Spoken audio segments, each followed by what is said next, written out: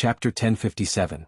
Founders of Mazeroth. As in the realm of gods before him stood the most mesmerizing woman he had ever seen, surpassing even the beauty of Gaia and Layla Alden.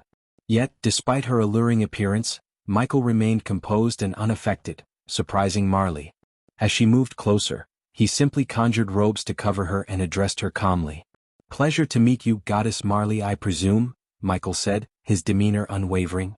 Marley's attempts at seduction seemed to have no effect on him, which only seemed to fuel her desire for him.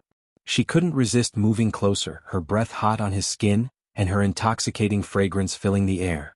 However, Michael gently stepped back, holding up his hand to reveal a wedding ring. "You're a bit late for the seduction game, Marley. I am already married," he said, showing no hint of temptation. Marley felt a tinge of disappointment, but her desire for him remained unyielding. "Let's not waste our time and discuss how you can help me reach the divine portals," Michael straightforwardly asked Marley. In a seductive tone, Marley countered, "What do I get in return?" "The rarest jewel of all, my friendship," Michael confidently replied. Unfazed, Marley pushed further, "What if I said I want all of you or none of you?" Michael couldn't help but snicker at her proposition. He exuded an air of arrogance backed by formidable power, which only seemed to draw her closer to him. There was an undeniable magnetism about him that piqued her interest like no other god she had encountered. Unperturbed, Michael replied, "Then I will leave this forest and find my own way. Trust me, I'm no stranger to surviving in a new world all on my own. I've done it before and I can do it again. But do you really want to be on my bad side?" As a god, fear was an alien emotion to Michael, and he certainly felt none towards Marley. Though he sensed that she was a god of higher power, he remained composed and unafraid. Unexpectedly, Michael reached out and pulled her closer, his hand wrapped around her waist. "We both know there's something that draws you to me as much as I'm drawn to you. So let's cut the pretense and discuss how we can help each other," he said coldly before releasing her. Marley moaned with delight, taking pleasure in asserting her dominance over him. Michael now understood why Nithrol had warned him not to get too close to Marley. "So you seek my help in finding the divine portals. Let me guess, she also told you to go to Nimbosia first and witness the atrocities of Raynar, the god of rain," Marley said, amusement lacing her voice. Curious, Michael pointed to the tree-shaped medallion hanging around his neck. "She gave me this medallion to suppress my god aura and hide my presence from the other gods. But you claim you forged it. What's your connection with Nithrol?" "Let's take a walk through my domain and talk," Marley gestured, leading Michael beside her. The forest came alive as the fauna and vegetation gracefully moved aside to make way for them. In this part of the world, the divine portals are rare. There is one in the desert of Vikan, but you'll have to fight through monsters and ugly creatures roaming the desert. If they don't get you, the desert dwellers will," Marley warned. "As a god, I believe I can handle a few monsters and whatever these dwellers are," Michael confidently asserted. Marley chuckled, amused by his naive bravado. "Honey, this world is not very different from the one you came from. The people here are unaware of the existence of the world below them. The fortunate mortals who manage to break through the celestial stage end up here, but their memories and powers are stripped away. They either become worshippers to the first god they encounter or go mad. A handful retain their memories, but they always strike some kind of deal with a god." Marley explained the intricacies of the realm of gods. "My point is, dear, only a god will recognize another god. However, since you're wearing my medallion, they will see you as nothing more than a commoner in this world. But don't let being a god get to your head. There are creatures here that can take down even a god and consume their soul. Some of these creatures have lived here longer than any god," she warned as Michael calmly walked beside her, attentively listening to her words. "Besides, if you use your god powers too much, the Pantheon will sense you and find you, regardless of whether you wear my medallion or not. The medallion is for you to keep safe while you learn about this world and build your worshippers. The more devotees you have, the more power you will gain," said Marley. But with the system and the dark seeds, he kinda didn't need worshippers to level up his godhood. Yet, he had a feeling things might not be as simple as he thought. "But won't building too many worshippers draw the Pantheon's attention?"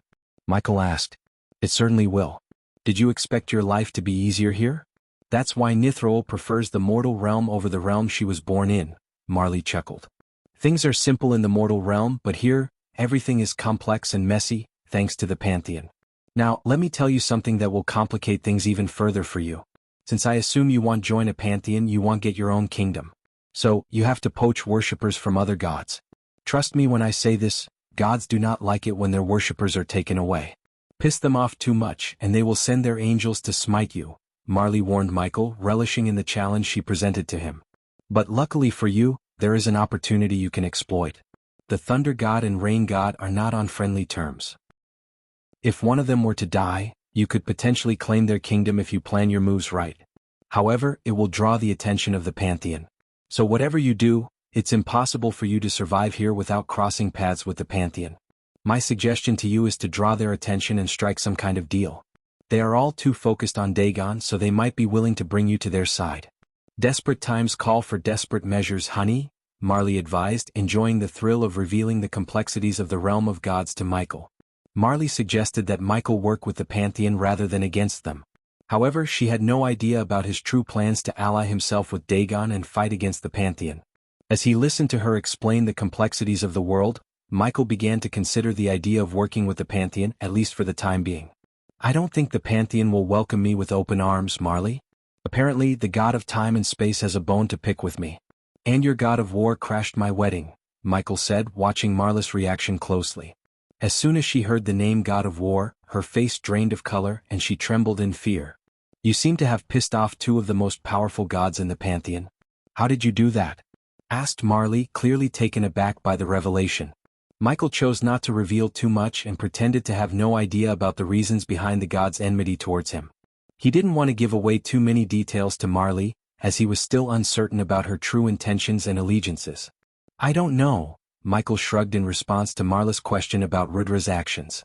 But it's weird. Rudra doesn't just attack other gods on a whim. He's usually a pretty chill guy.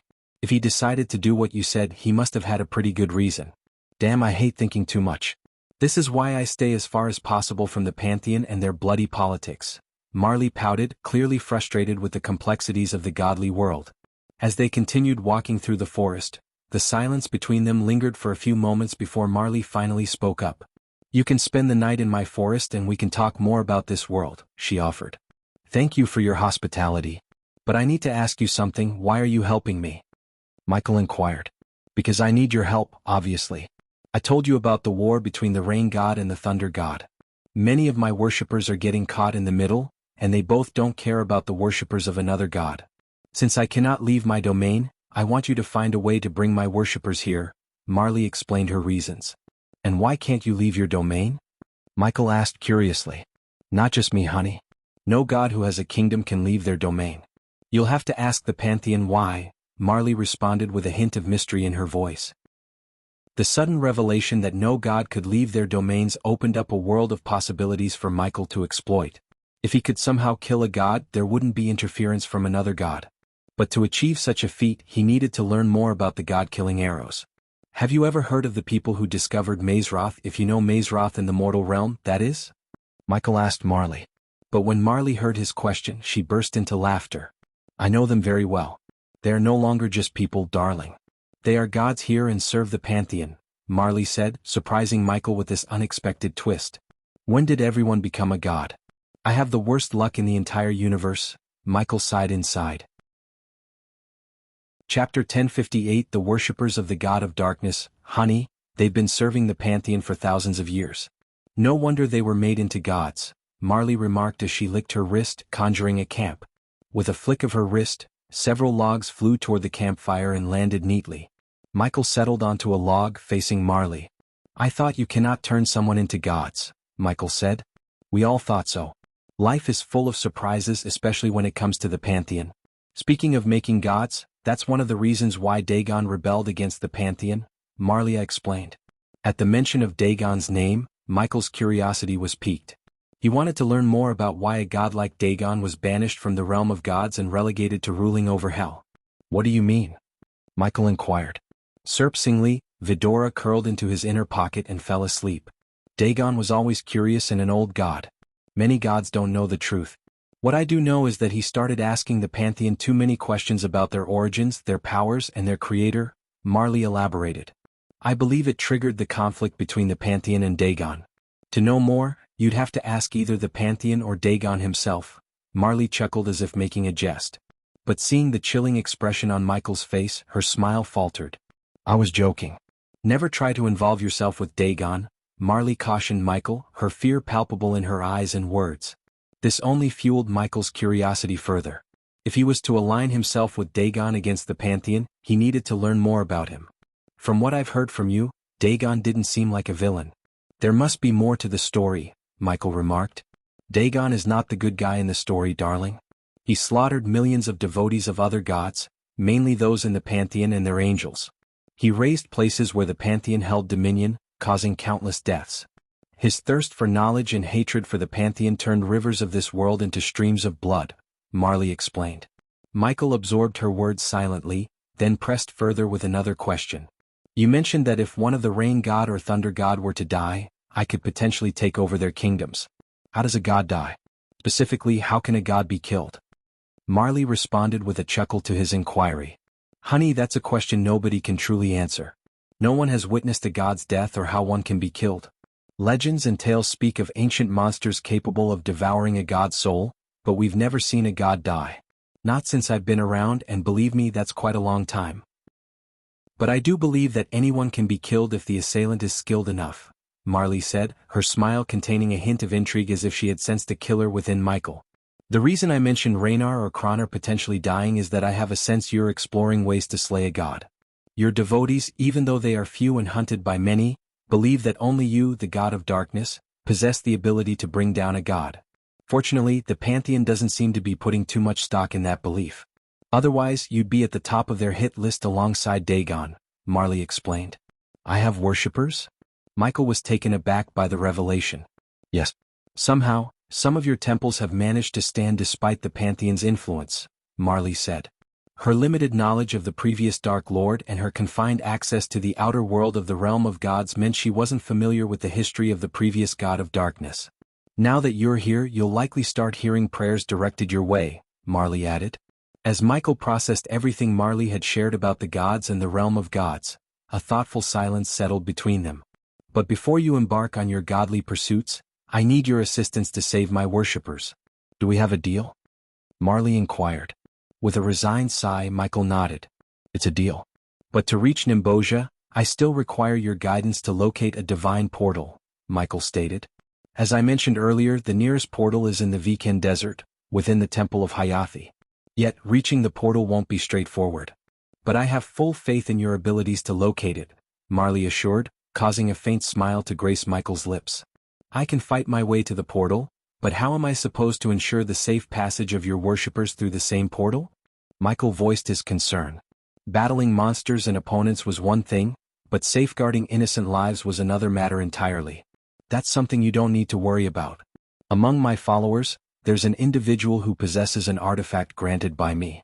This artifact enables her to utilize the portal within Nimbosia to travel here. Locate her, and your task will be much simpler, Marley explained.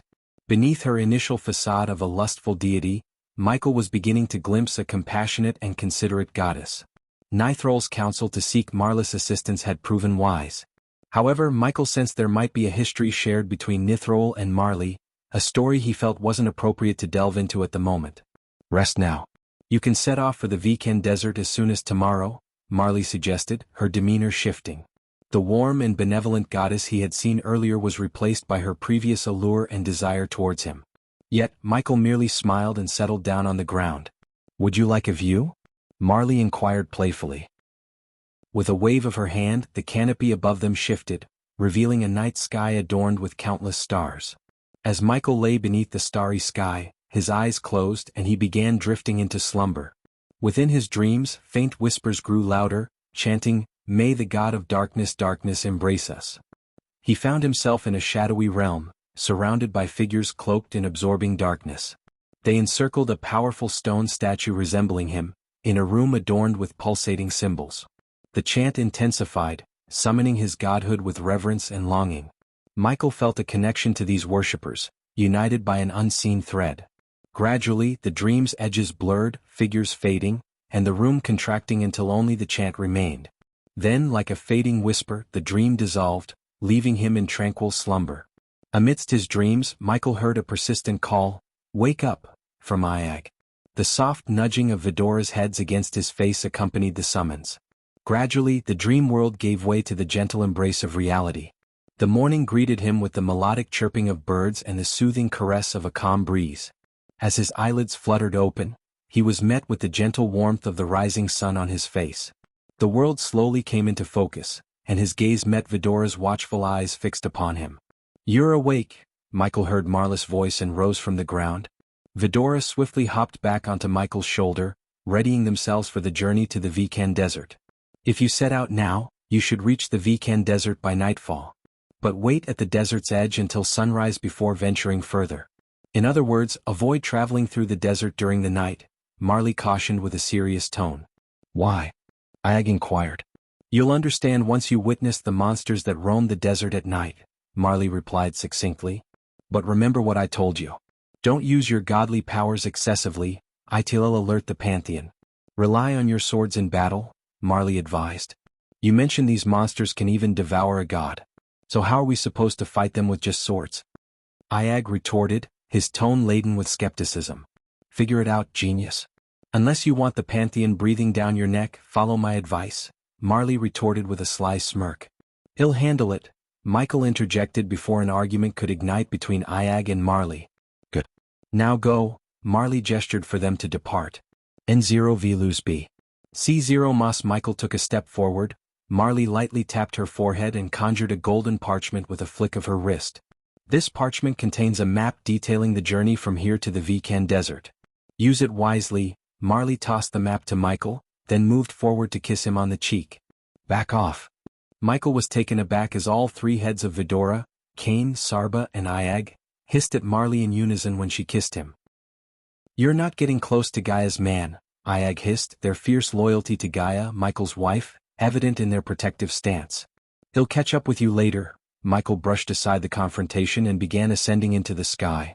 As Michael ascended higher into the sky, Marla's figure gradually grew smaller and smaller, eventually blending into the landscape below. With a determined focus, Michael propelled himself forward, slicing through the air with newfound speed.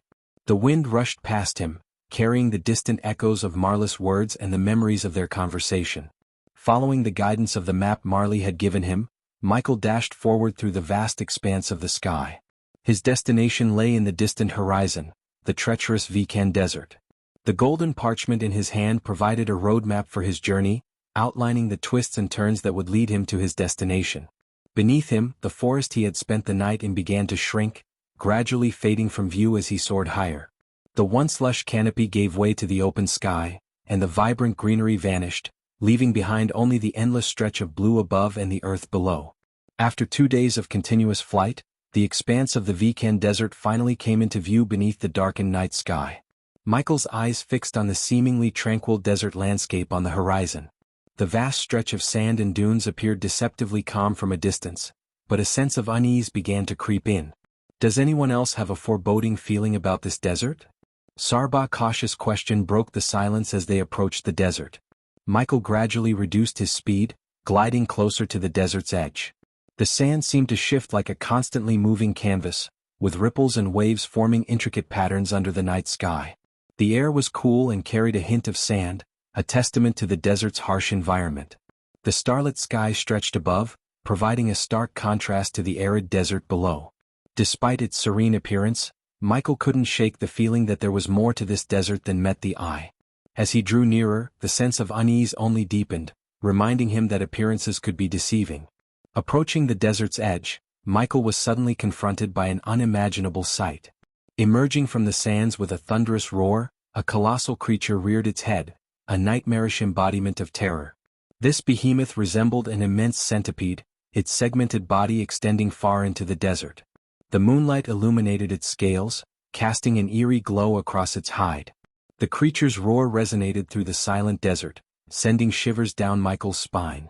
Its sheer enormity left him feeling insignificant in its shadow. The centipede-like monster's scales shimmered like burnished metal under the starry sky, reflecting glimmers of moonlight.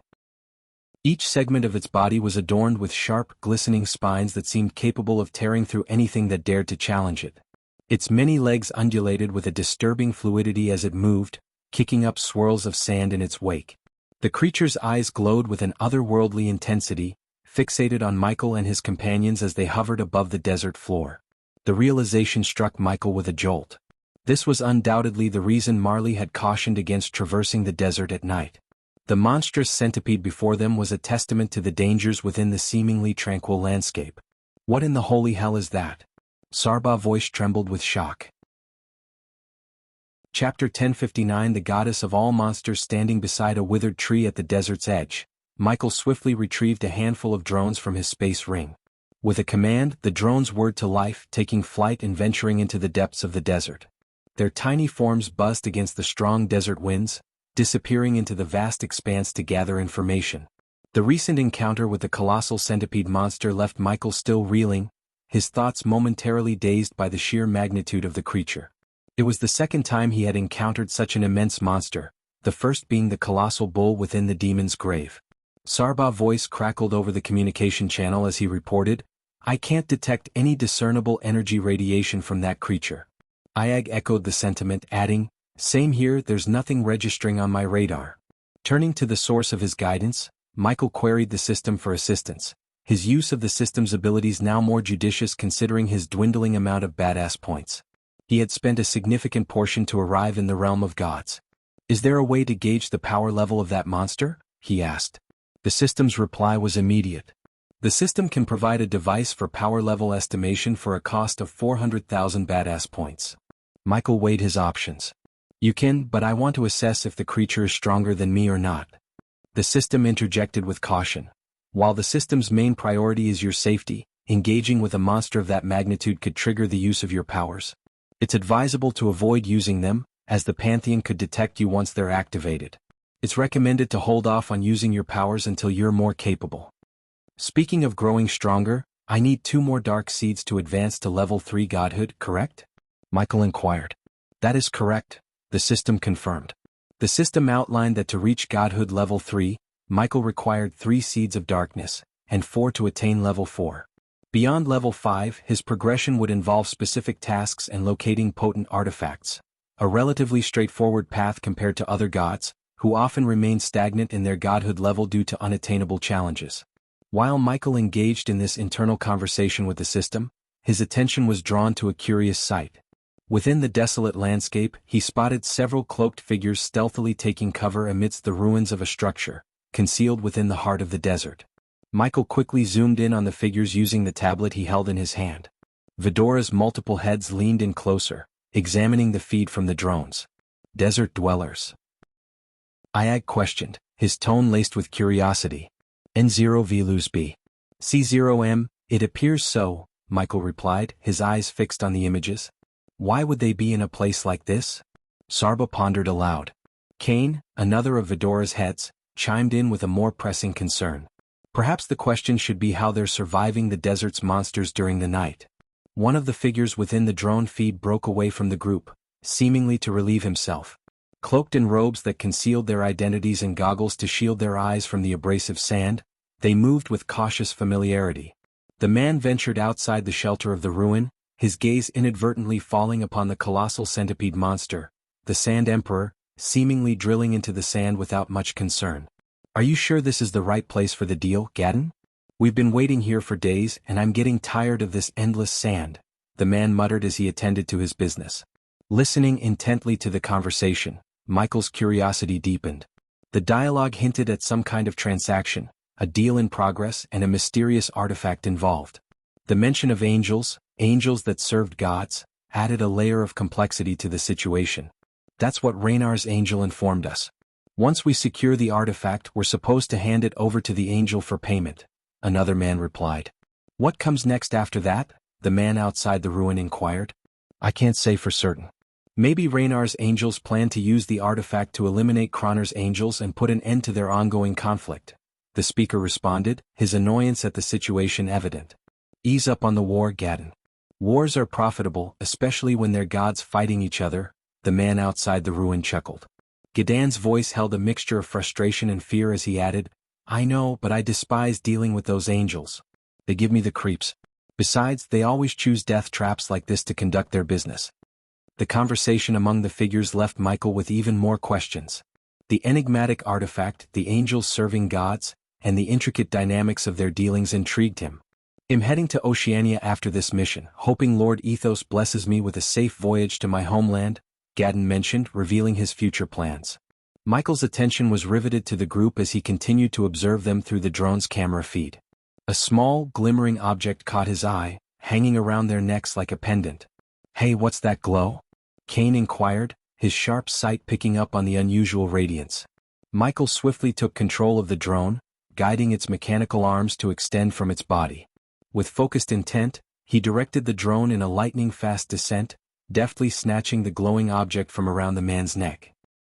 A shout of surprise erupted from the man who felt the sudden tug, his panic fueled by the sand-filled gusts of wind obscuring his vision. Unaware of the drone's presence, he scrambled in confusion. "Gadden, I lost the protection," the man cried out, his voice a mix of panic and shock. The group sprang into action, spurred by the urgency in their comrade's voice. "What?"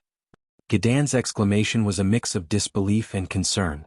"Itchel," the man's plea was abruptly silenced, a chilling scene unfolding before Michael's eyes. Through the drone's lens, he witnessed the colossal Sand Emperor surge from the desert floor, obliterating the ruin in its path. The unfortunate man who had lost his protection charm was consumed by the Sand Emperor's gaping maw, and the structure crumbled as the beast emerged. The Sand Emperor's roars reverberated through the air as it plunged back into the sand, only to erupt forth once more in a relentless sequence. The ruin's remnants were devoured, and the beast's tumultuous movements created a swirling vortex of sand, a testament to its wrath. Alarmed by the unfolding chaos, Michael skillfully maneuvered the drone away from the Sand Emperor's fury, ensuring its safety. "Unbelievable," Iag gasped, his astonishment evident. "They were relying on that charm for protection from the monster," Sarba deduced, understanding the significance of the glowing pendant. A touch of empathy welled up within Michael as he mused, "I can't help but feel a bit sorry for them." Iag's response was more callous, reflecting his perspective. "Nah. Seems like these guys were bandits of this world. In my opinion, we just did this realm a favor." With the drone safely back in his control, Michael inspected the retrieved item closely. Suspended from the silver chain was a pendant fashioned in the shape of an eagle, its intricacies catching the light. "I'm sensing strong energy radiation from this pendant," Sarba remarked. "System, scan this pendant," Michael instructed the system. "The system is unable to complete the task without the purchase of a skill for artifact analysis, costing 500,000 badass points," the system replied. "Buy it," Michael decided promptly. In this new world without Gaia or Lord information, he needed the skill for artifact analysis. A pang of discomfort surged through his brain as the new skill, Analyzer Utility Function, was etched into his consciousness. "Congratulations to the host for acquiring Analyzer Utility Function. Scanning initiated." A peculiar dark mist enveloped the pendant's chain, visible only to Michael's eyes. The item is a custom-made pendant containing a trace amount of grace.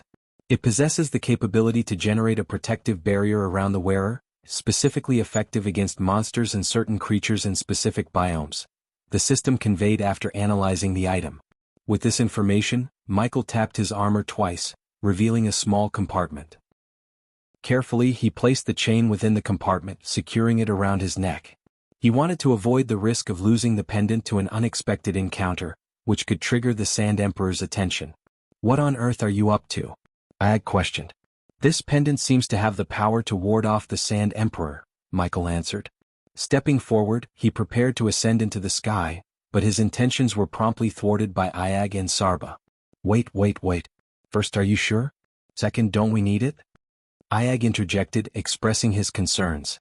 "Let's put it to the test," Michael responded with a chuckle, though his antics prompted Vidora's protests. "Bastard, don't toy with our lives," Iag chastised, quickly lowering her voice to a whisper, fearful that their words might carry to the Sand Emperor's ears. With the reassurance of the protective barrier from the pendant, Michael confidently pressed forward, his armor now concealed beneath a long brown coat and jacket. Vidora nestled safely within his inner robe pocket. Whoever crafted this chain must possess considerable power. Even Marley wasn't aware of its capabilities, Michael whispered to Vidora. "Shoo, keep your voice down," Sarba cautioned. Michael's teasing continued, aimed at Vidora's caution. "Look at you three, a mighty hydra cowering in fear of a centipede. We're not at full power yet, you jerk. We're not foolish enough to take on such a colossal monster," Iag retorted with a growl. "Enough complaining, Iag. This item envelopes me in a barrier, protecting us from the Sand Emperor's senses," Michael explained. As he soared through the sky, Michael observed the Sand Emperor repeatedly emerging from the desert's depths and retreating back into the sand. Its presence remained oblivious to Michael, just as the system scan had predicted.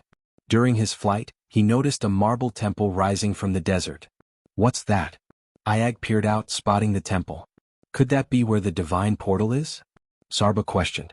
Unless the map's wrong, this isn't where the divine portal should be, Michael replied. We should investigate inside, Ayag suggested to Michael. Why not? Michael shrugged, redirecting his course toward the temple. Within minutes, Michael reached the temple's entrance and stepped inside cautiously. As he ventured further, his attention was captivated by a statue portraying a figure with the upper body of a woman and the lower body of a serpent. Gazing at the statue's face, Michael found himself stunned. Gaia? He uttered in disbelief, having no idea that he had stumbled upon the temple of Gaia, the goddess of all monsters. Chapter 1060. Someone from Earth? Alright, that statue does resemble Gaia, but what kind of temple is this? Ayag asked, his curiosity piqued by the statue's likeness to the goddess. With cautious steps, Michael entered the temple, taking in the flickering candlelight that cast an eerie glow over the space. Despite the darkness, the temple appeared immaculately maintained. Who leaves flowers here? Michael mused aloud, plucking a lotus blossom from where it lay at the statue's feet. Search the area, see if we can find any information about this temple, Kane suggested, Vidora's three heads swiveling to scan the surroundings. Over there, Sarba suddenly pointed out, his gaze fixed on a wooden plank affixed to the temple wall. Curious, Michael approached the plank and read its inscription aloud, his surprise evident in his tone. This is the temple of the goddess of all monsters. Pray to her for great goddess Gaia's protection from all monsters. It seems the previous Gaia had her temples scattered across this realm, Michael speculated. As he spoke, Michael activated his X-ray vision, scanning the temple for concealed doors or mechanisms. During his search, he noticed a small recess at the base of the statue. Returning to where he had plucked the flower, he squatted down. Michael pressed his hand onto the statue's base, seeking some hidden mechanism or reaction. Ayag, Sarba, and Kane observed with a mixture of curiosity and skepticism. What's your plan? Ayag inquired. I sense something inside, Michael replied, his tone indicating his focus. Then break it open, Ayag suggested matter-of-factly. When has that ever worked? Sarba chimed in, his tone slightly exasperated. Taking a closer look, Michael discovered a small hole in the statue's base. The hole was almost concealed beneath accumulated sand and dust. After blowing away the debris, he carefully inserted his finger into the opening. Sticking your finger into an unknown hole? Great idea, Ayag quipped sarcastically. Amid the banter, Michael suddenly let out a shout. Ouch! Ayag's eyes widened in surprise, almost jumping at the sudden exclamation. But her shock turned into annoyance as she realized Michael was laughing at her reaction. Why are you being such a jerk? She growled, angrily nipping at Michael's ear. However, Michael's laughter subsided as he felt a sharp sting on his finger, akin to a needle prick. A drop of his blood fell into the opening, prompting a slight tremor beneath the statue. A portion of the ground slid aside, revealing a worn parchment. What's this? Michael wondered, brushing away the dust before carefully unfolding the parchment. If you're reading this letter, you've stumbled upon one of the hidden letters we placed in the temples of Gaia. We must confess this is just an elaborate prank. We were dreadfully bored while constructing this temple, so we decided to amuse ourselves by creating a secret chamber and leaving this note. There are more of our letters scattered throughout the realm. Collect them all and you'll have quite the tale to tell. Cheers. Michael read aloud, his voice a mix of disbelief and amusement. As Michael finished reading the letter, Ayag's frustration was palpable in her words. Seriously, everyone in this world seems like an asshole or a jerk. What a waste of time. I actually thought we'd find something meaningful here, Ayag grumbled in annoyance. Meanwhile, Vidora noticed Michael's unwavering gaze on the letter, his brows furrowed in thought. He seems to have found something we didn't, observed Sarba, waiting for Michael to explain. Michael's attention was fixed on the letter as he spoke up, revealing his findings. This letter, it's made to look ancient, but it isn't. It was placed here about 3 years ago, give or take, Michael revealed after analyzing the letter with his newly acquired skill. What's even more intriguing is that this letter contains Morse code, Michael continued. What's Morse code? Ayag inquired.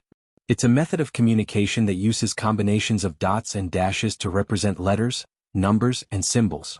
Dots are short signals while dashes are longer ones. Each character is encoded using a unique combination of these dots and dashes, forming a message. Kane explained the concept, his knowledge surprising both Ayag and Sarba. Where did you learn this? Sarba asked Kane. During the time you two were asleep, arguing about who would win in a fight between Trista and Lenora, Kane shared with a hint of amusement. You're such a nerd, Ayag couldn't help but chuckle. Okay, so you're saying there might be a hidden message in this? So what does it say? Sarba redirected the conversation before it could turn into another Ayag-Kane banter. It decodes to get to the God of Darkness temple in Misty Swamp. Michael unveiled the true message hidden within the code. Unless someone suddenly became a Morse code expert in this world, the person who left this message is likely from Earth. Michael's tone turned serious. While he had met Hunter from Earth, he was in a different universe entirely, and he wasn't one to leave cryptic messages. Let's focus on rescuing Marlis worshippers first, and then we can head to the Misty Swamp, Michael concluded, rising to his feet, ready to leave the temple. Just as Michael was about to step outside the temple, a sudden rush of 5 men entered, catching his attention. These newcomers were dwarves, characterized by their stocky builds, long beards, and battle axes slung across their backs. Look who we've got here, announced the leading dwarf, his face adorned with a scar that ran across his cheek. He pointed a grubby finger in Michael's direction. Michael surveyed them, his gaze lingering on the protective chains around their necks. He couldn't help but notice the familiarity of those chains. Have we crossed paths before? Michael inquired, though his eyes betrayed a hint of wariness. Never met, but you sure managed to make someone real mad. They put quite the bounty on your head, growled the dwarf leader, his tone oozing hostility. Michael was taken aback. After all, he had only arrived in this world a day ago. Trust me, I know if I made someone that mad. I think you've got the wrong guy, Michael calmly responded, seeking to defuse the situation. Nah, we're pretty sure. You're a human, not exactly easy on the eyes, and you've got a Hydra as your buddy, the leader dwarf chuckled. Hey, there you go, admitting I'm not ugly, Michael quipped. Wait, are you guys not surprised to see a Hydra?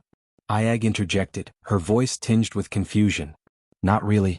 We've seen those scholar types bring back all sorts of endangered species. Another dwarf who wore glasses chimed in matter-of-factly. And Zero Velisp. See Zero M bring back? Ayag's astonishment was palpable, yet the thought of someone attempting to artificially create her noble race stirred both hope and anger within her. Listen, dwarves, I'm not really in the mood for games right now. Normally, I might just give you a good beating because you all look kinda cute. But today I'm in the mood for some bloodshed. So tell me who put that bounty on my head and get out of my sight. Michael issued his ultimatum, granting the dwarves an opportunity to retreat, even though he suspected they wouldn't take it. In their eyes, Michael didn't exude the aura of a god, thanks to Nithrol's medallion he wore. Seeing Michael as an easy target, the dwarves believed they could overpower and eliminate him without much effort. Did you just call us cute? Another dwarf bellowed, fueled by anger. My apologies for my friend's rudeness. Instead of cute, he should have used the term motherfucking ugly, Ayag retorted, her words striking a nerve and igniting the dwarf's fury. You're going to regret this, creature. Well, cut you down and feed your remains to the monsters out there, the leader dwarf threatened, his voice dripping with malice. Wow, that's your best retort? You might want to work on your comebacks. Learning is growing up, Sarba mocked, clearly unimpressed. That's ice cold. Growing up, he says, haha. Ayag erupted in laughter, taunting the dwarves for their stature. Kill them. The dwarves, unable to contain their rage any longer, charged at Michael with their battle axes raised high. Yet, as the leader dwarf closed in, Michael remained composed. With a deliberate motion, he activated the potion-spraying mechanism on his palm, releasing a paralyzing mist into the air. The leader dwarf unwittingly inhaled the mist and promptly froze in place, collapsing to the ground like a lifeless statue. Air rendering the dwarves immobile one by one. With the dwarves now paralyzed, Michael approached Dogu. The other dwarves cried out, but their cries fell on deaf ears. Michael continued to disperse the paralyzing potion into the air, rendering the dwarves immobile one by one. With the dwarves now paralyzed, Michael approached Dogu, the leader of the group, and effortlessly lifted him by the neck. The dwarf was powerless to move save for his eyes. Securing Dogu in one hand, Michael's other hand extended, a needle emerging from his palm. The needle found its mark in the dwarf's mouth, injecting an antidote that would restore his ability to speak, albeit temporarily. What the heck did you do? The The dwarf's voice was a mixture of rage and astonishment. "I'll be the one asking questions here. If you don't answer, I'll remove this." Michael's fingers played with the silver chain, his tone resolute. "No, no, no, please." The dwarf's panic was palpable. He understood that removing the chain would expose them to the Sand Emperor's danger. "Who placed the bounty on my head?" Michael's inquiry was sharp. "How would we know?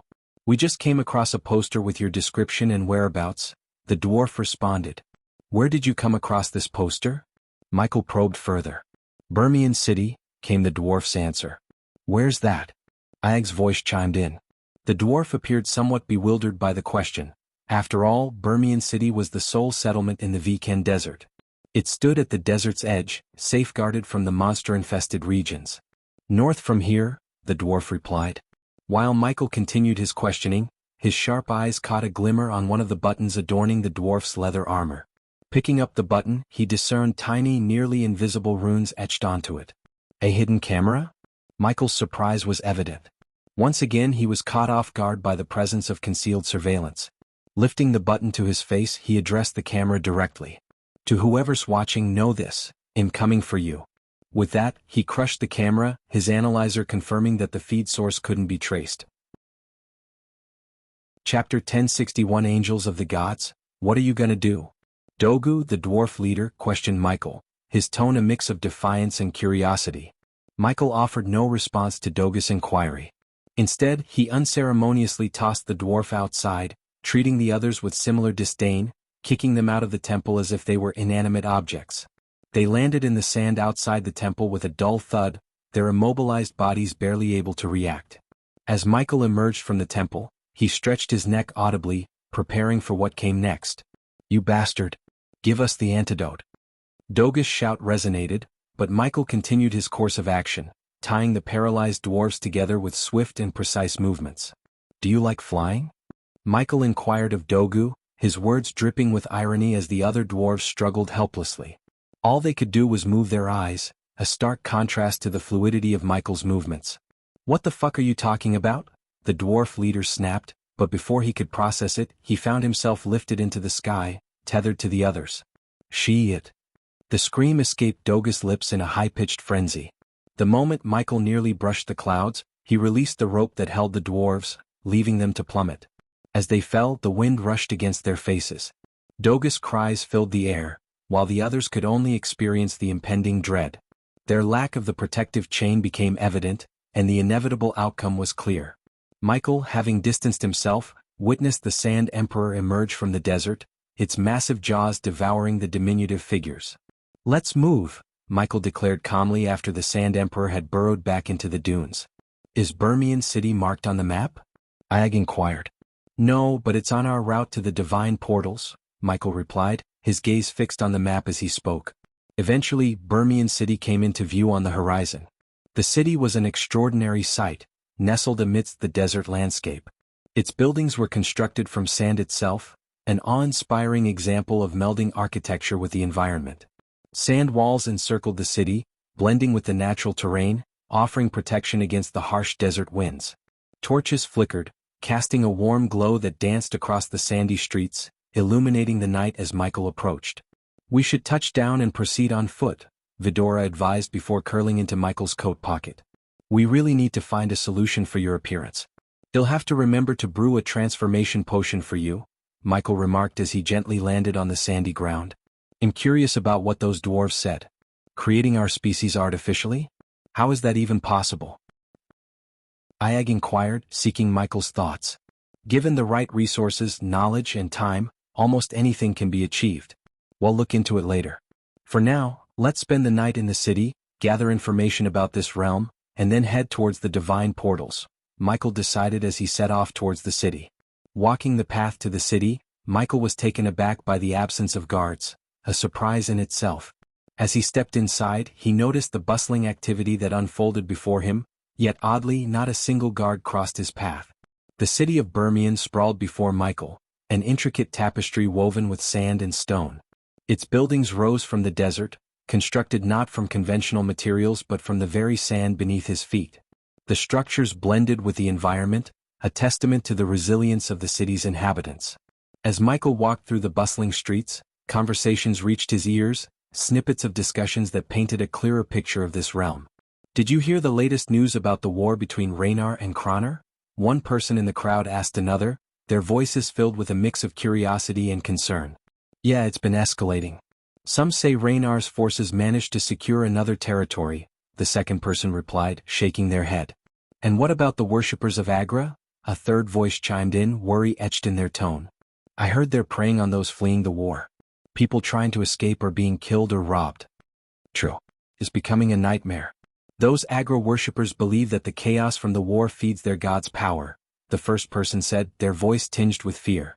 In the bustling streets, Michael's ears caught fragments of conversations drifting through the air. Seeking guidance, he approached a local resident and inquired, "Excuse me, could you point me to a place where I could stay for the night, perhaps a tavern?" "Sure thing," the man replied, gesturing ahead. "Just head straight and take the first left. You can't miss the Sandcastle Tavern." Following the given directions, Michael found himself walking alongside a small group of people who were headed in the same direction. As he turned at the indicated corner, a distinctive cone-shaped structure loomed into view, crafted from sand and crowned with a wooden sign that read Sandcastle. Entering the tavern, Michael was enveloped by its warm atmosphere. The interior was adorned with an array of candle holders and torches that cast a gentle glow across the room. The air was thick with the scent of ale and the sound of animated chatter filled the space. Amidst the lively crowd, Michael was drawn to an empty seat next to a hooded man. Michael settled into the vacant seat and promptly caught the attention of a red-haired young waiter despite the bustling surroundings. "What can I get you?" "Our special tonight is roasted lamb chops with freshly brewed ale," the waiter offered. "I'll take the special," Michael replied, prompting a nod from the young man before he disappeared into the crowd. Amidst the hubbub of conversation, Michael overheard snippets discussing the ongoing war and its toll on the realm. A particularly vocal drunkard complained about the escalation, while another cautioned against speaking ill of the pantheon.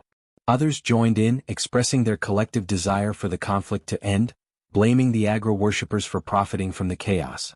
As the topic turned to Agra worshippers, Michael mentally noted their apparent role in the realm's strife. While listening, he received his mug of ale from the young man, who informed him that his food would follow shortly. "Thank you," Michael acknowledged, his gaze remaining on the scene. Suddenly, his expression shifted to a frown as he sensed a formidable presence coalescing around the tavern through his environmental awareness. These powerful entities were closing in from all directions with astonishing speed. Suddenly, before anyone could react, the wooden door exploded into splinters as a group of men clad in gleaming white armor burst into the tavern. Their entrance was accompanied by the cacophony of gunshots, as they ordered everyone to freeze. "N0 Velus B. C0M, nobody move. Stay where you are," one of the armored men shouted, his voice sharp and commanding. The patrons inside the tavern were shocked by the abrupt intrusion, their initial chatter giving way to startled shouts. "Angels!" someone yelled in disbelief. The group of intruders, unmistakably angels by their appearance, acted with swift authority.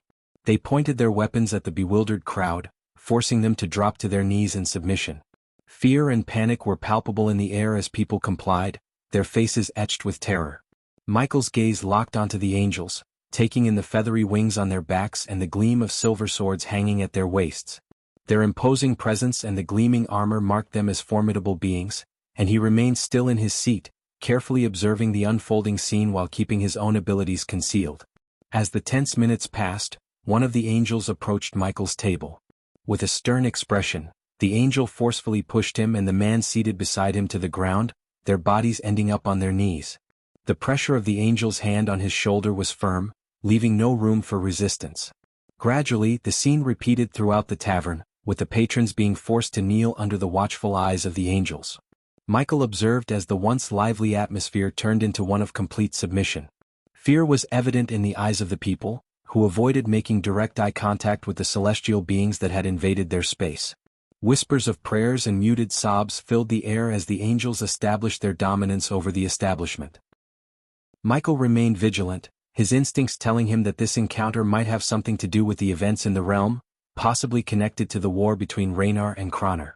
After a tense silence, a figure clad in resplendent white armor entered the tavern, his heavy footfalls resounding like ominous drumbeats. The angel's golden wings marked him as distinct, and upon his arrival the other angels snapped to attention, standing rigidly in his presence. "It has come to my attention that an aggro worshipper dwells among you," the angel with the glistening wings addressed the terrified patrons. His voice was measured, but an underlying current of deadly intent laced his words. The tavern's occupants exchanged fearful glances and hushed whispers at the angel's pronouncement. "Reveal the offender now, or all shall suffer the consequences. 100 innocent lives may be sacrificed, but not a single aggro worshipper shall escape retribution," the angel declared without any compassion. "If this world seems harsh, brace yourself for the realm of gods. There things are far worse," echoed Nithrol's warning in Michael's thoughts. He kept his head lowered, concealing his godly identity. As his eyes flicked upward, he noticed the angel's gaze fixated on him. To Michael's dismay, the angel steadily advanced toward him. "There's a scent of impending death here," the golden-winged angel remarked, inhaling deeply as if savoring the air around Michael. A chuckle escaped the angel's lips, and he leaned in closer to Michael. "Ah, what do we have here? Word has it that you're bound for the divine portal. But do you think you can slip away unnoticed?" The angel's question dripped with taunting amusement as he unsheathed his sword with deliberate slowness. Internally sighing, Michael was utterly perplexed, unable to fathom how the angel had deduced his intentions. Suspicion even brushed against Marley, but he found it difficult to believe that she could have betrayed him. Chapter 1062 Smiting the Angels. The leader angel's demand hung heavily in the tense air, causing the tavern's patrons to shrink back in fear and silence. None dared to utter a word. With measured precision, the angel positioned his sword menacingly between Michael and the customer seated next to him. Michael's thoughts raced as he grappled with the angel's words. "What is he talking about?" he muttered to himself, bewildered by the situation. "Reveal the portal's location and I shall grant you swift death," the leading angel commanded. Michael's heavy sigh underscored his mounting frustration. He had hoped to find the divine portals, but this encounter revealed that the situation was far more complex. Someone had indeed concealed the portals, likely the very aggro worshipper this angel sought. Michael's mind raced to understand the how and why of it. The angel's voice grew sterner. "No answer then?" He looked piercingly at Michael. A golden light began to envelop the angel's sword, and Michael braced himself for the confrontation. He intended to defend himself and counterattack, though he knew it would complicate his plan to gather more knowledge before engaging in battles. Unexpectedly, the hooded figure at Michael's side sprang into action, his voice an exasperated growl. A crimson-red beam shot forth, striking the angel's chest and sending him hurtling through the crowd. The turn of events surprised Michael, as the other angels scrambled to respond. "Kill the aggro worshipper," they cried in unison, launching themselves toward the hooded figure. "Come with me if you want to live," the hooded figure's voice resonated in Michael's mind. As the other angels closed in from all sides, the hooded figure deftly retrieved an object from his pocket, tossing it to the ground. The resulting explosion enveloped them in a thick red smoke. Within the swirling haze, a hand landed on Michael's shoulder, and the world around him seemed to warp and twist. In the span of an instant, the tavern scene and its cacophony vanished, replaced by the barren desert as Michael found himself alongside the hooded figure. A puzzled furrow settled on Michael's brow. Did he just pull us into his mess? Iag's voice, emanating from Michael's pocket, was tinged with concern. Michael wasted no time. "Who are you?" he inquired. The hooded figure gradually revealed himself, fiery red hair cascading from beneath the hood, and crimson eyes locking onto Michael's gaze. A small flame mark adorned his forehead, marking his allegiance to the god Agra. But the figure wasn't done. "The real question is, who are you?" he retorted. Michael maintained his composure as the hooded individual pressed on. "Your reaction to the angel's sword was intriguing. Or rather, your lack of reaction. Only a seasoned killer would face that sword without fear. It's a rarity in this world. You didn't even flinch. So who are you?" The figure's keen observation skills took Michael aback. "I might just be someone who didn't want to be caught in your troubles," Michael shot back, folding his arms. The figure shook his head. "No, you're someone in search of the divine portals. Your curiosity was evident when the angel mentioned them. The glimmer in your eyes gave you away." The depth of the figure's insight left Michael genuinely surprised. "We can be allies," the aggro worshipper suggested. N0 Velisp. C0 and Michael's skepticism was palpable. "And why should I believe you can be of any assistance, let alone that I'd willingly step into your mess with the angels?" he countered. "Because there's something different about you," the aggro worshipper replied. Before Michael could reply, he sensed a distortion in the air around him. "They're coming," Sarba whispered through their mental link, detecting an impending teleportation. True to Sarba's premonition, a portal materialized next to Michael and the aggro worshipper. The cerulean whirlpool shimmered as the angels who had stormed the tavern emerged from its depths. An aggro worshipper and his follower, the lead angel, sneered, the mask and helmet still obscuring his face, though his contempt for the worshipper was evident. "You didn't strike me as the devotee of such a vile god," the lead angel remarked, his gaze shifting to Michael. "Because I'm not," Michael replied calmly. "Intriguing," the angel mused, stroking his chin. He then redirected his attention back to the red-haired aggro worshipper. The angels behind the leader sprang into motion, materializing behind Michael and the aggro worshipper. Swift kicks to their knees forced both of them down onto the sand, rendering them defenseless. "Your feeble attempt to evade us is laughable. A mere teleportation portal won't shield you from our grasp. It wounds me that you believed you could elude us," the lead angel sneered as he approached the aggro worshipper, delivering a resounding slap across his face. "Theo, we shall escort these two to His Grace Raynar's temple and purify their souls," another angel, firmly gripping the aggro worshipper's shoulder, suggested. "Agreed. However, we must first extract the whereabouts of the divine portals from him. His Grace desires their location," Theo, the lead angel, concurred. "I won't utter a word," the aggro worshipper retorted defiantly. "Yes, I am aware. Followers of Agra can withstand any torment inflicted upon them, a unique trait of serving that vile god. But what about your companion here?" Theo's gaze shifted to Michael, his tone calculated. "I've never seen him before in my life," Michael maintained, irritation simmering beneath his surface due to the angels and the aggro worshipper. "Stay strong, buddy. We'll get through this."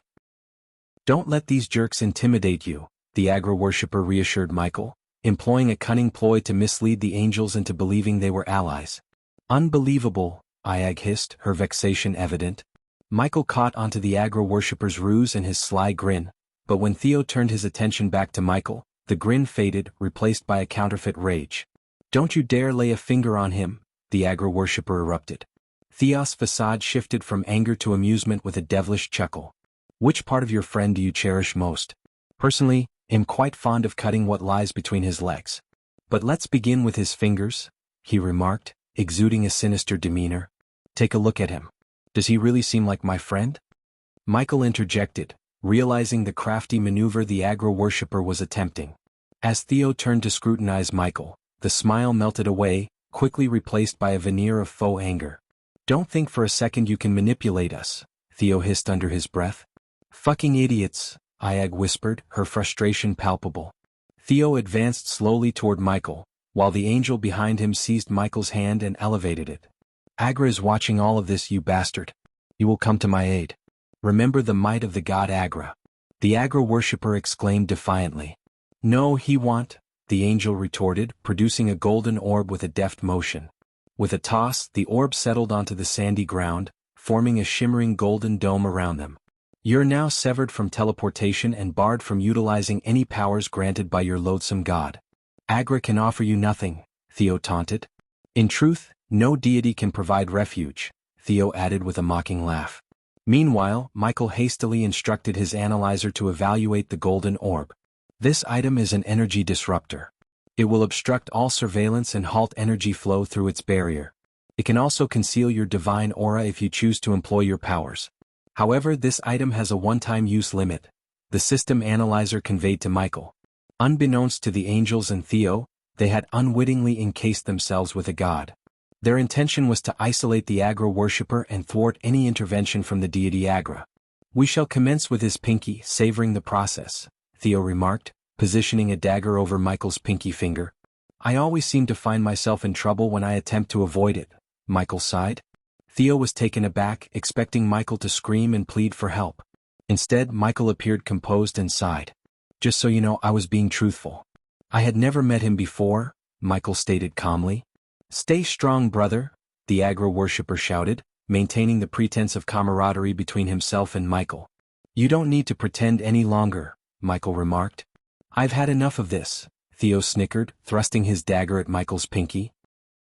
However, the dagger chipped upon failing to pierce Michael's skin. The angels and Theo were stunned. But before they could react, the golden dome began to darken. What in the hell? The angel restraining Michael grumbled as Michael defied the force on his shoulder, rising to his feet despite the angel's efforts. In an instant, Michael seized Theo by the neck, crushing it and shattering Theo's metal mask. But before Michael could finish Theo, the two angels behind him attempted to stab him with their holy swords. Swiftly, Michael hurled Theo aside and evaded the attacking angels. With fluid motion, he drew two dark swords from behind and severed the angels' hands in a matter of seconds, causing them to scream in agony. Without hesitation, Michael lunged forward, beheading the angels. Disregarding the system notifications, he dispatched the two celestial beings in the blink of an eye. As Michael turned, blood splattered across his face, leaving an ominous stain. The agro-worshipper and Theo finally comprehended that Michael was neither a mere killer nor a mortal, but a god. You're a god. Theo mumbled in absolute shock. The remaining four angels promptly materialized behind Theo, positioning themselves against Michael. They released the agro-worshipper from their grip, recognizing the greater threat at hand. I thought angels were supposed to embody goodness and kindness, Michael snickered, using his wrist to wipe the blood off his face. Guess I was mistaken, Michael commented. How can a god be present here? What god are you? Theo's voice rang out. That's a question whose answer you won't discover in this lifetime, Michael responded calmly. Simultaneously within the golden dome, darkness engulfed the space, rendering it pitch black. The agro-worshipper inched away, horrified by the angel's screams and the cacophony of blades slicing through both metal and flesh. The sickening sounds of blood spraying and the metallic tang of the scent filled the air, overwhelming his senses. Chapter 1063 Cultivation Realms. In the realm of gods. As the darkness within the golden dome dissipated, the agro-worshipper gazed at Michael with a mixture of fear and shock in his eyes. He realized something was off about the man, but the revelation that he was a god caught him entirely off guard. Now that you've dragged me into your mess, are you going to tell me where to find the divine portals? Michael inquired calmly, moving toward the agro-worshipper, whose attention was fixed on the lifeless forms of the decapitated angels. We never properly introduced ourselves.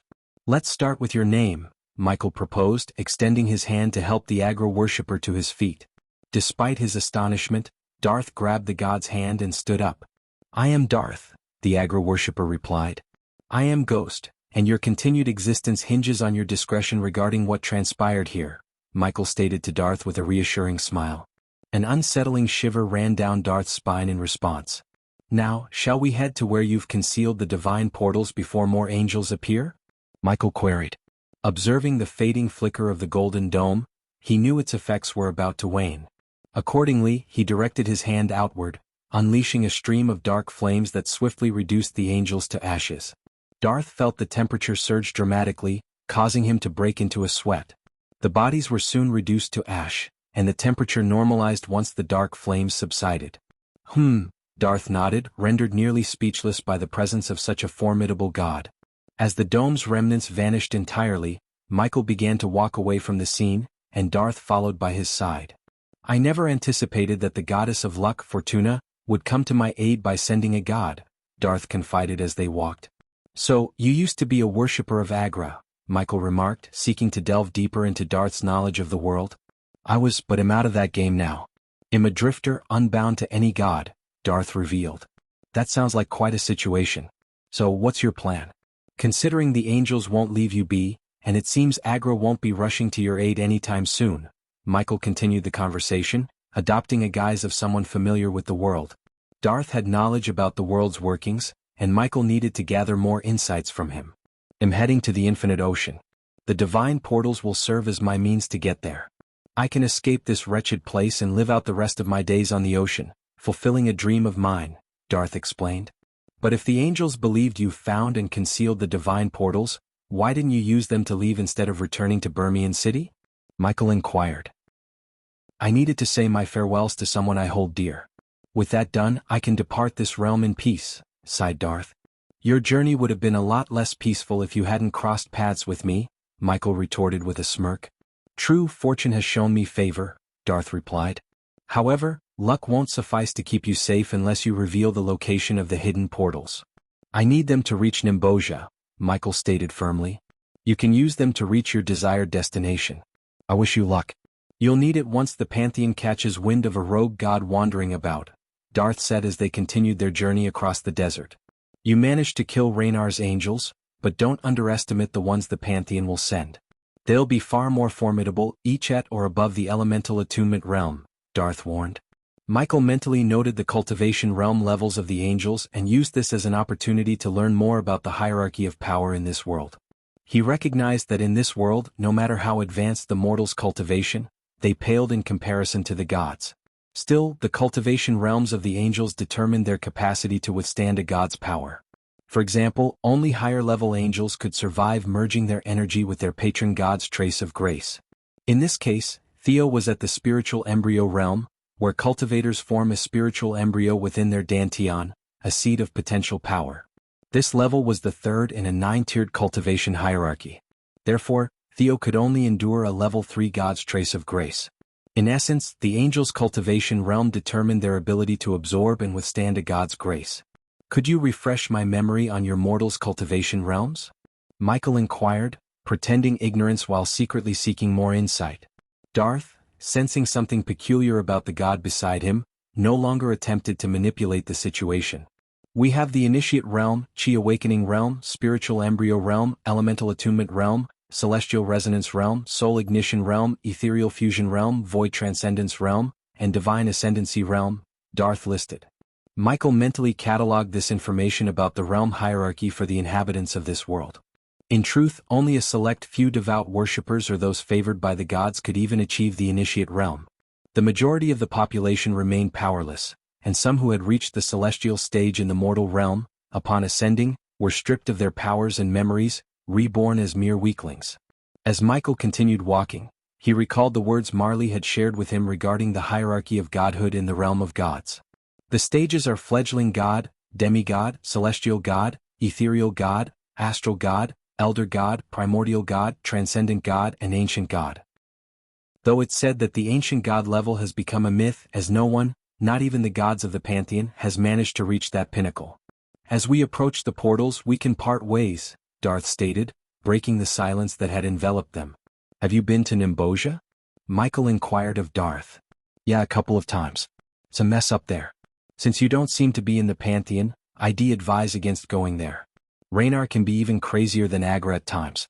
I genuinely feel sorry for the people under the rule of the God of Rain, Darth sighed, showing his empathy for those under the dominion of Raynar. Curiosity was piqued. Isn't it obvious? You just took down Raynar's angels. Angels of a, why do you assume him not from the Pantheon? Michael's curiosity was piqued. Isn't it obvious? You just took down Raynar's angels, angels of a Pantheon god. It's rare for anyone in the Pantheon to kill another god's angels. Angels from one god killing those of another has happened, but gods directly killing angels of another god? That's not something I've heard of, Darth explained. As Michael and Darth continued their journey towards the divine portals, Michael gained more insights into the realm of gods from Darth's perspective. However, Darth was unaware of the peculiar phenomenon preventing gods from venturing outside their domains, a topic Michael was keen to explore. N0 VLUSB. C0M, if you don't mind my asking, why are you heading to Nimbosia? Inquired Darth. I'm taking a vacation and exploring the world, Michael responded with a wry smile. Darth realized that Michael wouldn't reveal his true purpose for visiting Nimbosia. He had no interest in anything beyond getting rid of Theo and his angels. Now that they were out of the picture, Darth's focus was on reaching the infinite ocean and starting anew there. What if Agra sends his angels to punish you for abandoning your devotion to him? Michael asked, probing the consequences of forsaking a god's worship. I hope he won't until I reach the infinite ocean. Once I'm there, no one can catch me, Darth explained. Why is that? Michael inquired. Darth was once again taken aback by the god's lack of knowledge. Nonetheless, he chose to share information until they reached the location of the hidden divine portals. The infinite ocean earned its name for a reason. Moreover, the gods hold no sway over the ocean. It's a forbidden zone, Darth clarified. As they conversed, they ascended a sand dune and beheld the oasis in the distance. The lush appearance of the oasis offered a stark contrast to the surrounding desert. Is that where you've hidden the portals? Michael asked Darth. Darth nodded. With a relieved sigh, Michael and Darth made their way towards the oasis. Despite its apparent lack of inhabitants, Michael remained vigilant, his senses on high alert. Allow me some time to dispel the illusions. Once they're gone, it'll activate the portals and you can use one to reach Nimbosia, Darth instructed Michael. Sounds like a plan, Michael responded. As the oasis drew closer, Michael's excitement grew. The realm of gods held both challenges and opportunities that he was eager to explore. How much time do you need to dispel the illusions? Michael inquired. 10 minutes should suffice, replied Darth. Approaching the oasis, Michael squatted down to splash his face with the cool water. The refreshing sensation of the water against his skin revitalized him. Can we really trust this guy? Iag's voice whispered from his coat pocket. Absolutely not, and we don't need to. Once we have the portal, we'll go our separate ways, Michael replied. I think we should eliminate him, suggested Iag. No, I suspect he has some tricks up his sleeve. We shouldn't make more enemies in this world until we understand the situation better, Michael explained. While washing his face, Michael glanced at his reflection in the clear water. But his attention was quickly drawn to something else. In the sky, a fiery and brilliant object streaked through, rapidly approaching them. Turning slowly, Michael saw what seemed like a shooting star heading straight for them. An uneasy feeling settled over him as he frowned, sensing that something was off. The shooting star grew larger and drew nearer. Damn it! Michael leaped into the oasis just as the fireball struck the sand nearby, triggering a powerful explosion. Emerging from the water, Michael observed a figure emerging from the aftermath of smoke and sand. The fiery ambience was accompanied by the heavy clank of armor, and a metallic scent of blood permeated the air. Agra wants to have a little chat with you, Darth, the figure's voice cut through the lingering smoke and sand. Michael's gaze shifted to Darth, who was gradually rising to his feet. He wants his favorite angel back. The figure's words were aimed directly at Darth. Chapter 1064 God Agra and his angels Larn. The word slipped from Darth's lips as he laboriously regained his footing. Meanwhile, Michael remained afloat in the oasis, his head above the water. Vidora's ability to breathe underwater had proved to be a life-saving advantage. Larn, the angel of God Agra, grabbed Darth by the neck, raising him off the ground. Unbeknownst to Michael, who could no longer discern the angel's cultivation levels in this unfamiliar world, Larn was at the celestial resonance realm, the 5th stage of cultivation. This meant he could absorb a fragment of level 5 God Agra's grace to gain a power boost. You can emerge from the water now, Larn's voice cut through, addressing Michael. With a sigh, Michael waded out of the water, his neck making a cracking sound as he stretched it. Who are you? A friend of Darth? Larn questioned, but Michael remained silent. I'm not going back to him, Larn. I've had enough of serving him, Darth growled, his voice heavy with anger and pain. Michael was taken aback by the revelation that Darth was actually an angel of Agra. Listening to Darth's words, Michael sensed a complex history between Agra and Darth. You sort out your matters. I just need the divine portals to reach Nimbosia, Michael interjected, his intentions clear. He wanted no involvement with Agra or the 2 angels before him. Silence, mortal. Larn's shout sent a powerful shockwave at Michael. Michael willed his protective shield not to react, allowing the shockwave to hurl him into the air. He needed to avoid using his powers to avoid alerting the pantheon of his presence. Unlike Theo and his angels, Larn didn't rely on artifacts to prevent godly intervention. Darth's gaze shifted between Michael and Larn, a glimmer of hope in his eyes for Michael to unleash his divine powers. However, Michael managed to restrain himself. Don't resist, Darth. Simply return to his grace and offer your apology. I'm sure he will find it in his heart to forgive his favored angel. Larn's words held an ironic edge, evident even to Michael. Darth's voice cracked through the air, carrying a determined no. He unleashed his power, a surge of energy enveloping him. With a fierce expression, he lunged forward, his fist connecting with Larn's chest. The impact sent Larn hurtling through the sand, creating a deep furrow in his wake. Larn rose from the sand, his excitement palpable. Ah, so you found your spine, Darth. Let's see what you can truly do, he taunted, his voice dripping with anticipation. Darth's eyes blazed with a fiery determination. He summoned his power and readied himself for a confrontation. Prepare yourself, Larn. I won't be controlled by Agra any longer, he declared. Waving his hand, Darth summoned an ethereal eagle formed of crimson-red energy. The magnificent creature materialized with grandeur, its wings outstretched as it let out a piercing cry that echoed through the desert. Larn's lips curled into a cruel smile. Impressive, but let's see if your pet can match mine, he retorted, his own power surging. He summoned a crimson-red wolf with wings, a creature equally imposing and fierce. Both summoned creatures dashed at each other, a collision of ethereal forms. The crimson-red eagle's wings beat with power as it soared through the air, its talons poised to strike. The crimson-red wolf leaped with grace, its wings propelling it forward, teeth bared for battle. The eagle's feathers shimmered in the desert starlight, and its eyes glowed with an otherworldly intensity. With a flurry of movement, it clashed with the wolf. The sand beneath them trembled as their energies collided, creating ripples in the air. Darth's gaze remained unwavering as he controlled the movements of his summoned eagle. "Show him your strength," he whispered to his creation. Larn's laughter echoed as he guided his crimson-red wolf. "Come on, Darth. Is this the best you can do?" he taunted, his voice mocking. The fight raged on, each summon unleashing its own arsenal of attacks. The desert around them shook with their power, sand swirling in chaotic eddies. The clash of energies created bursts of light and sound that reverberated through the oasis. Darth's determination fueled the crimson-red eagle, each movement precise and calculated. The wolf matched its adversary with equal ferocity, teeth snapping and wings slashing through the air. The battle was a spectacle of raw power and intensity. Amidst the clash of summoned creatures, Darth's voice cut through the tumultuous air. "Agra is not a god. He's an evil entity that seeks nothing but death and destruction." His words reverberated with conviction, carried by the winds of the battle. Larn's retort was swift, his crimson-red wolf lunging at the eagle with renewed vigor. "And yet, you serve that same entity without batting an eye. What's changed, Darth? Suddenly questioning the very being you once worshipped?" His voice held a mixture of scorn and amusement. "Landscape." Larn's taunts continued, his voice dripping with mockery. "Is this an amusement?" As the ethereal battle raged on, Michael watched from a distance with growing annoyance. The divine portals were within reach, yet the interruption by these angels continued to thwart his plans. He clenched his fists, his patience wearing thin. He wanted to end this conflict and secure the means to reach Nimbosia. Darth's anger and determination seemed to fuel his summoned eagle further. Its movements became more intricate, its attacks more strategic.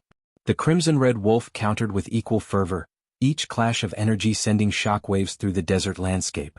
Larn's taunts continued, his voice dripping with mockery. "Is this the extent of your newfound defiance, Darth? Facing me, a loyal servant of Agra?" Darth's response was laced with unwavering determination. "You're blind to the truth, Larn. You're a puppet, blindly following a malevolent force. I won't be part of it any longer." The battle reached a crescendo, the clash of summoned creatures becoming a spectacle of power and will. Each creature's movements painted streaks of crimson energy across the desert sky, their clashes creating bursts of light that illuminated the landscape. Michael's annoyance grew with every passing moment. He couldn't afford any more delays, not when his presence in this realm was becoming more apparent to the Pantheon. He needed those divine portals and he needed them now. Darth's voice broke through the chaos again, his words carrying a fierce determination.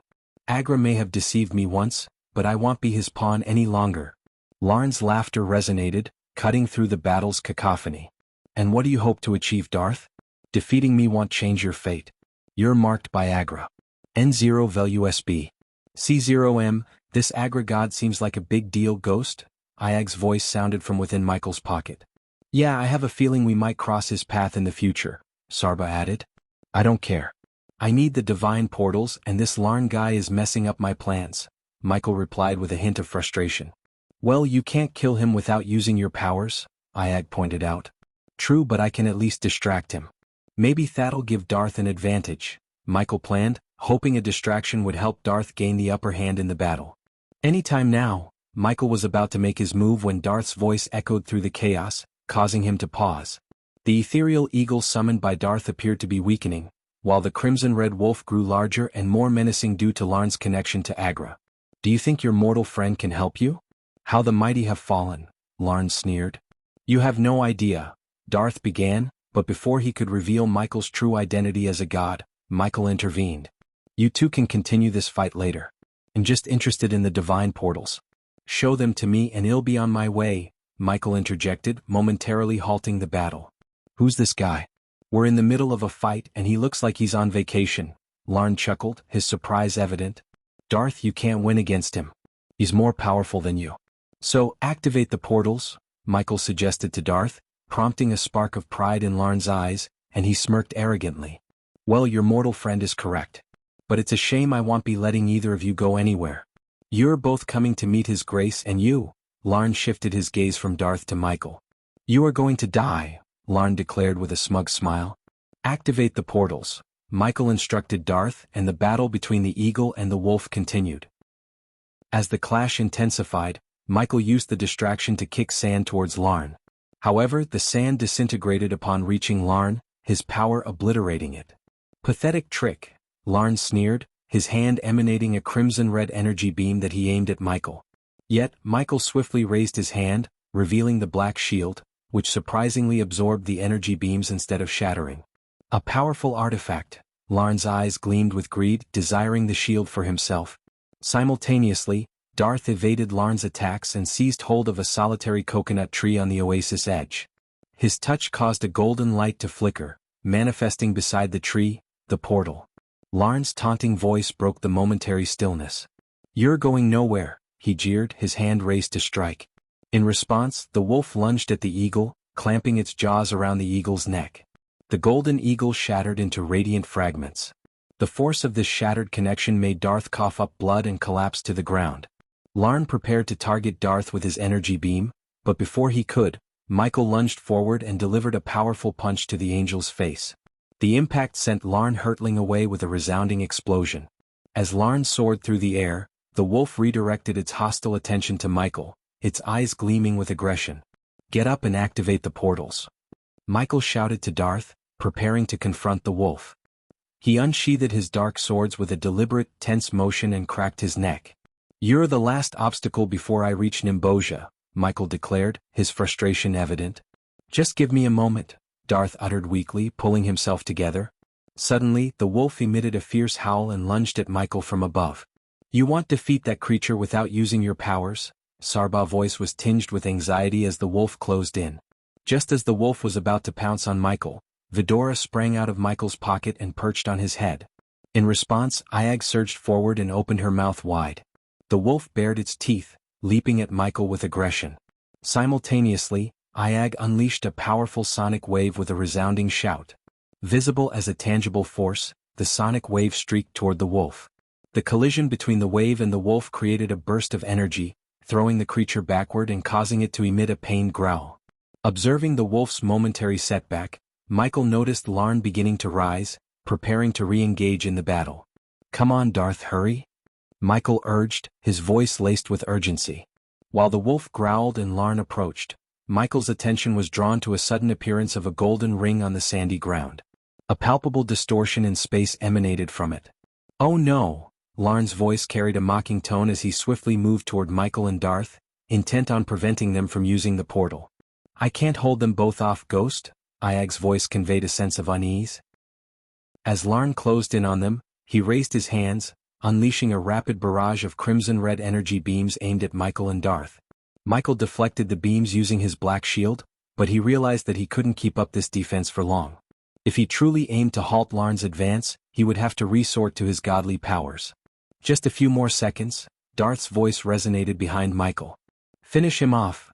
Darth's words were driven by urgency, not knowing the reason behind Michael's hesitance to use his full powers. At last, Larn closed the distance to Michael, summoning a crimson-red spear from a space ring at his side. He's about to strike us down, Darth warned, the energy levels around them surging to dangerous heights.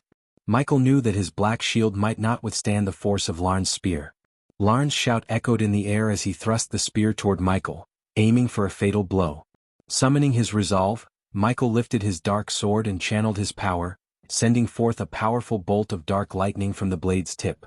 Larn's eyes widened in shock, but before he could react, the lightning pierced through his chest, sending him hurtling backward. He flew a considerable distance before crashing onto the sandy ground at least 50 meters away.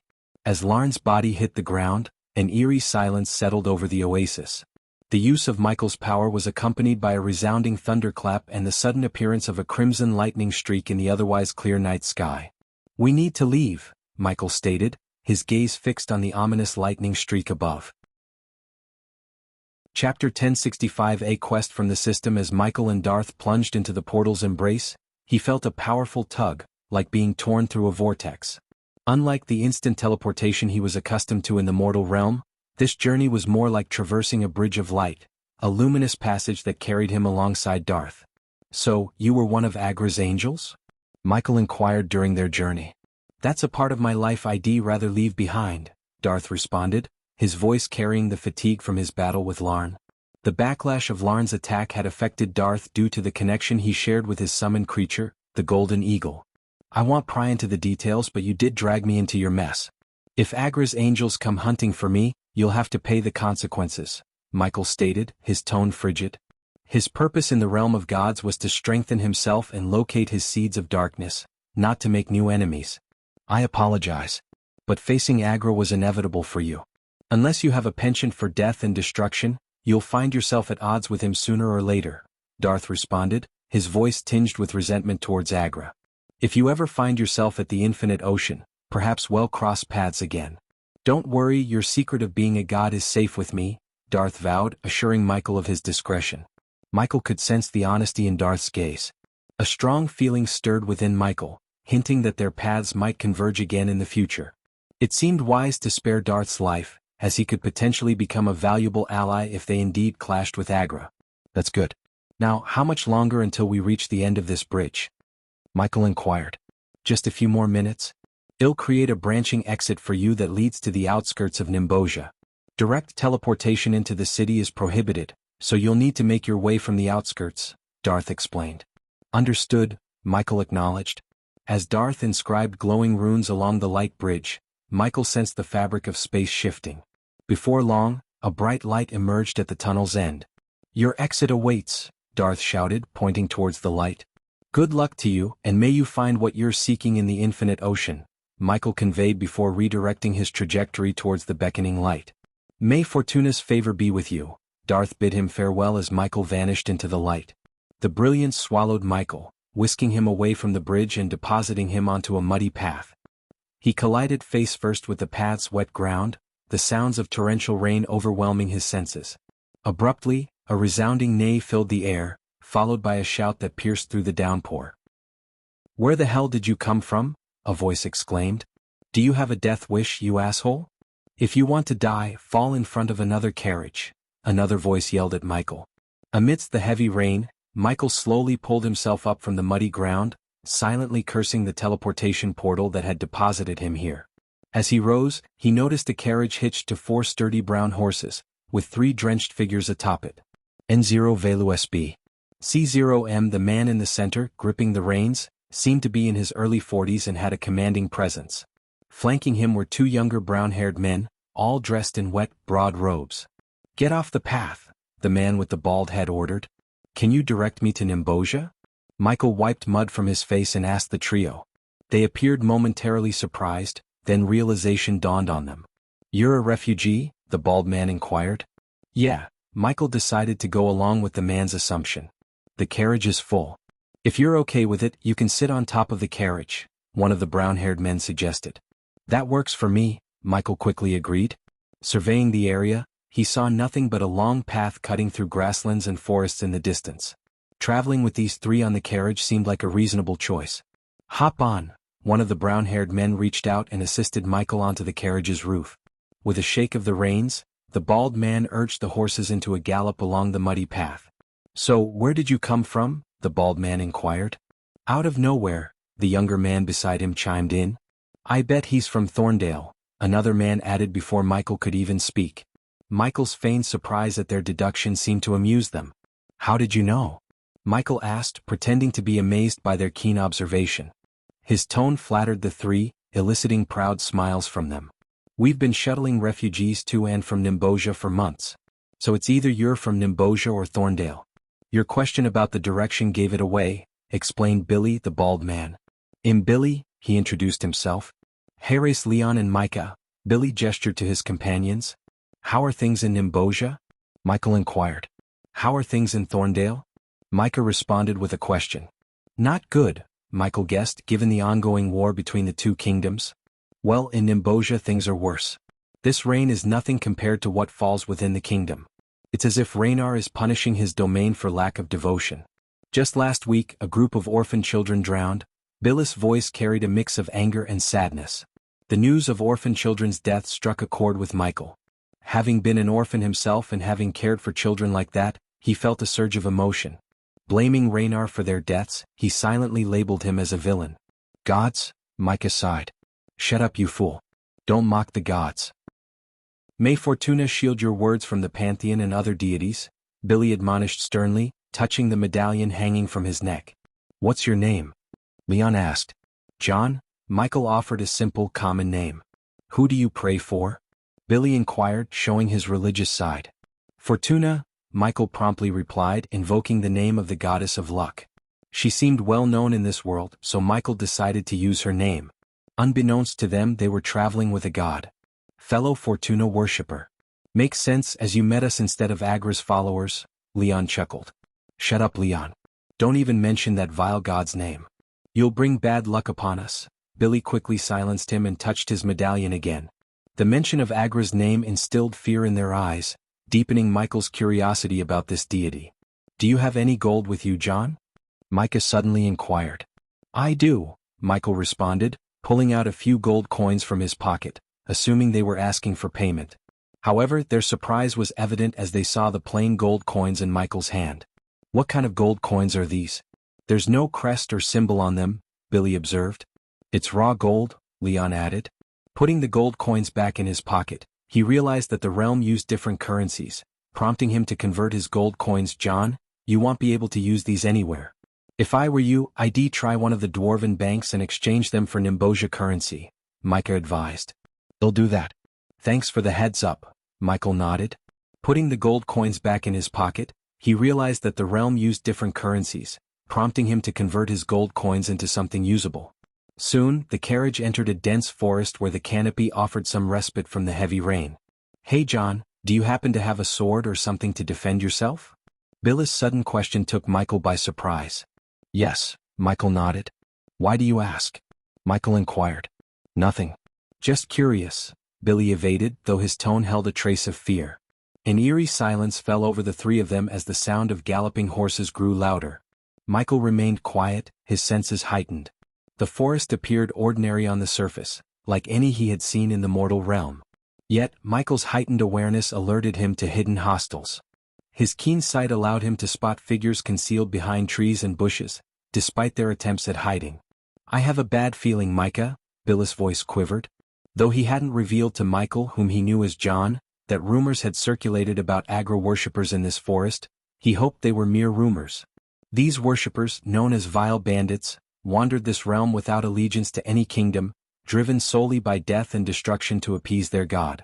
In silence, Michael observed these hidden figures in the forest, anticipating their move. As expected, trees on either side of the path suddenly crashed down, startling the horses. Michael gripped the carriage tightly, holding his position. But Billy, Micah and Leon were thrown off. Amidst the commotion, cries of babies and the panicked voices of refugees echoed from inside the carriage. Figures clad in pitch-black robes emerged from the forest, surrounding the carriage from all sides. Stay still. Don't move. Their orders were accompanied by the glint of crimson-red blades. Suddenly, a robed figure leaped onto the carriage and kicked Michael off. Pretending to stumble and fall, Michael yielded control of the carriage to the Agra worshippers. From his vantage point, he saw refugees, clad in tattered clothes and clutching belongings in small pouches, emerging from the carriage. Babies were held tightly in their arms, trembling with fear and shock. Agra has favored us. We're about to spill a lot of blood, one of the robed figures said with a sinister grin. With cautious movements, Michael lifted himself up from the ground as the Agra worshippers directed the refugees out of the carriage. The refugees were lined up and forced to kneel down alongside Michael. The refugees, their faces etched with shock and fear, cried out in a mixture of despair and desperation, pleading to the Agra worshippers to spare them. Please, we're just innocent families. I have a baby, please don't hurt her. Have mercy. We've lost everything. Tears streamed down their faces as they clung to one another, their voices trembling in terror.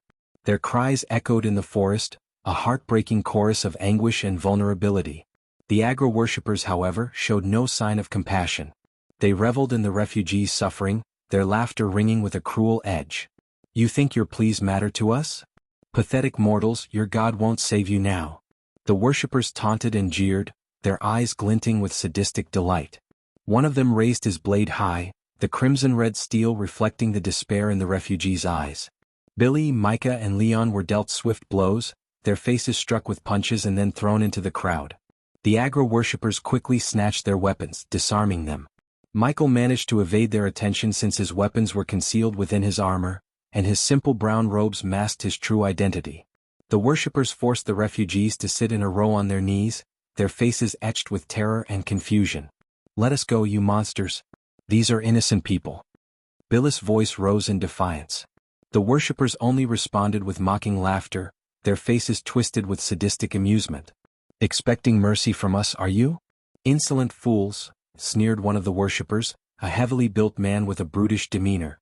"The host should start earning badass points by saving these refugees. You will need worshippers in the future, and this seems like a good place to start your godhood." Michael was taken aback when he suddenly heard a voice in his head, the system that urged him to earn badass points by saving the refugees, seeing it as a way to gather worshippers for his own future godhood. The burly man leading the worshippers paused, his attention drawn to a red-haired woman clutching her baby and a little girl close. His gaze lingered on her, his intentions disturbingly evident. He spoke with a perverse grin, "Agra would delight in me slaughtering you three." The man's gaze lingered on the red-haired woman, his intentions evident. Michael sat beside her, waiting for the right moment to unleash his power upon the aggro worshippers. Chapter 1066. God of Rain's Kingdom. The aggro worshipper raised his sword, causing the woman to close her eyes and clutch her baby tightly.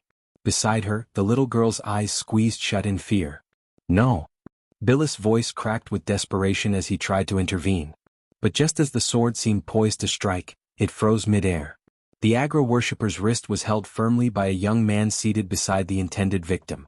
Another aggro worshipper approached with a mocking snicker, ready to attack the young man. However, his kick landed on the young man's back with no effect. Under the young man's grip, the first worshipper's sword dropped, and the mother cautiously opened her eyes, observing the scene. She turned her gaze toward the young man, finding an unspoken reassurance in his eyes. Amidst the refugees, shock was palpable as the young man dared to confront the aggro worshippers. "Arg!" The worshipper in the young man's grip growled in pain. Simultaneously, the one who had kicked the young man cried out in agony, clutching his injured leg. The mother, now facing the other aggro worshipper, witnessed the gruesome sight of the man's twisted and bloodied leg. "I am not playing hero," the young man finally spoke as he rose to his feet. "I am playing God," he declared with a chilling snicker. With swift precision, he twisted the worshipper's wrist, eliciting a scream of pain. "Close your eyes, honey," the young man addressed the little girl, who obediently shut her eyes. In an instant, he unsheathed his dark sword and swiftly cleaved the worshipper in half. The grotesque halves thudded to the ground, showering the refugees in a gruesome spray of blood. Screams of horror echoed from the horrified refugees, the image too much for them to bear. The young man turned to face the aggro worshipper who had been relentlessly kicking him. This worshipper was now on the ground, his leg broken and painful. Meanwhile, the remaining aggro worshippers surrounded the young man. "Cut him into pieces," they cried out, their sinister intentions clear. Despite his reluctance to reveal his true power, Michael recognized that this situation called for immediate action. The system's urging to save the refugees and potentially gain followers aligned with his own determination to rid the world of these aggro worshippers. Unbeknownst to him, this choice would set in motion a series of events that would lead him into a conflict with the cruel god Agra. "John?" Billy's voice held a mix of surprise and respect as he observed the young man in a new light. Michael exchanged a meaningful smile with the three who had aided the refugees. But his attention swiftly returned to the aggro worshippers, his expression hardening. "Luck hasn't favored you today. It's death," Michael declared as two of the aggro worshippers lunged at him. Yet, in the blink of an eye, their heads were severed from their bodies. The refugees were unable to comprehend the swift, otherworldly speed of Michael's movements. The remaining four aggro worshippers stood frozen in terror, sensing a power beyond their understanding but unaware of his true identity due to Marla's medallion suppressing his godly aura. "Bandits seem to be a constant problem, no matter which world I'm in," Michael mused, wiping the blood from his dark sword onto his arm. "Yuhui." The aggro worshippers stammered, their fear rendering them speechless. But before they could react, Michael lunged at them. In an instant, he cut down the remaining bandits as if they were mere obstacles. However, the leader of the agro-worshippers managed to take Billy hostage, using his sword to press against Billy's neck and issuing a threat to Michael.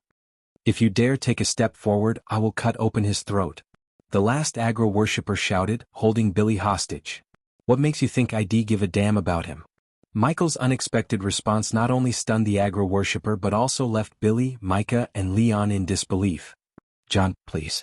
Billy's voice trembled, a desperate plea for his life. "They'll take him with me." The agro-worshipper's desperation pushed him to the brink of killing Billy. Yet, as he made a move, dark beams shot forth from Michael's eyes, penetrating the agro-worshipper's skull. The worshipper's body froze momentarily before collapsing to the ground with a heavy thud. The refugees looked on, suddenly realizing that Michael was more than he appeared to be. While many in this world lacked cultivation or power, those blessed by the gods possessed the potential for such abilities. However, among them, only a fortunate few could attain higher levels of cultivation, let alone become an angel. Wealth, much like in the mortal realm, also played a pivotal role in cultivation. But it had never occurred to them that they might encounter a god in the flesh. As the lifeless bodies of the agro-worshippers lay in pools of their own blood, a new light shone upon Michael in the eyes of the refugees. Billy, Micah, and Leon approached him, their expressions a mix of fear and gratitude. The refugees, though slowly rising to their feet, still trembled from the shock of their near-death experience at the hands of the agro-worshippers. "Who are you?" Billy's voice wavered with a blend of apprehension and thankfulness. "For now, that's not important. Just remember this day," Michael replied calmly. He had no intention of unveiling his true identity just yet, even though the system was encouraging him to gather worshippers. Aware of his own current weakness compared to the higher-level gods and their angels, Michael chose to focus on learning about this world and growing stronger before facing them. "We should go before more of them show up," he suggested. "Thank you." The woman who had been on the brink of death at the hands of the agro-worshippers approached Michael, her voice laced with gratitude. To Michael's surprise, he felt an unfamiliar surge of power within himself. Although it didn't trigger any notifications from the system, he sensed its potency. "What is this feeling?" Michael questioned himself. "That is the power of reverence. The more worshippers you gather, the more your power will grow. Unlike you, who possess the system to gain strength, typical gods in this world tap into the power of worship to become stronger." The system revealed this new aspect to Michael. Unbeknownst to him, the realm of gods operated on a diverse scale of power and cultivation methods, a far cry from the straightforward dynamics of the mortal realm. Each god, and even mortals, followed distinct cultivation rules. Michael, being a god, had the ability to harness the power of worshippers. This power, however, could be derived not only from devoted worship but also from the grip of fear. The god Agra, in particular, drew strength from the terror of death and destruction, setting him apart from many other deities. Michael's introspective moment was abruptly interrupted by a resonating clap of thunder. His gaze shot upwards, where a streak of crimson-red lightning slashed across the sky. A familiar sight, akin to the lightning he had witnessed while with Darth, signaled to Michael that the more he employed his powers, the closer he drew the attention of the Pantheon. "Stay calm. Your focus should be on reaching Nimbosia and starting a new life," Michael reassured the shaken woman, motioning for the rest of the refugees to return to the safety of the carriage. "Let's go," he directed, leaping back onto the carriage's roof, mirroring his earlier stance.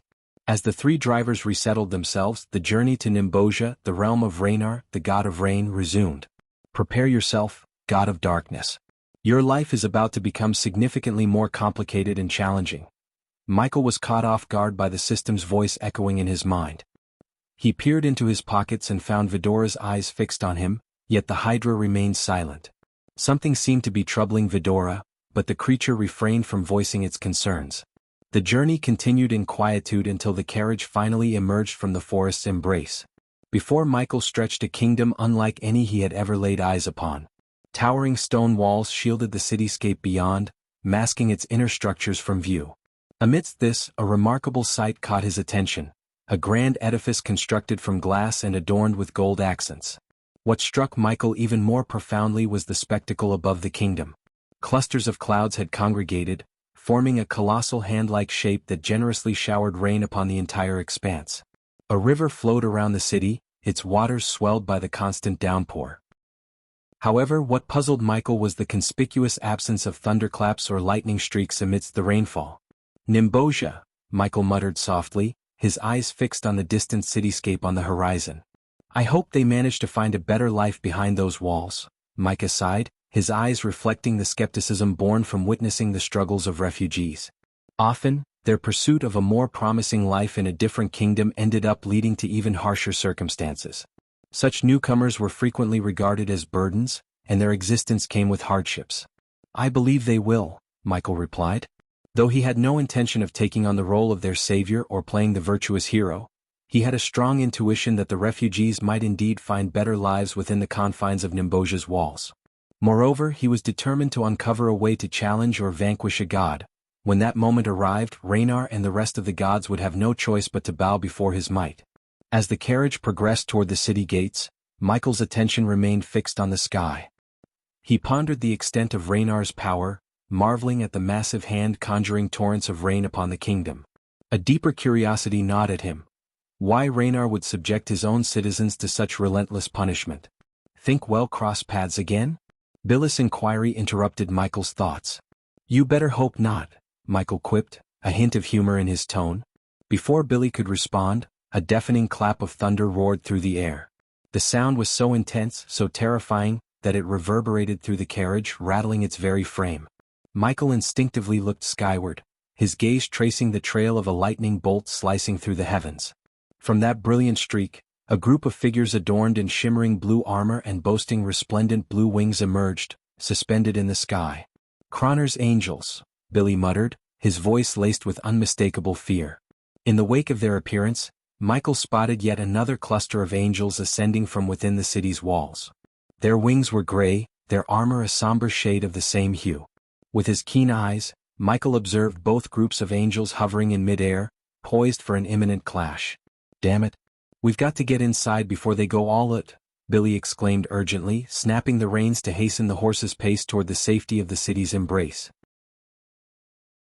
Chapter 1067. Angels of Goddess Ava. Observing the celestial skirmish above, Billy snapped the reins in a bid to propel the carriage forward. Meanwhile, high in the heavens, the azure-clad angels of Cronar clashed with their gray-armored counterparts serving Raynar. Cronar's angels wielded weapons hewn from frozen lightning, while Raynar's emissaries brandished blades forged of ice. "Damn it!" Billis' exclamation resounded as the tempestuous winds intensified due to the celestial battle unfolding overhead. Within the carriage, Michael felt the mounting strength of the gale slow the horse's progress. Soon, the carriage swayed precariously, tilting to one side under the onslaught of the storm's fury. "The wind is too strong," Micah shouted as they struggled to maintain their balance. Reacting swiftly, Michael leapt to the ground and, with a determined effort, managed to steady the listing carriage. As he grappled with the vehicle, a bolt of lightning conjured by Cronar's angels struck perilously close, mere meters away. "Fucking morons. They are going to kill everyone in this carriage," Iag's frustrated voice emanated from Michael's coat. "You should use your powers and carry the carriage to the city gates," Sarba Council urged Michael to draw upon his abilities. Yet, Michael resisted, wary of unveiling his godly powers and potentially alerting the Pantheon. While he exerted himself to keep the carriage upright, a curious jade radiance caught his attention in the sky above. Raising his gaze, Michael discerned an elven figure with undulating green tresses, porcelain complexion, and robes the hue of jade. Adorned with verdant wings, the ethereal being gracefully descended beside him. "Who are you?" Michael inquired, feigning his struggle to stabilize the swaying carriage. Unperturbed by his query, the green-haired elf favored him with a serene smile. Gently waving her hands, she conjured an emerald bubble that enveloped the carriage. Without delay, she seized Michael's hand, initiating an ascent towards the sky. As the horses neighed in distress, the elf directed a calming breeze their way, pacifying the agitated animals. Soon, the carriage, shielded by the elven enchantment, began to rise into the sky. Michael and the elf shared a prolonged gaze, yet neither uttered a single word. Safeguarded by the elf's intervention, they ascended toward the city through the azure expanse. Within the city's protective walls, the scene that met Michael's gaze was one of desolation. Except for the imposing structure crafted from glass and adorned with gilded embellishments, the remainder of the kingdom appeared haphazardly constructed, resembling a sprawling slum. Buildings stood crammed together without any semblance of a plan, devoid of side alleys or spacing. These houses appeared weathered, ancient, and poised to crumble at any given moment. The narrow streets lay deserted, and a putrid odor permeated the air, further intensified by the incessant downpour. Amid this grim setting, the celestial battle raged on in the heavens, where lightning streaks and frosty blades clashed. The impact of their skirmish toppled a few buildings, their collapse accompanied by heart-rending cries from within. Inquiring about the chaos below, Michael turned to the green-haired woman. "Aren't you going to intervene?" Her response was calm. "They will tend to them." Michael's gaze descended, observing the emergence of green-robed figures rushing to the scene. These elves, emanating a dim green radiance, initiated rescue operations, pulling people from the debris. However, some among them shook their heads, signaling that not all had been fortunate enough to survive.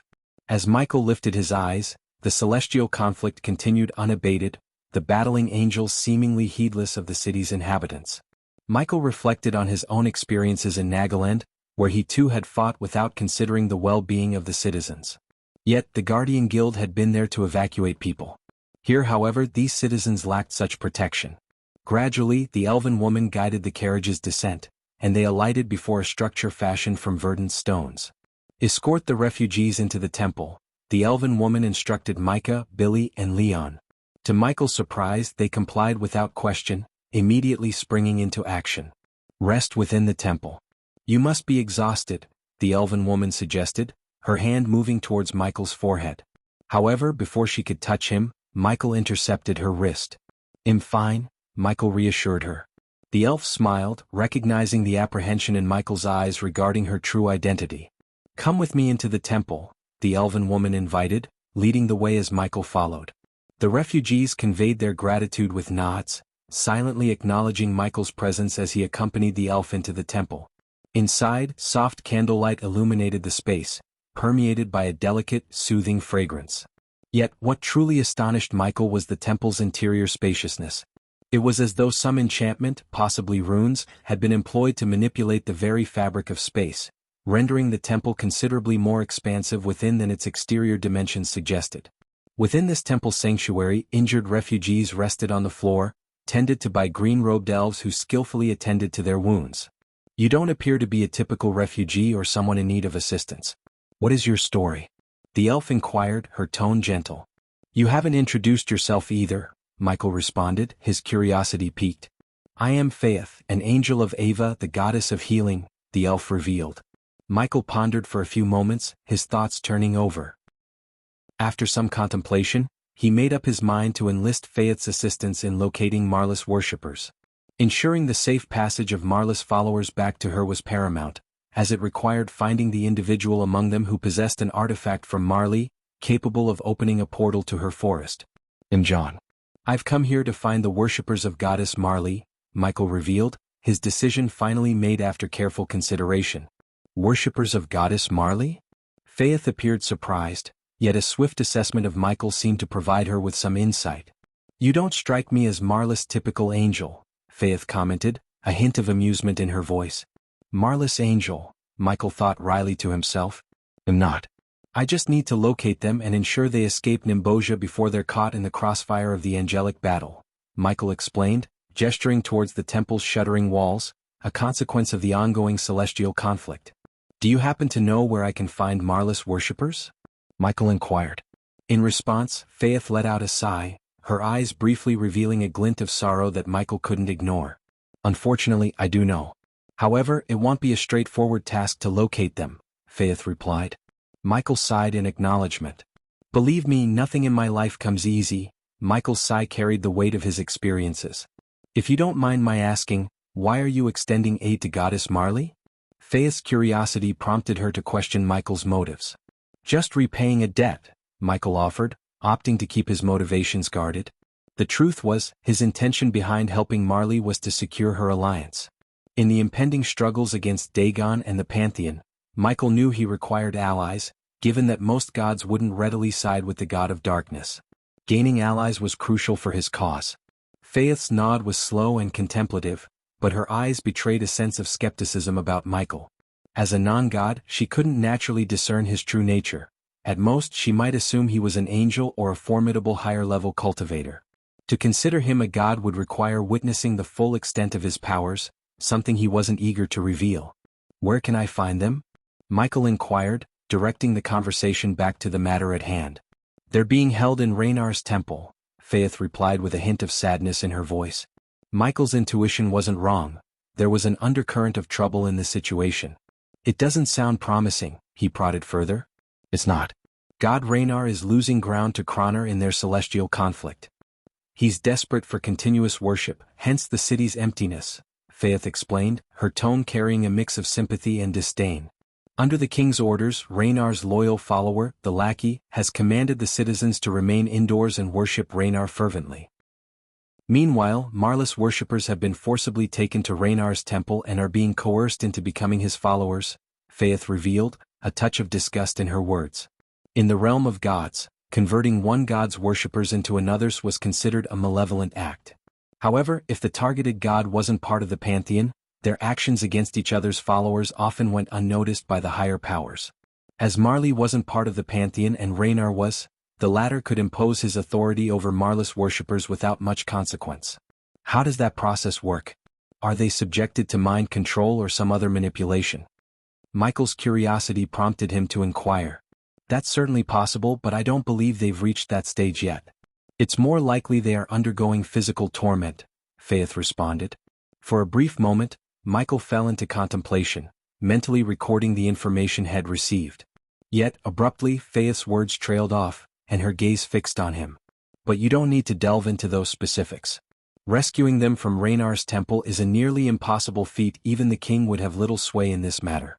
My advice is to turn around and leave the kingdom," Faith suggested. Caught between his curiosity and his commitment to saving Marlis worshippers, Michael hesitated momentarily. Ultimately, he decided to embrace the risk and venture into the temple himself. The driving force behind Michael's decision was his pursuit of badass points. He recognized that playing it overly safe and timid wouldn't earn him the kind of recognition he desired. "At the very least, I can assess the situation. If it proves too risky, I'll relay the message to Marley," Michael affirmed. His casual reference to Goddess Marley sparked a flicker of uncertainty within Faith. "Well, I can't prevent you from aiding those in need. It's not in Goddess Ava's nature to inhibit such actions," Faith acknowledged. As another tremor rumbled through the air, Michael couldn't help but ask, "Any idea when this war might stop?" The intensity of the angels' battle was palpable, escalating with each passing second. "I truly don't know. The timeline depends on the Pantheon's intervention. It's uncommon for them to stand aloof during a confrontation between two of their own," Faith replied, her tone tinged with doubt and hesitation. The more Michael learned about the Pantheon, the deeper his confusion grew. Something seemed to be diverting the Pantheon's attention from their responsibilities. While the Pantheon was undoubtedly engaged in handling Dagon, the fact remained that Dagon couldn't yet breach the realm of gods. This led Michael to question what force could be holding the Pantheon back from fulfilling their duties and what might be preventing the gods from abandoning their domains. Chapter 1068. Being the stealthy assassin. Once again, when night descended upon Nimbosia, Michael emerged from Goddess Ava's temple, bidding farewell to Faith. The clash between the angels still raged above, filling the sky with streaks of lightning and bursts of thunder. The flashes of Cronar's angels' lightning illuminated Michael's path as he walked. "Thankfully, the streets are clear of citizens," Iag quipped from within Michael's coat pocket. To blend into the darkness, Michael had swapped his earlier brown robes for a black coat over his armor. "These gods and angels seem like real troublemakers," Sarba grumbled. "Nithrol did mention that the realm of gods is far worse than the mortal realm," Michael recalled as he moved along the rooftops, carefully avoiding the gaze of the battling angels. After several tense minutes, Michael reached the imposing temple. Close up, it appeared even grander and more imposing than from a distance. The entire structure was constructed from glass, adorned with opulent gold accents. The glass bore a deep black tint that prevented Michael from peering inside with his naked eyes. Utilizing his X-ray vision, Michael spotted Raynar's angels patrolling around the temple's exterior. "There's someone inside, tied to a chair and being subjected to torture," Michael murmured, his X-ray vision revealing a figure bound in the center of the temple. However, the features of the figure remained obscured. "It's likely one of Marlis worshippers," Iag surmised. Agreeing, Michael inched closer to the temple. His inherent ability as the god of darkness rendered him nearly invisible in shadowy places. This wasn't considered the use of his powers, just a natural attribute. Blending into the darkness, Michael stealthily approached the temple. However, the main entrance was flanked by 2 gray-armored guards, their level of cultivation hidden from Michael's view. To discern such details, he would require a specific skill from the system or a rare artifact native to this realm. We obviously can't barge through the main door, Ayag suggested, glancing upwards and spotting an opening. Perhaps we could fly in through that window, Ayag suggested, but Sarba quickly dismissed the idea. No, I sense the presence of runes around us, Sarba interjected. Activating his X-ray eyes, Michael spotted shimmering runes in their vicinity. Thanks to his time spent with Eladir, the accomplished 6-star rune master, he could faintly recognize the symbols. These runes have been placed here to prevent anyone from flying around the temple, Michael explained. You saw the runes? Are they similar to the runes in the mortal realm? Ayag inquired with curiosity. Not exactly, but there are some similarities, Michael replied. Then how do you plan to ascend? Ayag pressed, to which Michael grinned and rolled up his sleeves, revealing the Mark III grappling hook on his forearm. With a swift motion, he aimed at the edge above and fired the grappling hook. The hook firmly caught onto the edge, propelling Michael upwards. Inside the temple, Michael crouched on the edge of a beam, peering down at the scene below. Carefully navigating along the beams that stretched across the ceiling, he observed the activity below. That doesn't look like Marlis worshippers unless her followers dress like kings, Ayag noted with a frown. Michael concurred and focused on the man being tortured. Clad in red robes embellished with precious gems and adorned with a gold crown, the man was a stark contrast to what Marlis worshippers would appear to be. You failed your master. The hulking brute, an orc with pale green skin, taunted the man tied to the chair. Towering at 7 feet, the orc exuded an imposing and fearsome aura. Please. I have nothing but loyalty towards his grace. Please. The man pleaded desperately. How is it then that his grace's carriage was attacked by Croner's angels? Don't you know what it carried? The orc questioned, running his fingers across the man's face.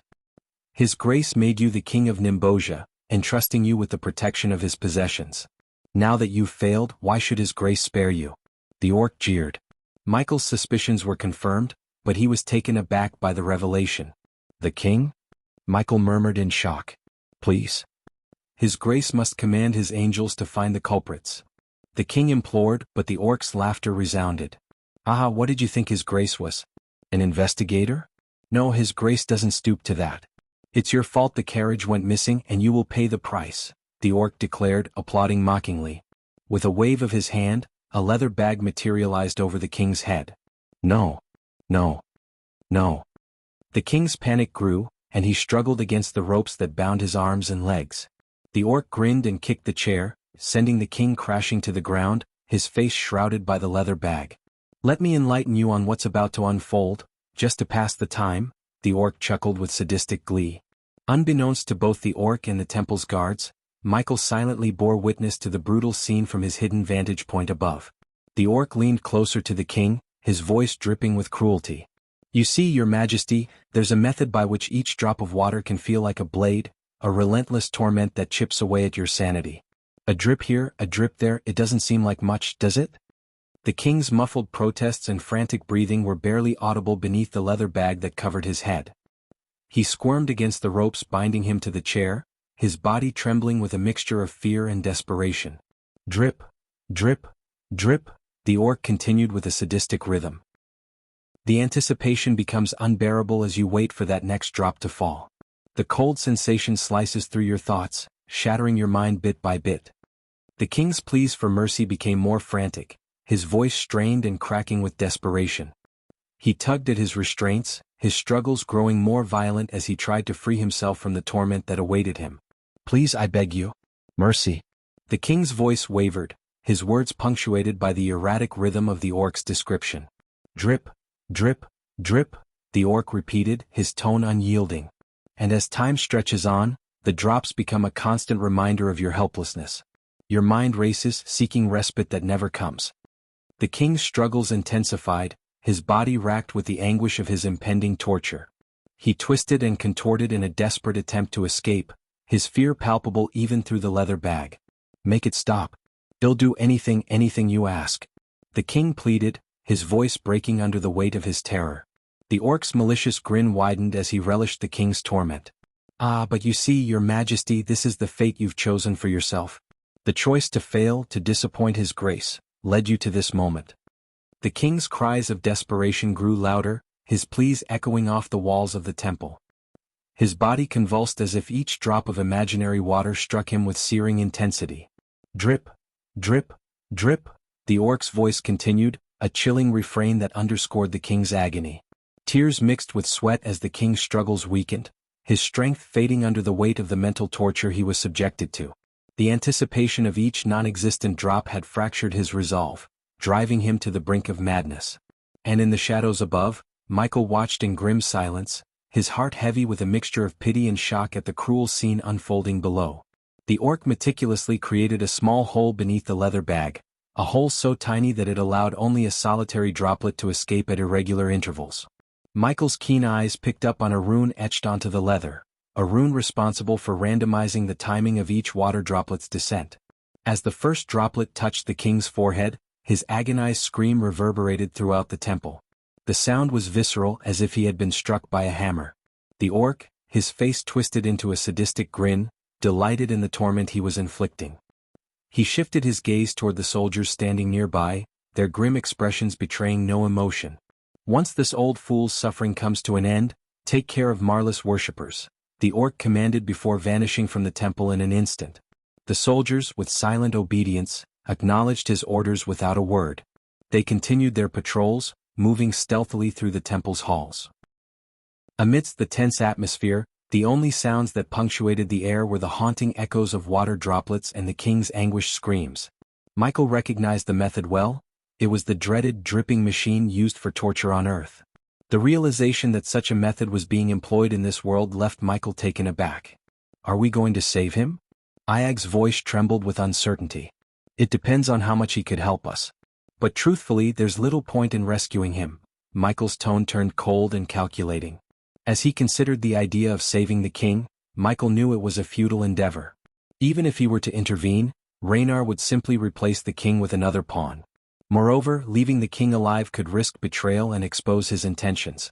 "So, how do you plan to rescue Marlis worshippers?" Iag inquired. "With good old-fashioned methods. Eliminate everyone except one and then extract information from him." Michael's smile was chilling in its intent. With that, he unsheathed his dark swords. Positioning himself on the beams, he watched the soldiers below with the aura of a deadly assassin. His dark armor and hair, fluttering in the air, added an air of lethal charm to his presence. Michael's blade swiftly dispatched the unfortunate soldier who happened to be directly beneath the beam where he crouched. After ensuring no prying eyes were upon him, he descended from the beam, striking the soldier through the head from behind. With the lifeless body in tow, he returned to his concealed vantage point above. Quite swift, Iag couldn't help but be impressed by Michael's efficiency. "Ever since I started relying on spells and powers, I forgot how satisfying it is to take someone down with old-fashioned stealth," Michael remarked, a touch of nostalgia in his voice. "One down, 8 to go," Michael said, cracking his neck. The cacophony of the king's screams and the ongoing battle among the angels provided the necessary cover for Michael's actions. Oblivious to their impending fate, the gray-armored soldiers continued their patrol within the temple premises. Chapter 1069, God of Death. With practiced precision, Michael began his silent takedown of the remaining soldiers.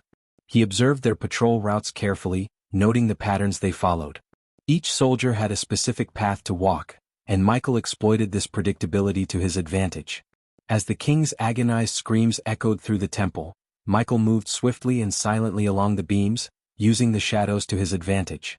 His dark armor seemed to merge with the darkness, making him nearly invisible.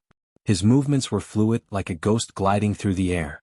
The second soldier walked beneath him, and Michael seized the opportunity. He dropped down, his blade finding its mark before the soldier could react. The body was quickly hauled up onto the beam, out of sight. Michael approached the third soldier's path, timing his movements to coincide with the soldier's turn. Just as the soldier passed beneath him, Michael executed a swift and precise strike. A paralyzing poison coated his blade, ensuring the soldier wouldn't raise an alarm. He repeated this tactic with the next 2 soldiers, eliminating them swiftly and silently. With 4 soldiers down, Michael continued his deadly dance with the remaining 4.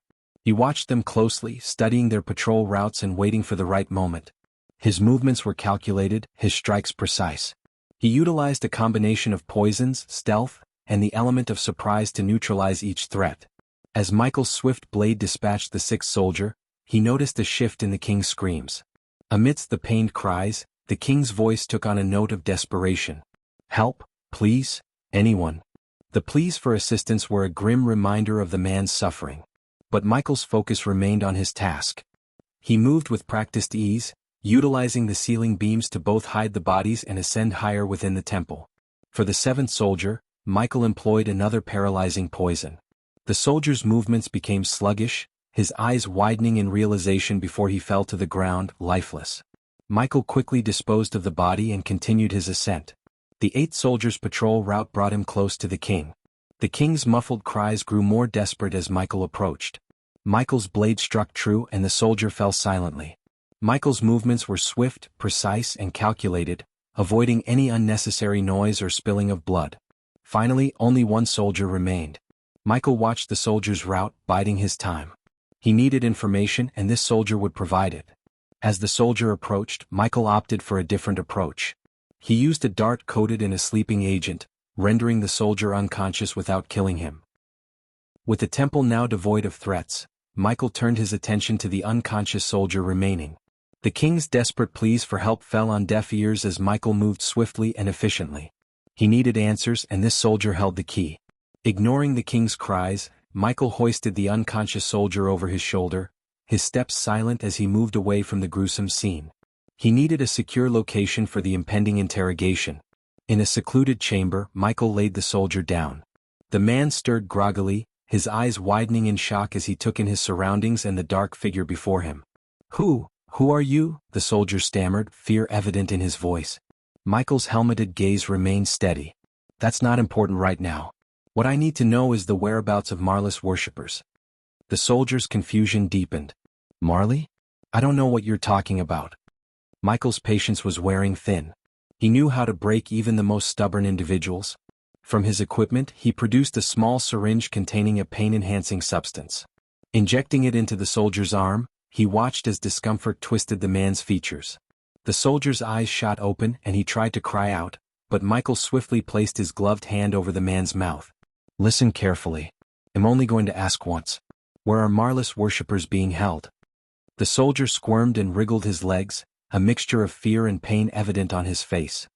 He glanced at Michael with wide, terrified eyes and finally, he gave a reluctant nod.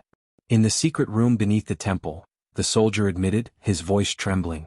"How do I access it?" Michael's tone was icy, his patience hanging by a thread. The soldier pointed a trembling finger at a seemingly ordinary lamp fixed to the wall. "Rotate the lamp clockwise and a passage will open." Michael's dark eyes narrowed as he processed the information. He could tell the soldier was telling the truth, but he had one more card to play. "Remember, I can easily end your life if you're lying to me." The soldier's lips quivered, his gaze locking onto Michael's helmet. "You have no idea what you've done. You'll regret this." A mirthless smile tugged at the corner of Michael's lips. "I've done many regrettable things. Your fate is just another one." With a swift, decisive motion, Michael silenced the soldier forever, ending his life. He didn't have time for further hesitation or sentimentality. The soldier's usefulness had come to an end, and Marlis worshippers awaited his rescue. "Ghost, I sense someone approaching us. Someone powerful." Sarba warning reached Michael's ears, though his own scans had failed to detect any presence. Suddenly, all the lights within the temple were extinguished by an unseen force. The temple's heavy doors sealed shut with a muffled thud. In the darkness, Michael witnessed the guards stationed at the entrance collapse. His attention then turned back to the king, whose agonized cries continued to pierce the air. Just as he was about to move, a cold sensation brushed against his armor. A voice, dripping with a deadly aura, slithered from behind him. Well, what do we have here?" The voice was sneaky yet laced with danger. Michael felt a blade pressing against his armor, testing its strength. He tightened his grip on his dark swords, ready for any sudden moves. He knew he was dealing with a formidable opponent, one who had managed to approach undetected. "Thank you for adding a touch of excitement to this dreary temple." The man's tone was oddly amused. He continued to exert pressure on the blade, but Michael's armor held firm. "Nice armor," the man commented, acknowledging the challenge Michael's defenses presented. "Who are you?" Michael's voice was firm, his gaze locked on the figure behind him. He made no sudden movements, recognizing the threat this stranger posed. An assassin of your caliber should know that the one holding the blade tends to be the one asking questions. You've orchestrated quite the spectacle here, a masterful display of assassination without alerting the guards. But I must admit, I'm more intrigued by you. The man's words dripped with intrigue and a twisted sense of admiration. Pushing Michael slightly forward, the unseen assassin allowed him to pivot around, facing his enigmatic adversary. As he turned, the veil of invisibility was lifted, revealing the assassin in all his sinister glory. Cloaked in dark crimson robes, the figure emanated an aura of malevolence. In his hand gleamed a blood-red dagger, its edges glinting ominously. Michael's gaze was drawn to a strand of raven-black hair that cascaded from under the hood, framing a face that remained enshrouded in shadow. Yet, what caught Michael's attention were the eyes, glistening with a crimson hue that seemed to pierce through the darkness.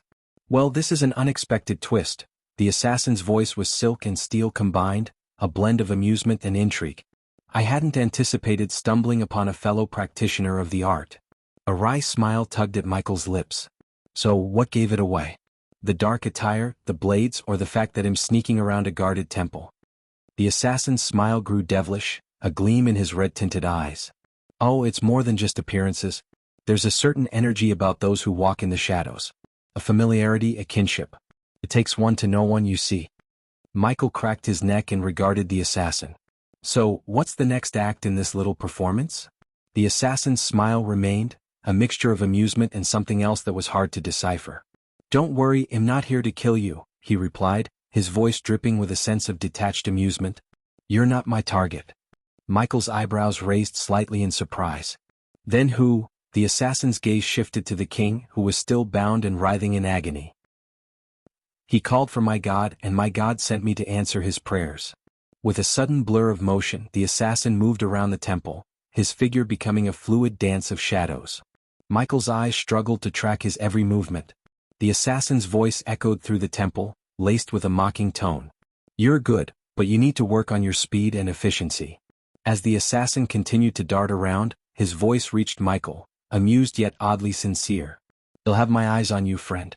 And if there's an opening in my house, I might give you a heads up. Confusion filled Michael's expression. What house? The assassin's smile deepened. You'll know when the time comes. A question burned in Michael's mind. The King Raynar's worshipper. Did Raynar send you? The assassin's laughter filled the air, a chilling sound that seemed to reverberate through the darkness. Oh, the king now wants nothing but death. He calls for death, and my God sent me to answer his prayers. A frown creased Michael's forehead. Your God. The assassin's amusement was evident as he replied, I am an angel of death. Chapter 1070. New system functionality. Michael's frown deepened as he processed the revelation that the assassin before him was indeed an angel of death. The shock was palpable on his face, and the assassin seemed to take amusement in it. Normally, encountering an angel of death would be your final moment, the assassin taunted, a smugness underlying his words. But for you, I'll make an exception. What? Michael's curiosity pushed him to question, seeking understanding. However, before an answer came, the assassin's movement caught him off guard. In a blur of blue, the assassin appeared behind Michael. Reacting swiftly, Michael spun around, only to see the assassin swiftly retreat a few feet away. He's showing off, Ayag muttered, clearly unimpressed. The assassin then took a moment to showcase his eerie fascination with his dagger. Licking its surface with an almost sickening relish, he charged at Michael with the dagger held high. Michael's instincts took over, and he raised his dark sword to block the incoming strike. Slow, the assassin remarked casually as he attempted a swift slash toward Michael's throat. Reacting with lightning reflexes, Michael bent backward, his body forming a near-perfect arc to evade the dagger's edge. He countered with a powerful swing of his leg, aiming a kick at the assassin. Nice flexibility, the assassin commented, sounding like he was critiquing a performance. In the blink of an eye, the assassin leaped into the air, disappearing from Michael's direct line of sight. Where is he? Can you sense him, Sarba? Ayag asked, remaining in Michael's black coat. No, Sarba said. Sarba's inability to sense the assassin's location added to the challenge. Michael activated his X-ray vision, scanning his surroundings for any trace of the elusive opponent. Yet, the assassin managed to surprise him once again, materializing above his head. Reacting on pure instinct, Michael lunged backward, narrowly evading the assassin's aerial attack. The assassin adjusted his trajectory with uncanny agility, delivering a powerful kick to Michael's chest that sent him hurtling through the air. Gritting his teeth, Michael quickly regained his bearings, using his momentum to stabilize himself. He charged forward, channeling every ounce of his physical speed into his movements. His dark sword sliced through the air with deadly precision, a testament to his combat prowess. "You're quite the swordsman, but your skill with other weapons could use work," the assassin casually critiqued Michael's swordsmanship. With an effortless grace, the assassin deftly dodged and parried Michael's attacks. Abruptly, he halted his movements, his gaze locking onto Michael as a smile graced his lips. "He'll be keeping an eye on you," the assassin's words hung in the air, a promise of future encounters before he vanished from sight. The next moment he materialized beside the king, who was still lost in his agonized screams. The king's frantic cries for help seemed to take no notice of the angel of death at his side. Michael watched, a silent observer, as the assassin's blade traced chilling lines across the king's face. The sensation of the cold blade seemed to snap the king back from the brink of madness. Who are you?" The king's trembling voice quivered with fear, but his question was cut short by the swift, brutal motion of the assassin's blade. Blood sprayed, the king's gurgled attempt at speech silenced as his throat was ruthlessly cut. The pool of red expanded beneath the lifeless form. As the angel of death rose from the king's body, his gaze locked onto Michael's. The temple seemed to hang heavy with the stench of death.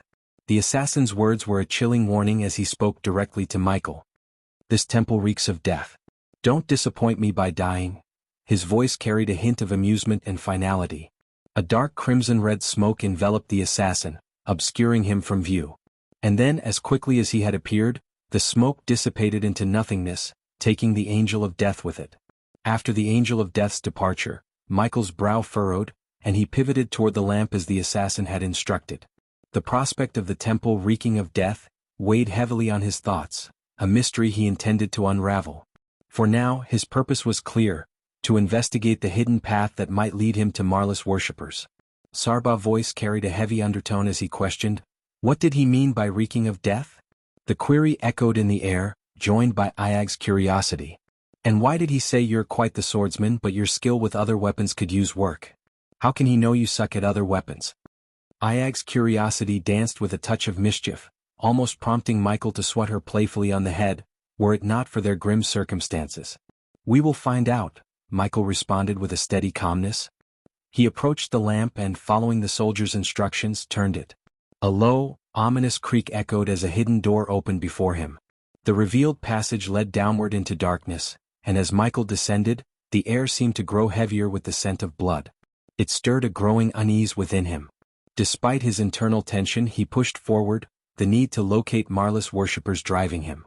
"We should be on high alert," Sarba's cautionary words were apt, serving as a reminder of the potential dangers lurking in the shadows.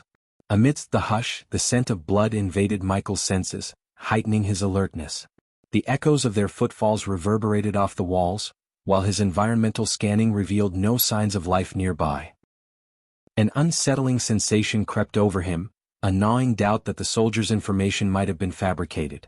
"Something's not right here," Michael murmured, his instincts on high alert as he moved around a corner, further descending into the dark underbelly of the temple. The next turn revealed a scene that froze him in his tracks.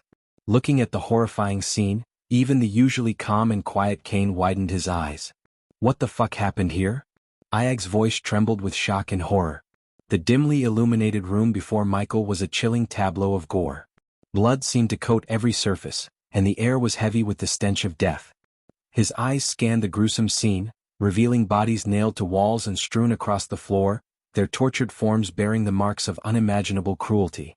Amidst the grisly tableau, Michael's gaze settled on a lifeless woman, a faint glow emanating from the medallion around her neck.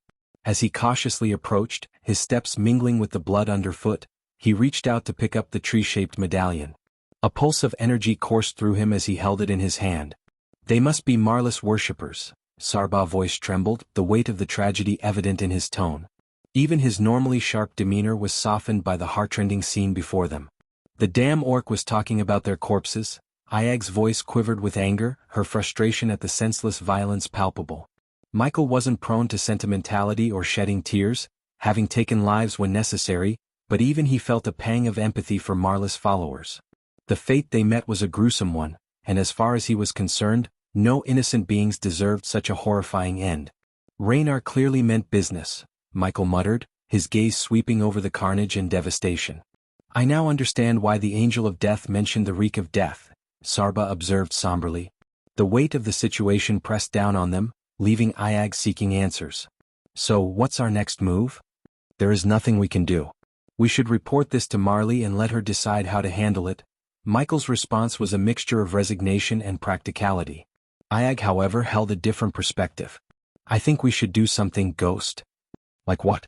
Challenge the entire pantheon of corrupt gods and try to purge this world of evil?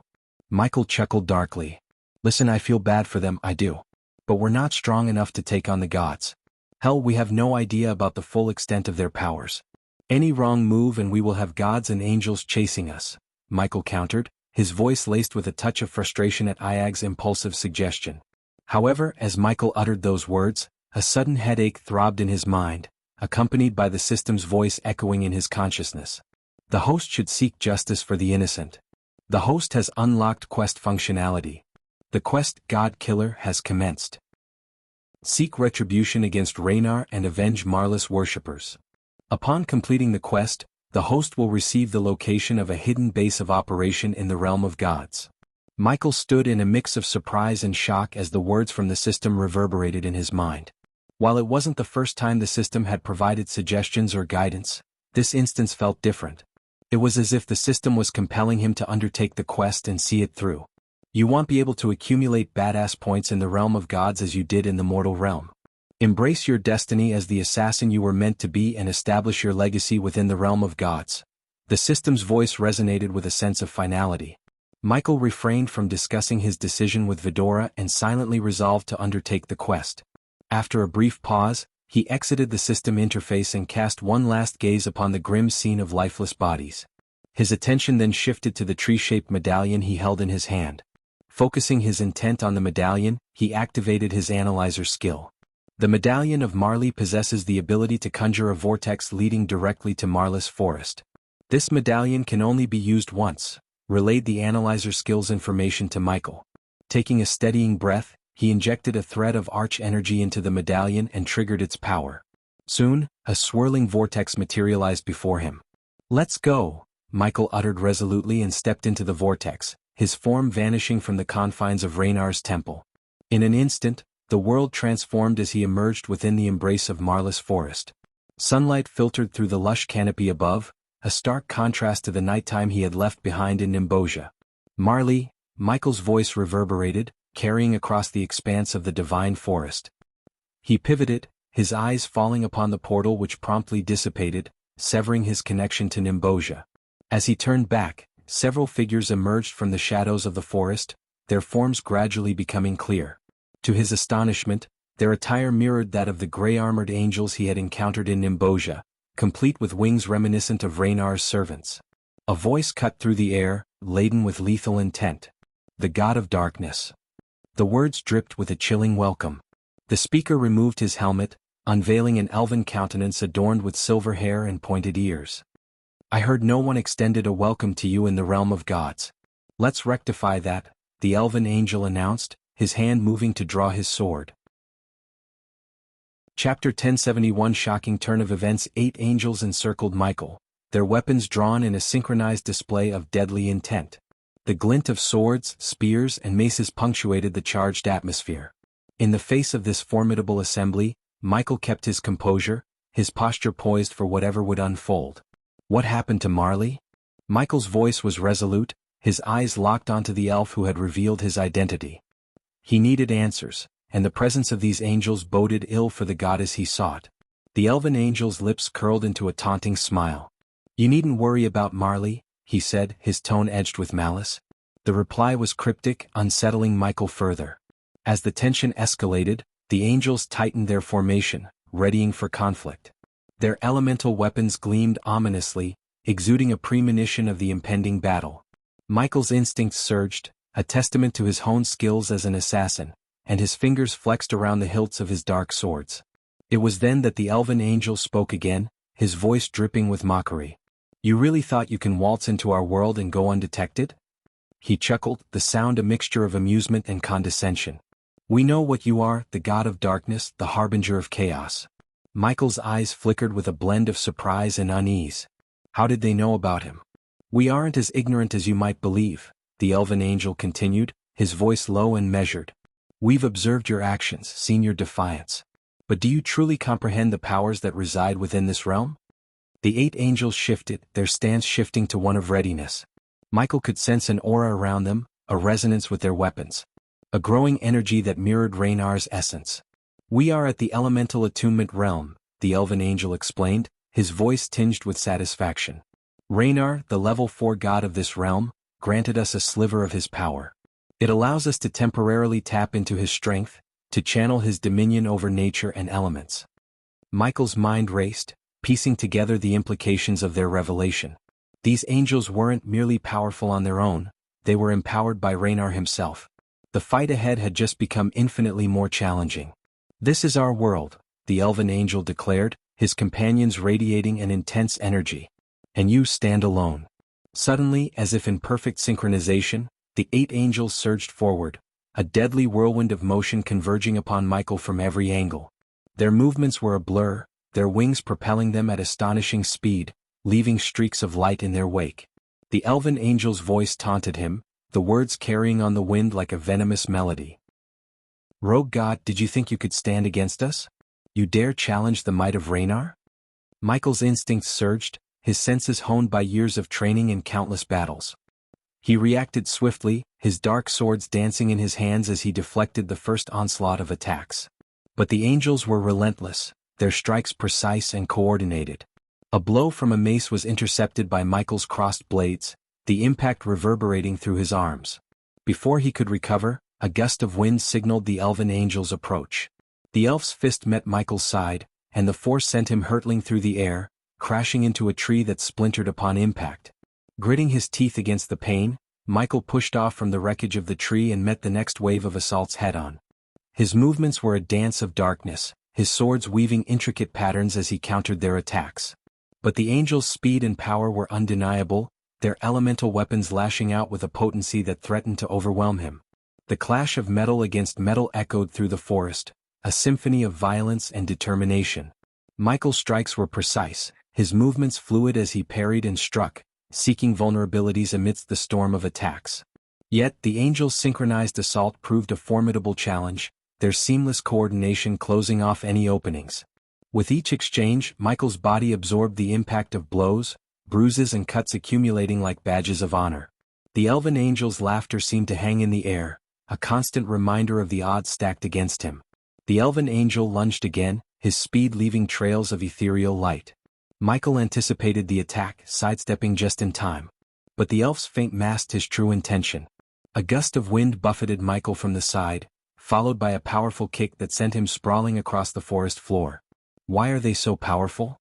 Iag's voice whispered from the depths of Michael's coat pocket, voicing the question that echoed in Michael's mind. The strength of the angels wasn't solely derived from their own might. They shared an intricate connection with Raynar, their god, which bestowed upon them a portion of his power. If they were to fully harness Raynar's grace, it would allow them to temporarily emulate the prowess of a level 4 god. As Michael rose from another brutal blow, his lips curled into an unexpected smile, his laughter ringing out amidst the fierce battle. It's been a while since I faced a challenge like this. Feels good to finally have formidable opponents, he admitted, his excitement palpable. The elven angel's taunting words only fueled the fire within Michael. Why hesitate, god of darkness? Unleash your divine powers and draw the pantheon to us, the elf sneered, his words carrying both mockery and a hint of curiosity. The skirmish briefly halted as both sides exchanged words, a tense pause in the midst of chaos. Surprised, rogue god? We know your reluctance to unleash your full might. The pantheon would sense you the moment you do. Wouldn't it be simpler to surrender yourself? The elf's smirk seemed to pierce through Michael's defenses. But Michael's response was laced with defiance. Why offer surrender over death? Let me guess, you're incapable of killing a god, he retorted, hoping to glean any information from the angel about the intricacies of god-killing. A pause hung in the air as Michael prodded the elven angel further. Perhaps you're unaware of how to kill a god? Michael asked with a skeptical tone. There are far worse fates than death, the angel responded cryptically, leaving Michael to ponder the mysterious words. Like what? Michael pressed, his curiosity evident. The angel's response was a wicked grin, a clear indication that their intention wasn't to provide answers like Marley often did. We're not Marley, the goddess, here to answer to your inquiries, rogue god, the angel mocked, their words carrying a mix of amusement and taunt. Anticipating another attack, Michael braced himself. However, the elven angel surprised him by pausing, appearing lost in thought as they stroked their chin. Speaking of Marley, wouldn't it be fitting to let her herself offer you a response one last time? In the midst of the tense standoff, a rustling sound caught Michael's attention. Suddenly, two armored angels emerged, dragging Marley between them.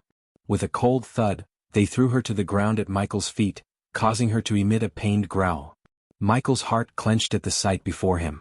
Marla's once vibrant green hair was now disheveled and matted with dirt, her normally elegant robes reduced to tatters and shreds. Blood trickled from her mouth and nostrils, evidence of the brutal beating she had endured at the hands of the angels.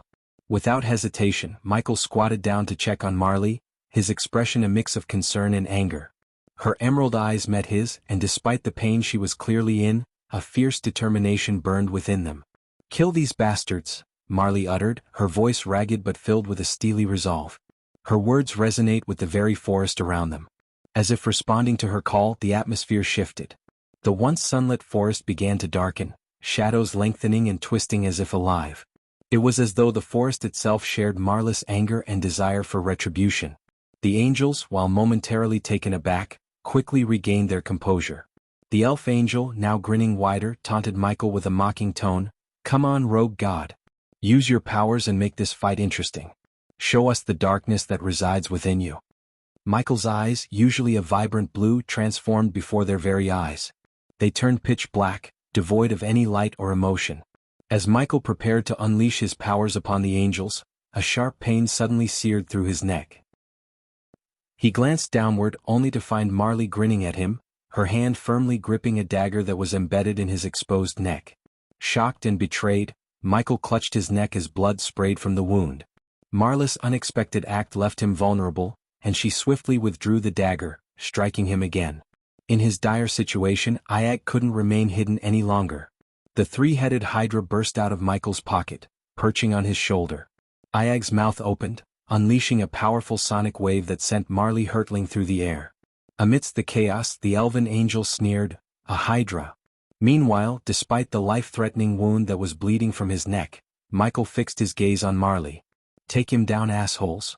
Marla's command echoed through the air and the 10 angels lunged. "You shouldn't have done this," he managed to utter, his voice strained.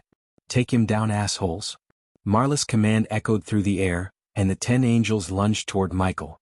Yet, at that critical moment, Cain shut his eyes tightly before snapping them open, emitting a resounding roar.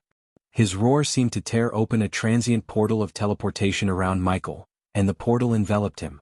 Before the charging angels could reach him, Michael vanished completely from sight. "What the fuck just happened?" Marley exclaimed in sheer astonishment as the Hydra unleashed its unexpected power. "You moron. Why did you lead me to him? That wasn't part of our agreement. Now we've lost him and he's going to target me as well." Marla's voice roared at the elf, her frustration evident. "The dagger you used bears a unique poison, a gift from Raynar. We may not be able to outright kill a god, but it doesn't mean we can't harm them," the angel explained with an ominous tone. Chapter 1072 The Realm of Hades. Both Sarba and Ayag were unaware of Cain's teleportation ability, but in that moment, more immediate concerns took precedence over questioning him. To their astonishment, they found themselves inside a familiar location, the temple of the goddess of healing, Ava. As Michael abruptly materialized within the temple, Faith was taken aback. She rushed to his side, her worry evident in her expression. "What happened?" Faith's concern was palpable as Michael clutched his throat and collapsed, blood continuing to spurt from the wound. Faith's attention was also drawn to the three-headed hydra perched on Michael's shoulder. Ayag wasted no time in explaining the urgency of the situation. "We can't waste time on explanations. Heal him," Ayag urged urgently. Realizing the gravity of the situation, Faith swiftly waved her hand, and a soothing green wave emanated from her, gently enveloping the hall. As the wave passed over the patients in the temple, they all slipped into a peaceful slumber. "We need to take him to my chamber," Faith declared decisively. With another wave of her hand, an invisible force lifted Michael off the ground and guided him through the doorway. Through the threshold, he was carried into Faith's private chamber. Vidora settled on Michael's chest, their concern evident in their gaze. Faith's chamber exuded a sense of coziness, with a carved wooden statue of a woman positioned at its forefront. Flowers were carefully arranged at the feet of the statue. Throughout the room, several herbs grew in pots, emitting a soothing aroma. Glowing emerald green runes were scattered around the room, adding an enchanting touch. The space was imbued with an atmosphere of healing. "His healing potion is failing to heal him," Sarba said, pointing his gaze at Michael's arm where the APD, automatic potion and pill dispenser, was built in. Faith touched Michael's blood and sensed the healing potion in his blood. "His healing potion is ineffective," Sarba remarked, his gaze fixed on the built-in APD, automatic potion and pill dispenser, on Michael's arm. Faith reached out and touched Michael's blood, sensing the presence of the healing potion within it. "No, it's what keeping him." Faith's words were cut short abruptly. Ayag noticed the sudden pause and followed Faith's gaze to the statue in the room, its eyes emitting a radiant emerald green glow. "Is he a god?" Faith directed the question at Vidora, the three-headed hydra on Michael's chest. Caught off guard by the intensity in Faith's eyes, all three heads of the hydra hesitated. Faith's unwavering determination, however, prompted a response. "The longer you delay, the more you risk losing him." Faith's voice turned cold and resolute. Once again Faith pressed for an answer. "Is he a god or not?" This time her voice held an even deeper chill. "Yes," Sarba finally admitted, despite Ayag's exasperated reaction to his revelation. "Idiot," Ayag grumbled, but Faith paid her no mind. "He is a god, yes.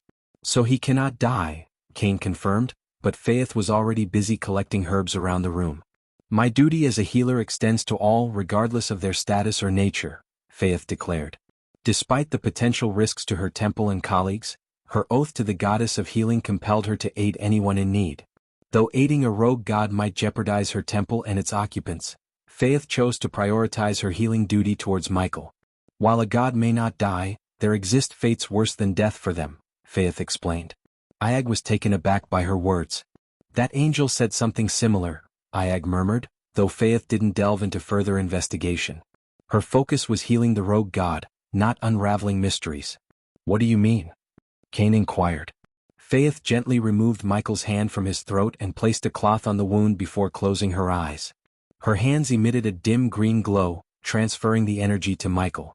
The glow then formed a protective layer over his wound. If a god sustains severe injuries, their soul can become temporarily trapped in Hades. The longer their body remains unhealed, the longer their soul remains in this state, Faith explained solemnly as she applied more herbs to the wound. "That doesn't make sense. How is that possible?" Ayag voiced her confusion. Undeterred, Faith focused intently on the wound. Her devotion to goddess Ava had bestowed her with special sight, enabling her to perceive what was hidden from normal vision. "He was stabbed with a blade dipped in Emperor Nagin's poison. It's incredibly rare. Who could have done this?" Faith couldn't contain her question, wondering who could have inflicted such a wound. Emperor Nagins were exceedingly uncommon and potent serpents, existing alongside the realm's monsters. It was said they could devour a god's soul, a theory the gods didn't dare to test. These ancient creatures were elusive, and even the gods wouldn't seek them out for experimentation. One thing was certain. Emperor Nagin's poison had the power to corrode a god's physical body and blood to the point where their soul became trapped within Hades. "That Marley, she did this," Ayag hissed with a venomous tone. Once again Faith found herself taken aback, but before she could respond, Cain interjected. "If a god's soul is trapped in Hades, does that mean they're considered dead?" Cain's curiosity emerged. "Shut up, you fool. He's not dead, and now's not the time for a history lesson," Ayag snapped. "No. The soul will eventually return to its body. However, what emerges from Hades might not be the same soul that entered. And such a poison is beyond the reach of anyone outside the Pantheon." Faith conveyed her shock and disbelief. "As far as I'm aware, Goddess Marley isn't part of the Pantheon," Faith added. Faith explained, her disbelief evident. "As far as I know, Goddess Marley isn't part of the Pantheon," she added. "She might have betrayed him to change that." Before the betrayal we were attacked by Raynar's angels. My guess is that Marley and Raynar struck a deal that required her to betray him, Cain theorized. Or maybe she was plotting against us all along, Iag retorted. Tell me more about Hades, Cain inquired, a question that almost prompted Iag to snap at him. Is this your top concern right now? Iag's voice was filled with exasperation. Both of you need to calm down. He's been through worse and always managed to prevail. This is merely a minor setback for us, Cain assured them, his words surprising even Faith. But what we need most at the moment is information. Faith, please enlighten us about Hades, Cain requested. Hearing the term Hades, Iag and Sarba's minds briefly wandered to their restaurant, coincidentally named Hades. Let me focus on healing him. This poison is corroding his body and I lack an antidote, Faith replied. What if the poison consumes his entire body? Would that permanently trap his soul in Hades? In a way, it could be seen as killing a god, Cain's chilling words further rattled Faith. It appears you're more interested in learning how to kill a god than in finding a way to save your friend. Faith's tone turned icy. For a brief moment, silence hung in the air until Cain broke it. No, his body will eventually mend. Yet it might take decades or even centuries. If his soul lingers in Hades for that long, it could twist and descend into madness. When his soul finally returns to his body he would not be the same. However, this scenario has never occurred, Faith clarified. Cain sensed an inconsistency in Faith's explanation. He had a hunch that there was more to the story than she was letting on, so he persisted. Imagine a pantheon god injured and temporarily trapped in Hades. What steps would the pantheon take to rescue the soul? Cain probed. Temporarily dismissing Cain's question, Faith concentrated on healing Michael's body. The poison had turned his throat a ghastly purple, with countless veins pulsating beneath his skin. Only rare substances like Emperor Nagin's poison can ensnare a god's soul in Hades. This is one approach the pantheon employs to deal with rogue gods such as your friend here. However, if a pantheon god were to meet the same fate, they'd summon a soul walker and send them into Hades. The soul walker guides the soul to a specific sanctuary within Hades. What follows is largely speculation, Faith explained. What's your speculation then? Cain inquired. The most likely outcome is that this sanctuary keeps the soul intact and rational until the god's physical body is fully restored. But I lack concrete knowledge about the intricacies of Hades, aside from what's known within the pantheon, Faith sighed. If you can't fully heal his body to reunite his soul, we might need to locate one of these soul walkers you mentioned. Do you have any idea where we can find one? Sarba's words held both urgency and concern. The antidote, Faith replied. Please tell me you know where we can find this antidote? Ax, that's a question best posed to the pantheon. I can halt the poison's corrosive effects, but I can't completely heal him without the antidote, Faith replied. Please tell me you know where we can find this antidote? Iag's tone was laced with desperation. Before Faith could respond to Iag, a forceful knock echoed at the door. Lady Faith, a voice laden with fear called from outside. I'm busy at the moment, Faith replied. God Raynar's angels have arrived, the voice urgently conveyed. Upon hearing this, Iag's heart seemed to stop momentarily. Damn it, how could they have found us? Sarba growled anxiously. Perhaps it's just a coincidence, Cain speculated. Seeing the urgency in the situation, Faith swiftly directed them in a hushed tone. Quick, get under here, she whispered, waving her hand as the wooden floor beneath them creaked open. With practiced movements, she carefully placed Michael's wounded form and Vidora under the hidden compartment. She closed the door over them, her eyes locking onto Vidora's as she held a finger to her lips. Stay quiet and still, Faith whispered to Vidora, who nodded in response. Chapter 1073 A Rogue God and a Hydra. After Faith exited her chamber, leaving the Hydra in the care of the rogue god, she arrived at the Healing Hall, a sanctuary where she crossed paths with Raynar's angels. These celestial beings were an imposing sight, clad in gray armor that matched their feathery, closed wings. Their presence exuded a formidable aura, their heavy footfalls even causing the ancient walls of the Temple of Ava to tremble slightly. Can I assist you? Faith inquired, her gaze directed at the angels. Her question prompted the lead angel to remove his helmet, revealing a cascade of silver hair. The trio of angels following him moved through the hall, their helmets still on as they surveyed the unconscious patients who lay before them. How goes the healing of these people, Faith? Inquired the angel of Raynar, a trace of familiarity detectable in his voice as he addressed her. Regrettably, the numbers keep growing as more casualties arrive, a consequence of your conflict against Croner's angels. Faith responded, her words masking her disdain for wars that inflicted suffering upon ordinary people. People should turn to God Raynar in prayer more fervently. The greater their devotion, the swifter we can bring this war to an end, the angel stated, his tone devoid of concern for the populace. To him, the people were but sources of energy for God Raynar, their well-being secondary. Many gods shared this perspective, treating their subjects as mere tools to generate faith energy. Rarely did they extend a helping hand to those in need or actively work to improve their lives and foster genuine devotion. Instead, they appointed representatives to govern and expected the populace to pray relentlessly.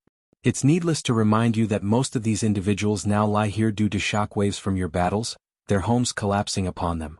Granting them entry to the temple would be a humanitarian gesture, Rodney, Faith spoke, a hint of emotion seeping into her voice as she addressed Rodney with familiarity. We have indeed permitted entry to the temple, though not to the commoners. The temple is not a place for such riffraff to wander into. It is a sacred space, Rodney retorted with a smug chuckle. Both you and I know that nobles don't devote themselves to the gods as fervently as commoners do. Allowing only the nobility access while barring the commoners goes against the principles we stand for. Faith voiced her disapproval. Divide and conquer, Faith.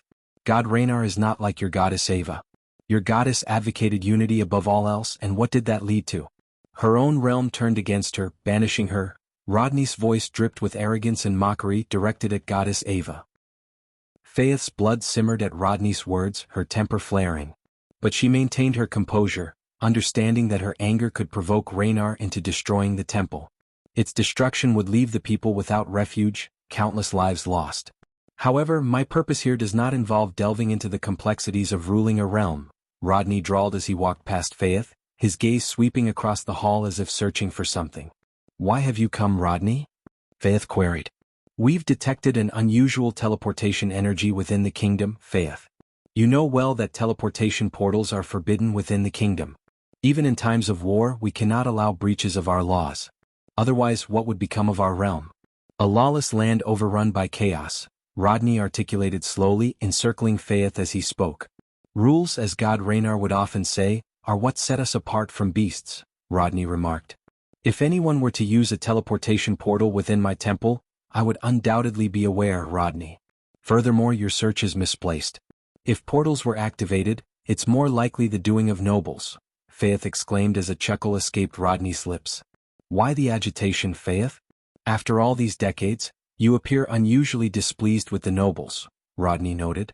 Times change, Rodney, and so do individuals, even angels like us, Faith replied.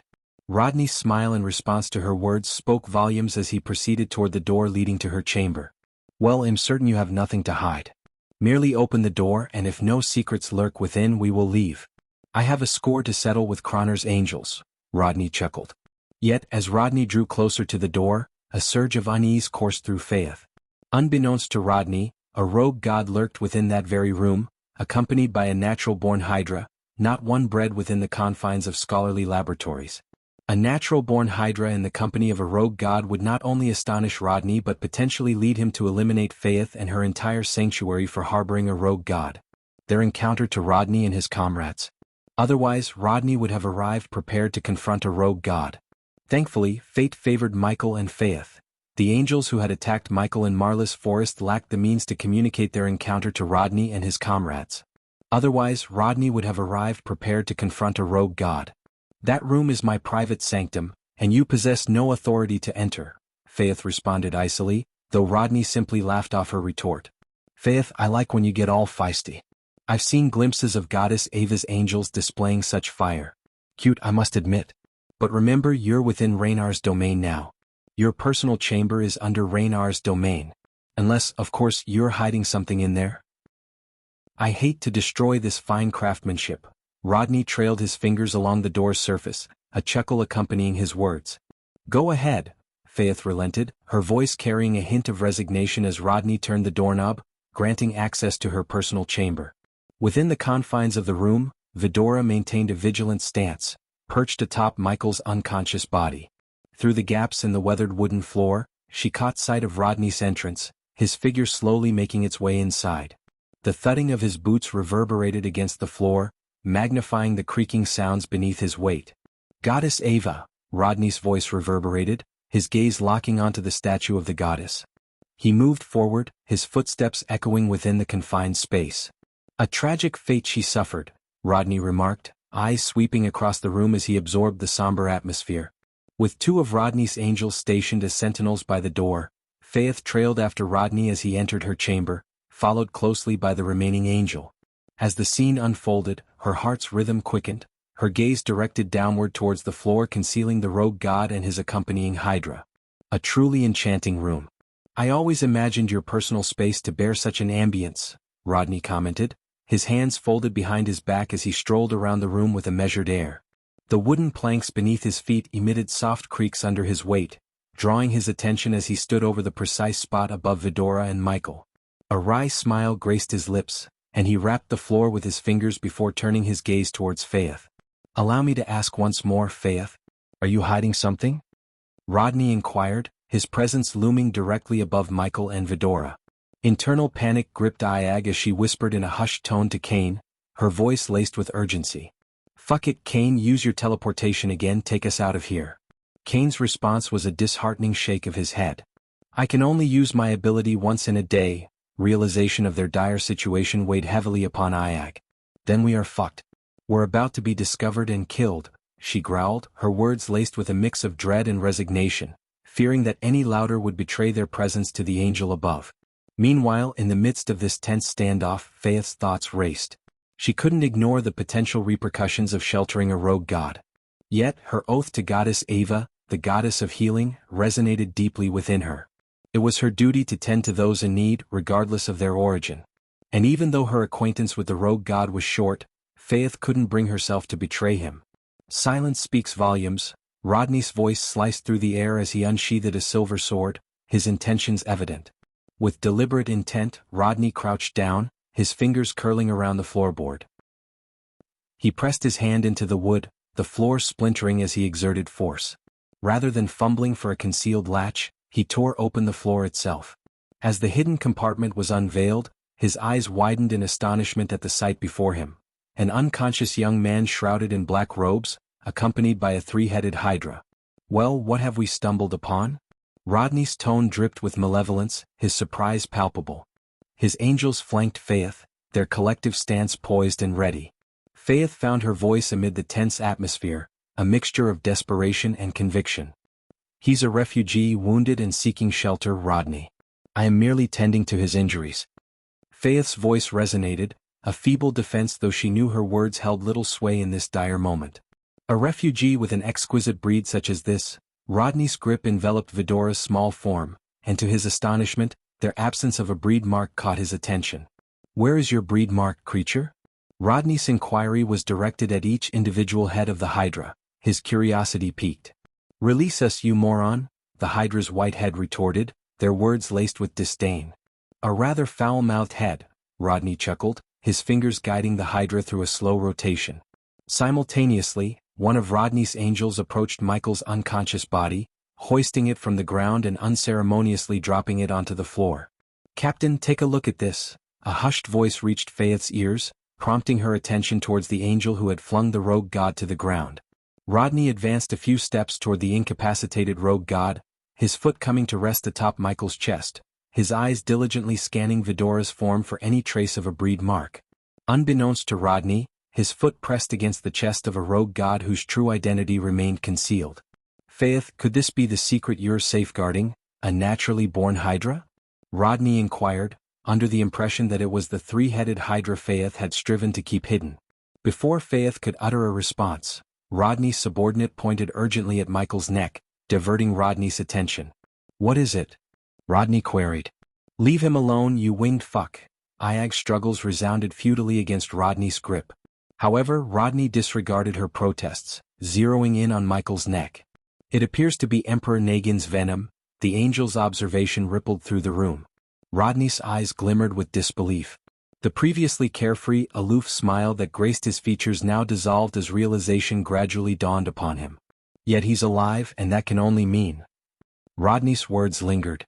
A spark of realization ignited within Rodney's eyes, replacing the nonchalant smile that had once graced his features.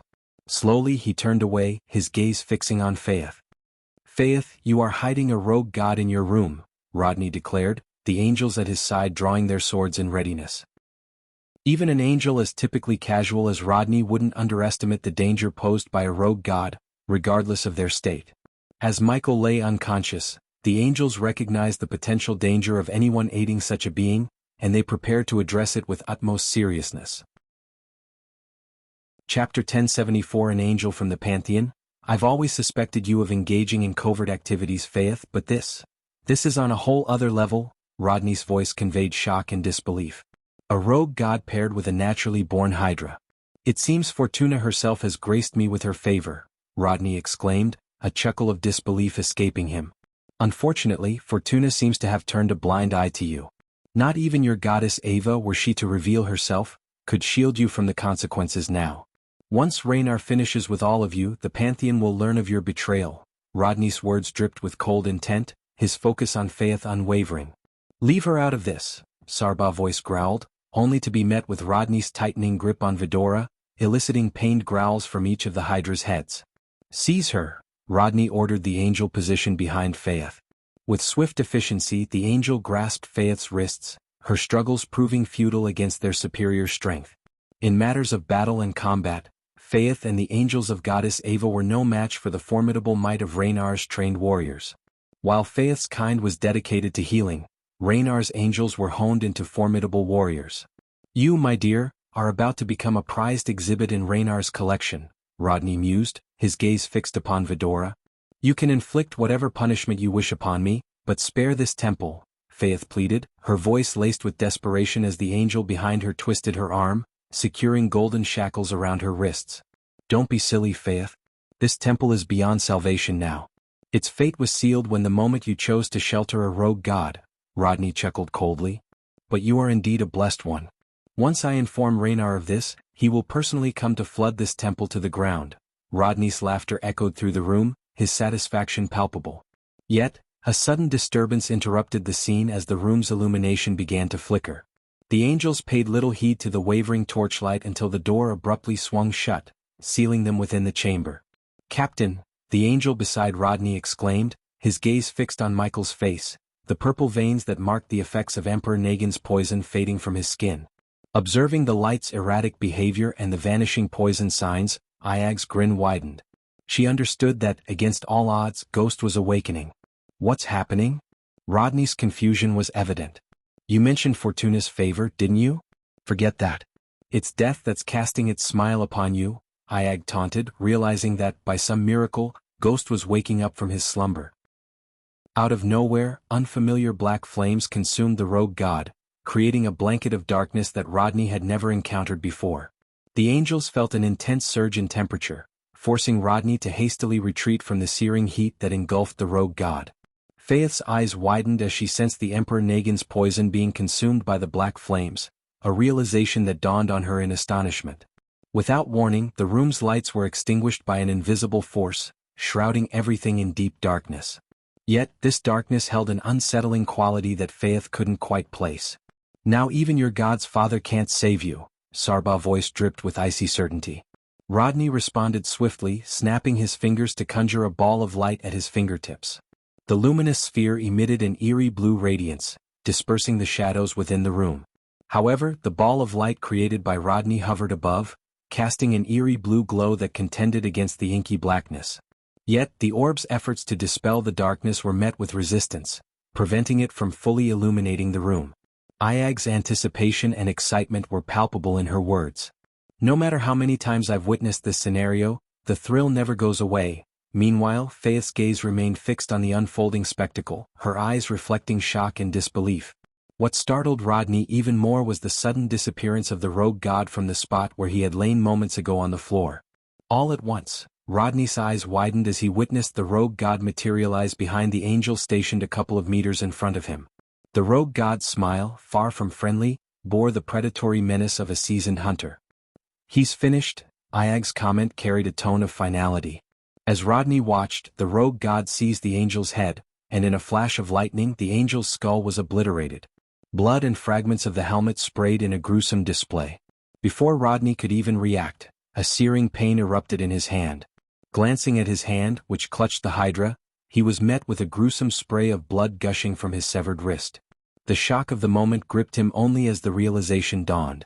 Faith's horror-stricken gaze was fixed on the unfolding brutality as the rogue god systematically dispatched each angel. Beyond the temple walls, deafening thunderclaps reverberated through the kingdom, while crimson lightning streaks illuminated the sky. Within the chamber, Michael unleashed his godly powers without restraint. Ah! Rodney's scream pierced the air, his surroundings crackling with lightning. The darkness obscured the nature of the bolts, leaving Rodney vulnerable to their onslaught. Amidst the chaos, Faith felt a weight land upon her shoulder. She turned to see the hydra perched there, a silent yet significant presence. "It won't take long now," Iag's voice held a note of finality. Gradually, the darkness yielded to reveal the grim tableau. The angels that had accompanied Rodney lay strewn about the room, their bodies bearing smoking craters where lightning had struck. In the midst of this carnage, Rodney remained the sole survivor. "Raynar will hunt you down." Rodney's words trembled through the air. His smile sent shivers down Faith's spine, a chilling expression even amidst his bleeding wounds and the remnants of lightning strikes. It was the grin of an entity cloaked in malevolence. "You have it the other way around," Michael's voice rang out coldly, his finger pointing at Rodney's head. From his fingertip, a black lightning bolt shot forth, piercing Rodney's skull and swiftly ending his life. "I've got many questions, but first, won't unleashing your powers alert the Pantheon to your presence?" Iag's voice broke through the stunned silence as she directed her query to the rogue god before her. Amidst the aftermath of the chaos, Michael began to gather the fallen bodies together. "Yes, you're right. That's why we need to leave Nimbosia as soon as we're done here," Michael replied calmly, arranging the bodies and hoisting them onto his shoulder. "Sorry for this mess, Faith." Here, Michael tossed a large vial filled with colorless liquid. "Spray this around the room. I'll clean up the blood," he instructed before glancing upward. However, Faith wasn't ready to let him go without answers. "Wait," she interjected, halting Michael as he was about to depart. "Who are you?" she inquired, her voice laced with curiosity and confusion. "You'll find out soon. For now, thank you for your help and sorry for the damage to your roof." Michael's cryptic response left Faith baffled. In the blink of an eye, he shot through the roof, breaking it in the process. As Michael soared through the air, Iag raised her voice to be heard. "What actually happened back there? We thought you'd entered a place called Hades." "I was there." "It's a long story," Michael's response carried over the wind as he continued his ascent. "I'll fill you in once I've sorted out these bodies." Michael's voice reached them from the distance as he strategically placed the bodies far apart.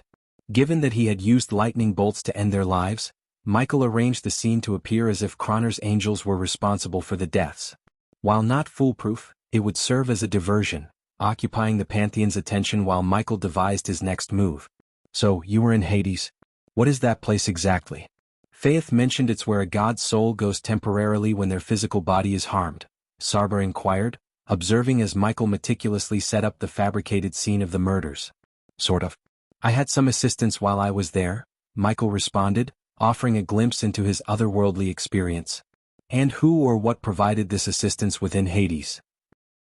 Iag inquired as she observed Michael's efficient movements, each body being meticulously arranged through his almost instantaneous teleportations. "Dagon," Michael uttered the name with a weight that seemed to resonate through the air. The mention of the ruler of Hell's name sent a shiver through the air, unsettling Vidora as they had never anticipated such an unexpected alliance with Hell's ruler. Meanwhile, a striking figure descended from the heavens somewhere else in a different part of the realm. With crimson-red wings stretched wide, the angel glided gracefully through the air, guided by streaks of red lightning that illuminated his path. His descent was a spectacle of power and beauty, a crimson comet against the night sky. As he neared the ground, the wind tousled his black hair, causing it to flutter like the wings of a raven. Clad in dark red armor adorned with intricate golden lines, he shone like a beacon in the dim light. The earth trembled beneath his feet as his landing sent ripples through the ground. His crimson wings folded neatly behind him, exuding a sense of quiet power. In a voice as cold as the wind that brushed against his armor, he uttered a single question that reverberated through the air, carrying with it a chilling edge. "Where are you, rogue god?" A sense of dread would grip many at the mere sight of this angel, for he was the chosen executor dispatched by the Pantheon to eliminate rogue gods. He hailed from one of the deadliest units under the Pantheon's command, a force renowned for its lethality. Now he launched on a relentless pursuit, his mission clear: to track down and neutralize the rogue god. Chapter 1075 Mystery of Misty Swamps. Unaware that an executor of the Pantheon was relentlessly on his trail, Michael and Vidora departed Nimbosia, their flight continuing for an hour until they touched down in a secluded forest. Once there, Michael wasted no time and procured various alchemical ingredients from the system. Why are we stopping? Ayag's curiosity prompted her question. Before we proceed to the secret teleportation array, there's a matter we must address regarding your form. Rodney managed to uncover your true nature as a natural-born Hydra. We can't afford to have others make the same discovery, Michael explained. Finding a spot beneath a towering oak tree, Michael settled onto the dry forest floor. Vidora gracefully leaped from his shoulder and positioned themselves before him. Speaking of us, do you think we can gather more information about the Hydra's birth from experiments? Weary of merely speculating, Ayag vented her frustration, her resentment stemming from the unnatural means through which her kind was created. However, the news of the existence of more Hydras kindled a glimmer of hope within her. Their last interaction with Mugasuku had conveyed that they were the final living Hydras in the universe. Now, with the revelation of the existence of others like them, Vidora felt a surge of elation. Sure. And don't worry too much about the origins of your species. The universe is expansive and shrouded in mystery. I'm confident we'll encounter other Hydras that weren't born within laboratories, Michael assured Vidora with a comforting tone. With a deft flick of his wrist, Michael summoned various ingredients onto the ground before him. Studying the components, he ignited the dark flames with a purpose. What potion are you brewing? Sarba inquired.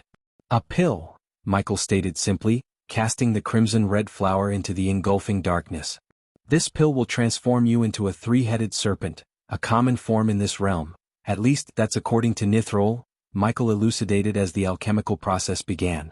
Michael continued to toss the ingredients into the flame, and Ayag watched as the essences of the components floated above the flames, coalescing into vibrant, colorful beads. Gradually, these beads melded together, shaping themselves into three distinct crimson-red pills. Take these, Michael instructed, tossing the pills toward the open mouths of the three heads. In unison, the heads accepted the pills, their expressions contorting as they swallowed the sour concoction. Ugh, it's so. Ayag grimaced, battling the urge to gag at the taste of the pill. Soon, the three-headed Hydra's body began to convulse, its heads transforming into identical white forms. The tiny horns on each head receded, assuming the shape of a snake. Scales disappeared from their bodies, and the small wings morphed into a snake's sleek form. In a matter of moments, the three-headed Hydra had undergone a complete metamorphosis into a three-headed snake, complete with a slender tail. How do we appear now? Sarba inquired as Michael produced a mirror and held it before the snake-like creature. Not as impressive as our original form, but not bad at all, Ayag assessed, scrutinizing her new appearance. Shall we proceed? Michael asked, getting to his feet. With their wings gone, Vidora couldn't leap onto Michael's shoulder as before. Instead, he crouched down, carefully lifting the transformed Hydra and placing it onto his shoulder. Are you certain there's a teleportation array in this forest? Ayag sought confirmation once more. Well, when I encountered Dagon's soul form within Hades, he mentioned hiding a teleportation portal in this forest.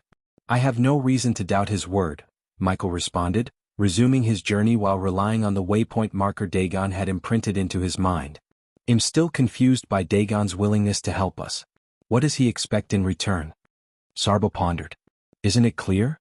He wants out help in his fight against the Pantheon, Kane suggested. I believe there's more to it. Something about Dagon raises suspicion, Michael shared as he guided them through the arid woodland. Whatever his true motives, we'll soon find out, Michael asserted. Eventually, Michael and Vidora arrived at a colossal banyan tree that stood as a regal sentinel among its arboreal kin. Its expansive branches formed a grand canopy overhead. Placing his hand upon the tree as Dagon had instructed, Michael's palm began to emit a soft glow. Ayag noticed a glowing rune, shaped like an eye, materialize on the top of Michael's hand. Responding to this energy, a rune resembling the one on Michael's hand illuminated on the tree, triggering the emergence of a portal. A vortex materialized within the heart of the tree. Unknown portal. What could possibly go wrong? Ayag rolled her eyes with a wry grin as Michael stepped into the portal, disappearing from the forest. As Michael emerged from the portal's embrace, he found himself enveloped by a breathtaking panorama. Lush beauty stretched as far as his eyes could behold. Everywhere he turned, he was met with a tapestry of vibrant flowers, their colors painting the landscape with ethereal hues. The very air seemed to carry a delicate fragrance, each inhalation a sensory delight. Trees stood proudly, teeming with life as leaves rustled in a harmonious dance, and a symphony of bird songs filled the air with a melodious chorus. With its warm embrace, the sun cast a golden hue upon the scenery, weaving an enchanting tapestry that seemed lifted from the pages of a fantastical tale. "This doesn't look like a swamp at all," Ayag remarked, her voice tinged with awe as she surveyed the ethereal landscape that had replaced the expected marshland. The scene unfolding before Michael left him visibly taken aback, his expression mirroring his astonishment. "I'm pretty sure Dagon said the portal will lead me to the misty swamp," Michael murmured, his voice a mixture of confusion and surprise. With measured steps, he advanced along the dirt path that stretched out before him, his brow furrowed as he tried to reconcile the lush paradise around him with the swamp he had been led to anticipate. As Michael followed the path, the distant sound of voices began to grow louder. Curiosity piqued, he embarked on a slight uphill climb, ascending the terrain until he reached a vantage point. From there he could glimpse the unfolding scene below. Descending the slope, he found himself in the presence of a peculiar trio. Two young men stood facing an elderly woman, their expressions marked by agitation. One of the youths possessed a shock of blonde hair, his demeanor brimming with impatience. The other, with a shaved head, radiated a simmering frustration. The elderly woman, draped in weathered garments, met their irate stares with a calm countenance. "Why won't you tell us, huh? Where's our cousin Carmela?" The blonde-haired young man's voice was edged with exasperation, his fingers jabbing accusingly in the air. "Yeah, old woman, don't play games with us. We know she's been coming to your house." The bald man chimed in, his eyes narrowing suspiciously. The elderly woman, a weathered face marked with lines of experience and wisdom, met their accusations with an air of calm defiance. "I've told you both I have nothing to do with your cousin's disappearance. She's not been here and I've had no part in it." A tense silence hung in the air, the three figures locked in a standoff, their emotions palpable. Michael watched as the two young men exchanged incredulous glances, clearly unsatisfied with the old woman's response. "Quit lying. We've heard enough of your stories," the blonde-haired man retorted, his voice growing louder and more desperate. With an air of finality, the elderly woman folded her arms across her chest. "Believe what you will, young ones. I have no reason to deceive you." As the old woman's gaze shifted toward Michael, she beckoned to him, her finger extending like a gnarled branch. "Young man, come here," her voice carried a note of authority. With a mix of surprise and curiosity, Michael approached the trio, drawn into their midst. Michael stood before her, taking in her appearance. Despite her aged features, there was a certain vitality about her that caught his attention. She wore a collection of vibrant green garments and had tied her white hair into a neat bun. In her hands she cradled a basket brimming with an array of colorful flowers. "You look like a fine young man. Please tell them I have nothing to do with their cousin's disappearance," she implored, her voice carrying a note of sincerity. Michael regarded the old woman, her words resonating with him. Meanwhile, the blonde-haired youth among the two brothers addressed him as if he were a familiar presence. "Brother, just don't put your nose into this matter," the blonde-haired one cautioned Michael, a protective tone in his voice. "He's right, ma'am. I'm not familiar with the situation here," Michael responded, his voice tinged with a sense of detachment. For a brief moment, the old woman's gaze shifted to Vidora, who was perched on Michael's shoulder in their three-headed snake form. "Young man, sometimes you don't need to know someone to discern the truth. These brothers accuse me of abducting their cousin. But how could a frail old woman like me overpower a young woman like Carmela?" Her words were delivered with a mix of frustration and defiance, her green eyes locking onto Michael's. Michael turned to the two brothers, their expressions a mixture of concern and worry. The blonde-haired one spoke up again, a hint of accusation in his voice. "Don't be deceived by her appearance. There have been rumors in the village about her. People go missing or change after seeking her healing. Carmela mentioned meeting you before she vanished," the bald-headed brother added, his tone fraught with desperation. "But I assure you she never came to my tent. I never laid eyes on her. And as for those rumors, they are nothing but baseless accusations. Is this how I'm repaid for offering my healing to your ailing villagers?" The old woman's voice wavered between anger and sadness, her emotions raw.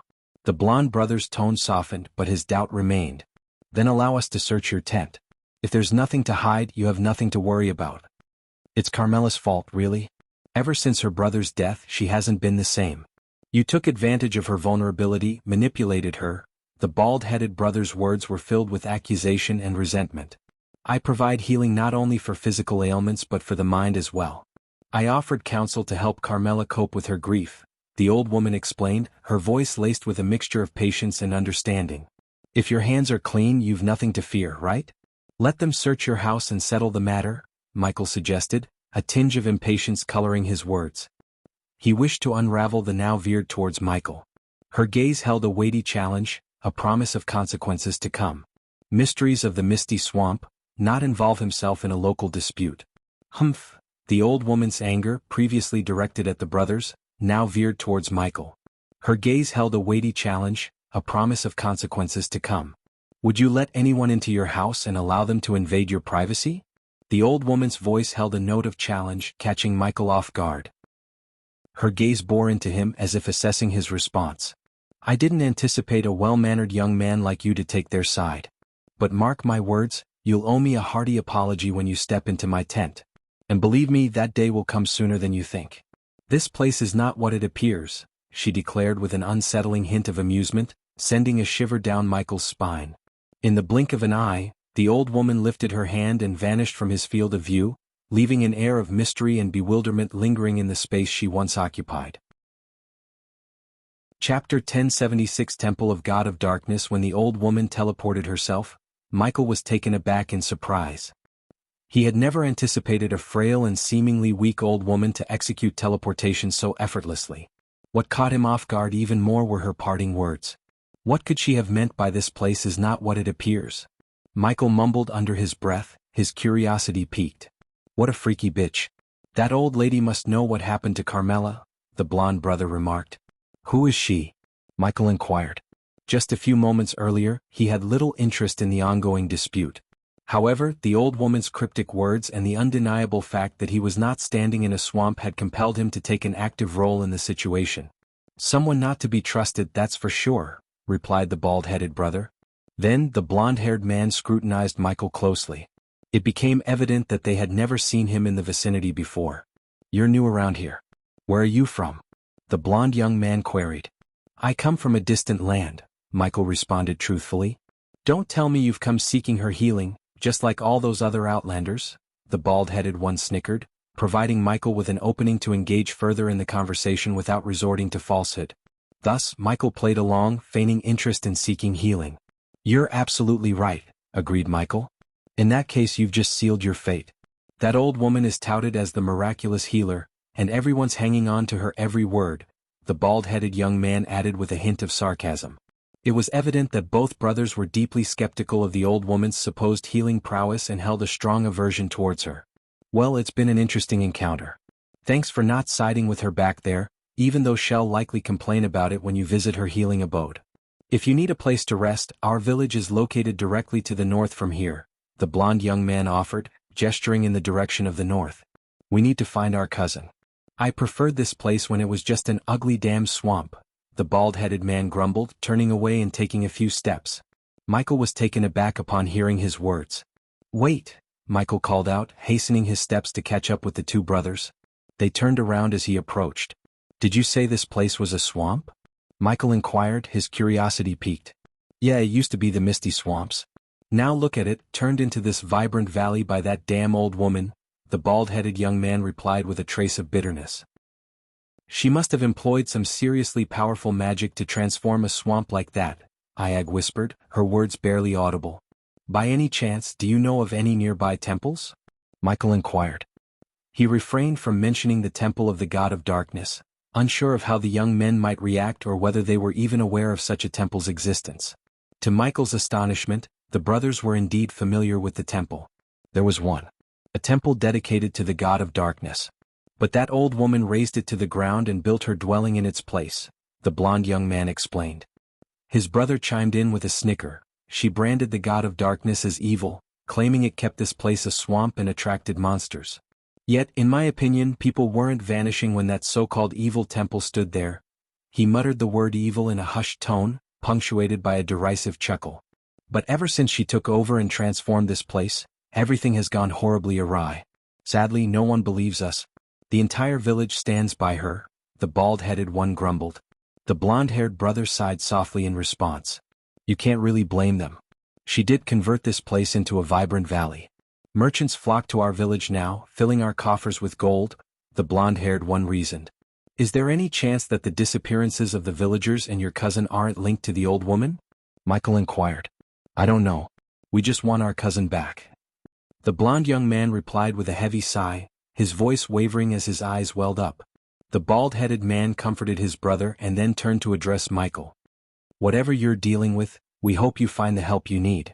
We understand the feeling of helplessness all too well, the bald-headed man added, his voice tinged with empathy. The quest, Mystery of the Misty Swamp, has commenced. Find badass points. The mystery behind the disappearances in the Misty Swamp. Upon completing the quest, the host will receive 1 million badass points. Unexpectedly, Michael heard the system's voice resonating in his head. To his surprise, the system had initiated another quest, a new functionality of the system. Let me give you a hand in your search. 3 heads are better than 2, Michael offered, extending his assistance to the brothers. Michael had several reasons to offer his help to the brothers. First and foremost, he had decoded a Morse code message instructing him to go to the God of Darkness temple in the Misty Swamps. He was determined to uncover the identity of the individual who had left that coded message. Second, his curiosity about the ongoing disappearances motivated him. Thirdly, the promise of 1 million badass points was undeniably appealing.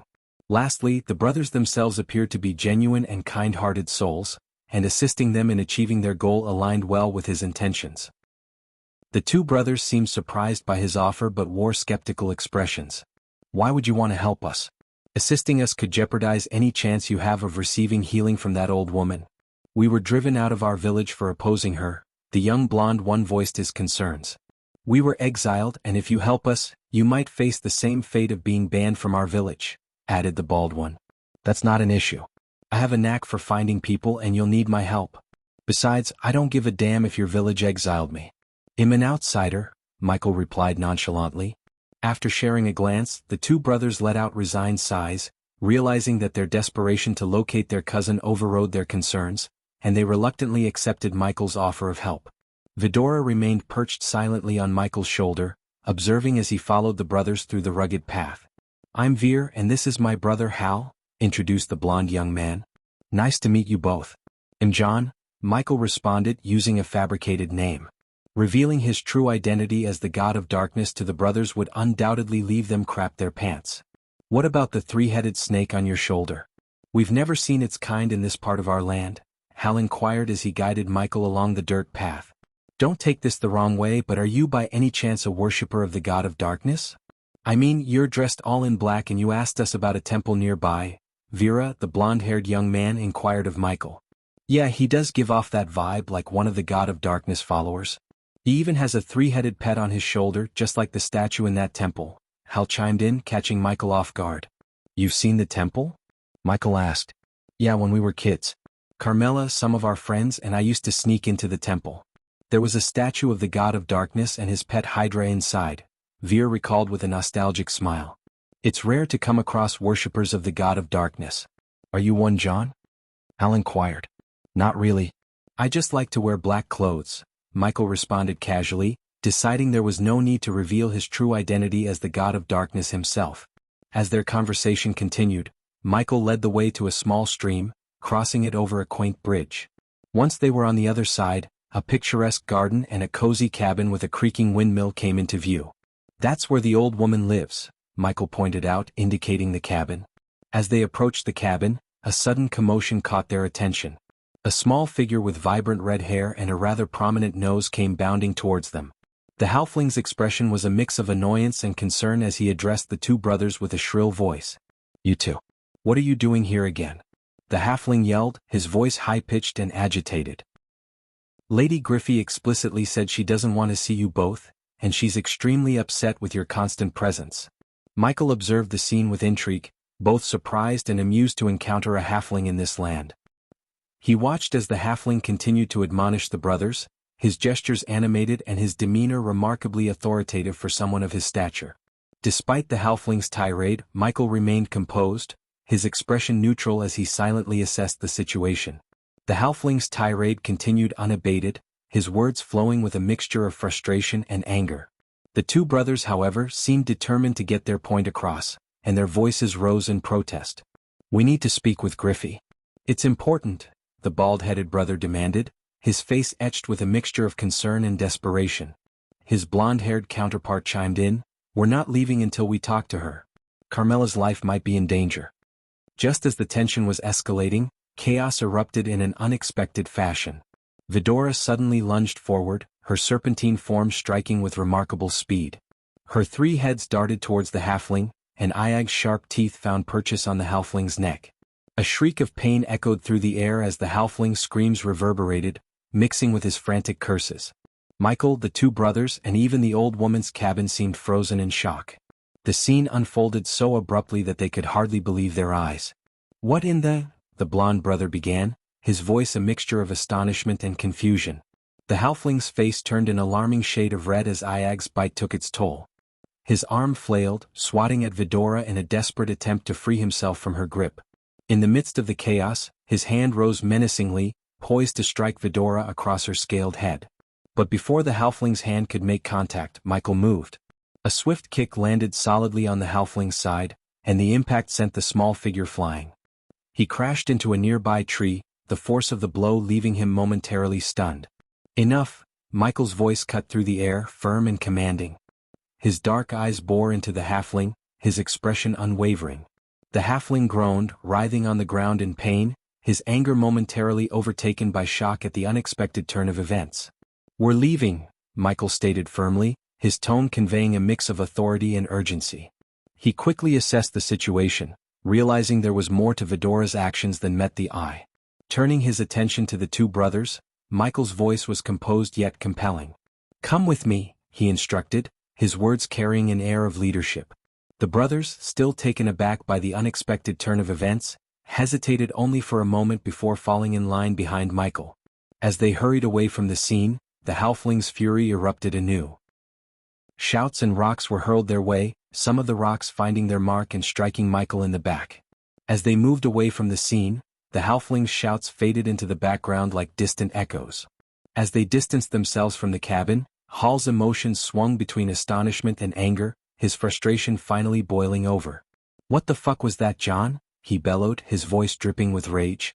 Michael's composure remained unshaken, even in the face of Hall's outburst. The two brothers watched in surprise as the three-headed snake on Michael's shoulder nuzzled against his ear, a peculiar interaction that almost seemed like a form of communication. Amid the intensity of the moment, Michael's voice cut through the air, his words carrying an unexpected revelation that left the brothers stunned. "That halfling we encountered back there. He might not be a halfling at all." Michael's statement hung in the air, hanging heavy with implications that neither of the brothers could have foreseen. Chapter 1077 Deepening Mystery of Misty Swamps. The two brothers found themselves utterly bewildered and perplexed by Michael's cryptic words. Meanwhile, Michael led them away from Lady Griffey's cabin, stopping behind a tree strategically positioned to grant them a view of the house while also shielding them from the halfling's outbursts. "You've lost your mind, he's definitely a halfling," protested Hal, his impatience making his voice tense. Veer, however, furrowed his brow, looking at Michael with a mixture of curiosity and uncertainty. "We know him. His name is Poppy, the assistant of that old woman," Veer explained.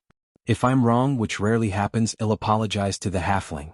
But if I'm right, knocking on the old woman's door might not be a great idea," Michael warned, his voice laced with a sense of caution. "I have no idea what you're talking about," Hal retorted, but his words ceased abruptly when Michael conjured emerald green flames. The sight of the dancing green flames above Michael's hands left Veer and Hal wide-eyed in astonishment. "You're an alchemist," Veer exclaimed as realization dawned on him. However, instead of elaborating, Michael swiftly summoned a collection of ingredients into his other hand and cast them into the flames. With another gesture, he produced a vial containing crimson-red blood. "This is pure halfling blood," Michael revealed, eliciting shock from the two brothers. Their gazes remained fixed on Michael, their expressions unflinching. What I'm creating is a potion that will confirm whether we encountered a real halfling or not, Michael explained as the essence of the alchemical components had added formed into floating beads above the flames. Gradually these beads merged, resulting in a light green potion. A drop of this potion will turn pure halfling blood blue, Michael informed them, his focus on the liquid suspended above the flames. Upon his command, a single drop descended into the vial of halfling blood in his other hand. True to Michael's assertion, the blood instantaneously changed to blue. Thanks to his subordinates, he possessed blood samples from every race, from humans to orcs. He had never anticipated that having halfling blood would be useful, but he trusted Vidora's instincts and Sarbah's sense of an ancient evil presence around the halfling they had encountered. Now let's test Poppy's blood, Michael announced, his gaze shifting to Vidora perched on his shoulder. The two brothers couldn't help but notice the three-headed snake. One of the snake's heads, the one that had bitten Poppy, opened its mouth to reveal its fangs. To the astonishment of Hal and Veer, blood dripped down, falling into an empty vial suspended in the air. "It's time for the truth," Michael declared, his tone resolute as he placed a drop of the green liquid into Poppy's blood. Veer and Hal stared at the vial, their attention unwavering. Their astonishment reached new heights when the blood transformed into a putrid black liquid. "What does this mean?" Veer murmured, the overwhelming mix of shock, confusion, and disbelief clouding his thoughts. "Halfling," Michael stated matter-of-factly. "This is all." Veer began to say, only to be cut off by Michael's. "Well, it seems that whatever Poppy is, he most certainly isn't a halfling," Michael stated matter-of-factly. "This is all." Veer began to say, only to be cut off by Michael's intervention. "Deep down, both of you suspected something was off about the old woman, didn't you? This might be your only chance to uncover her true nature and save your cousin," Michael stated, his voice adopting a serious undertone. Caught in the grip of shock, Hal finally managed to find his words, his disbelief evident. "Who are you really?" he asked, struggling to reconcile the image of the seemingly ordinary young man they'd encountered moments ago with the alchemist standing before them. "Not going to lie, but am the one who can help you find your cousin," Michael replied candidly. Still reeling from the revelation, the two brothers attempted to absorb the information. Veer took a deep breath and ventured to ask, "So what do you think Poppy is?" Michael's response carried a hint of uncertainty. "Something we haven't encountered before." Just as Veer observed the three-headed snake nuzzling at John's ear again, Hal interjected with skepticism, "Tell me that three-headed snake didn't just talk to you." Michael's laughter broke through the tension, easing the atmosphere around them. "They're special, yes. But let me ask you something, how long did it take to transform the misty swamps into this beautiful valley?" "About 4 months, Veer confirmed, recalling the timeline. "Do you really think that such a dramatic transformation could occur in such a short span of time without the use of magic?" Michael inquired. Surprising even themselves, the two brothers had posed the same question to their village elder. However, their inquiries were met with stern warnings from the villagers, who fervently supported Griffey, the woman responsible for the valley's enchanting change. "We asked that same question. But the villagers yelled at us, and even Carmela, she started to act oddly after being around the old woman," Hal explained. "How strangely?" Michael inquired, his commanding aura and demeanor causing the brothers to find solace and trust in him, leading them to open up more freely. Sneaking out in the middle of the night, speaking about her deceased brother during her sleep. Even sleepwalking, though she claimed not to remember any of it, Veer shared, the weight of concern evident in his voice. "Have either of you attempted to follow her during the night?" Michael inquired, his curiosity piqued by the unfolding mystery. "We tried, but she always managed to slip away from us. But there's one thing we're certain of, she frequently visits Griffey during daylight hours," Hal explained. "So, all leads point to Griffey, and she has a helper posing as a halfling," Michael mused, rubbing his chin thoughtfully. "Let's take a closer look at her residence," Michael suggested. "But you just led us away from there," Hal protested, but his objection was swiftly met with the sight of Michael summoning drones with a mere flick of his wrist. "What are these?" Veer and Hal gazed upward, marveling at the hovering drones that appeared before them. Michael commanded the drones to approach Griffey's house, holding a glass mirror that seemed to play a role in the process. "Whoa, is this?" Hal's voice trailed off in astonishment as he saw the surrounding area, but through the drone's aerial perspective displayed in the mirror. However, the feed from the drones suddenly flickered, and Michael observed the obstruction through the trees, realizing that the drones were unable to proceed. "What's happening?" Veer inquired, the confusion evident in his tone. It's a force field, Michael explained, his voice tinged with a mixture of amusement and surprise. A force field? How powerful is that old woman? Hall's raised eyebrows conveyed a blend of shock and trepidation as the realization dawned on the brothers. Acting swiftly, Michael willed the drones to return to him and, with another gesture, caused them to vanish into his system's storage. I believe Griffey is far from being an ordinary village healer. You two are right about her. She is definitely hiding something, Michael declared, confirming the brothers' instincts. What should we do now?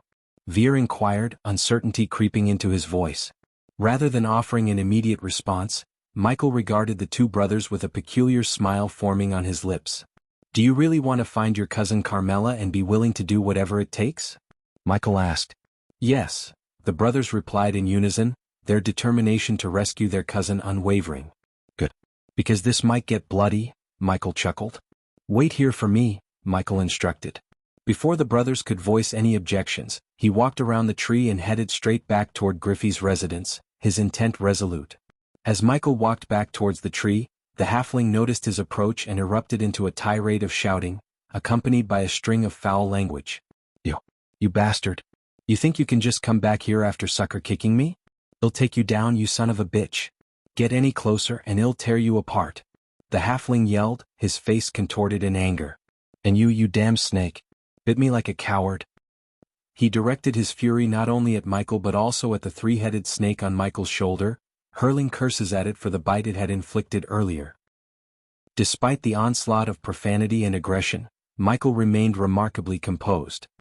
He raised his index finger to his lips, signaling the halfling to quiet down. But the halfling was beyond reason. He continued to shout and throw rocks at Michael in a futile attempt to drive him away. However, in a swift and unexpected move, Michael lunged forward, seizing the halfling by the neck. The halfling's shouting was cut off abruptly, replaced by a choked gasp of surprise and fear. With deft precision, Michael extracted a syringe from his pocket. The halfling struggled against Michael's grip, his face reddening as he fought for breath. You think you can just shut me up, you bastard? The halfling wheezed, his voice strained. Michael's gaze bore into the halfling's eyes, his expression calm. Without a word, he plunged the syringe into the halfling's neck, injecting him with a paralyzing poison. The halfling's body went limp, his eyes widening in shock as the poison took effect. His voice faded into silence, and his struggles ceased as his muscles grew slack. He stared at Michael with a mix of anger and fear, his ability to curse now robbed from him. Looks like you won't be causing any more trouble, Michael said calmly, his voice devoid of emotion. Michael hauled Poppy's paralyzed body over to where Veer and Hal stood, shock etched across their faces as they stared at the motionless form of the halfling. What did you do? Hal's voice trembled with disbelief as he struggled to comprehend the situation. Michael's response was swift and forceful. He slammed Poppy's limp body against a nearby tree, making a dull thud. Is he alive? Veer's voice quivered with a mix of concern and fear as he examined Poppy's unmoving figure. Veer's sharp gaze caught a subtle movement in Poppy's eyes, indicating that he was still conscious and aware. He's just paralyzed, Michael replied calmly, his tone revealing little emotion. Where is Carmela? Hal's voice dripped with anger and desperation. He demanded answers, his emotions bubbling to the surface. He can't talk, Veer noted, his eyes darting between Poppy and Michael. In response, Michael retrieved another syringe and positioned it near Poppy's mouth. I need some answers, Poppy. I know you're not what you appear to be, and if you want to keep your heart intact, you better answer my questions truthfully. Michael's words cut through the air, dripping with a chilling calmness. Poppy's widened eyes reflected a mix of shock, surprise, and growing fear at the gravity of the situation. Chapter 1078 New Race and New Threat. Poppy's body was immobilized by the effects of the paralyzing poison, rendering him unable to struggle or even shout.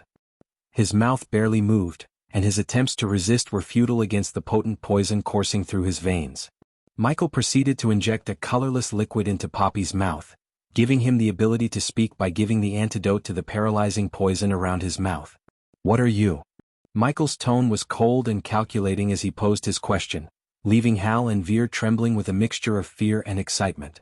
The two brothers, unaccustomed to such perilous situations, were captivated by the unfolding drama of seeing Michael hold Poppy captive, a figure who had once been arrogant and disdainful towards them. Their desperation for answers and help overshadowed any reservations they might have had. "I've never felt like this before," Hal admitted, his anticipation barely contained. The prospect of breaking away from their ordinary lives and facing the unknown intrigued them both. Poppy's voice wavered as he managed to speak through his paralyzing condition, struggling to comprehend the dire situation he found himself in. "What kind of twisted sick person are you?" "I'm Poppy, Griffey's helper," he managed to stammer, only to witness Michael retrieve yet another injection, this time filled with a red liquid. Poppy's panic escalated as Michael explained the effects of the new potion, the uncertainty of his fate looming before him. "This will activate all the pain receptors in your body simultaneously. In simple terms, you'll experience excruciating pain in every inch of your being," Michael explained, his voice devoid of empathy. "No. Please, no," Poppy pleaded in desperation. "I warned you not to lie to me," Michael retorted coldly. As he moved to inject the potion into Poppy's neck, Veer intervened, grasping Michael's hand. "John, do we really need to go this far? I hate this guy as much as the next guy, but this seems excessive," Veer implored with a hint of compassion in his voice. "Whose life do you value the most? A fakeling like his or your cousin's?" Michael posed a chilling question, forcing Veer to confront the gravity of their situation. The choice between Poppy's well-being and the life of their missing cousin weighed heavily on his mind. Reluctantly, Veer released Michael's hand, allowing him to administer the painful potion. "Keep his mouth shut," Michael ordered Hal, who complied willingly due to his deep-seated resentment for Griffey and Poppy. Hal's determination to find Carmela was fueled by an intense hatred that knew no bounds. As the potion entered Poppy's bloodstream, his screams of agony were stifled by Hal's hand over his mouth.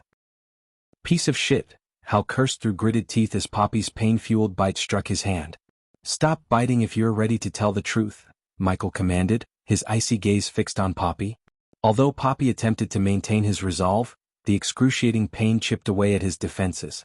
He eventually ceased biting Hal's hand as Hal slowly withdrew it. You three have no idea what you're getting into," Poppy rasped, his words punctuated by labored breaths. "I've heard that line countless times," Michael remarked, his tone laced with cynicism. "Now, unless you want me to administer another potion, one far worse than this, tell me who you truly are and what your intentions are," Michael demanded, his voice turned colder. Poppy's fear was palpable, his eyes darting around in a frantic search for an escape from his dire predicament. The fear and uncertainty that flickered in his eyes were unmistakable to Michael. "I'll ask you one final time," Michael reiterated, his tone unyielding as he retrieved yet another syringe. This time the syringe contained a crimson-red liquid. "What's this one for?" Hal inquired, his curiosity piqued by the new concoction. "He doesn't want to find out, trust me," Michael replied with a sardonic grin, directing his gaze towards Poppy. In the face of the impending threat, Poppy's resolve began to crumble. Michael's actions spoke louder than words, prompting him to yield to the pressure. "I am a bloodling." Poppy's voice wavered slightly as he responded, sending a shock through Veer and Hal. "A bloodling? What is that?" Veer questioned, his confusion mirroring the unfamiliarity of the term. "Is this your true form?" Michael inquired, his gaze piercing through Poppy. "No," Poppy admitted, his voice trembling with a mixture of fear and resignation. "Reveal your true form and I promise you I'll release you," Michael offered, his words carrying a genuine undertone. The proposition held a glimmer of hope that resonated with Poppy. However, Veer and Hal were equally taken aback by Michael's actions, particularly as he proceeded to inject Poppy with the new crimson-red liquid. The paralysis already coursing through Poppy's body rendered him oblivious to the needle's puncture. "Give me the antidote for my paralysis," Poppy growled, his frustration evident. Michael acknowledged his demand and retrieved a syringe filled with colorless liquid. As the liquid flowed into his bloodstream, Poppy experienced the gradual return of motor control. He clenched his hands and flexed his legs, testing his newfound mobility. "Try anything funny and it'll crush you like a bug," Michael's cold words resonated as he released his grip, allowing Poppy to fall to the ground. Poppy scanned the trio of men before him, feeling particularly unnerved by the figure in dark robes. "Go ahead, reveal your true form," Michael urged. He lunged at Michael in a desperate attack. However, he had severely underestimated Michael's reflexes. Yet Poppy had his own plans. Swiftly conjuring a blood-red sword, he lunged at Michael in a desperate attack. However, he had severely underestimated Michael's reflexes. In a single fluid motion, Michael delivered a powerful kick to Poppy's chest, propelling him into the tree.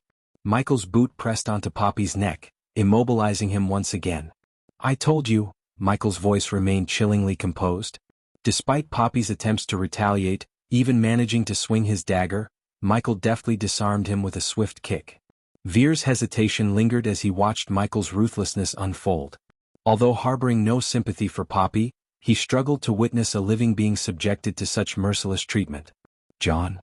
Veer's voice wavered with concern, his eyes locked on the struggling bloodling. "Don't worry. He will show his true self soon," Michael replied calmly, tightening his grip and applying more pressure to Poppy's throat. Poppy's struggles intensified under Michael's unyielding boot on his neck. His curses grew more fervent as his face paled, and he gasped for precious air. "He's dying," Hall's voice trembled as he observed Poppy's dire state. "You don't have much time," Michael coldly remarked, his grip remaining firm. Suddenly, a primal roar erupted from Poppy's lips, resonating through the forest. His body contorted as a transformation gripped him. His fair skin took on a sickly dark green hue, while his nails elongated into sharp, claw-like appendages.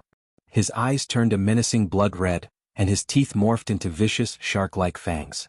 As Poppy's monstrous form stood before them, the truth of his identity was laid bare.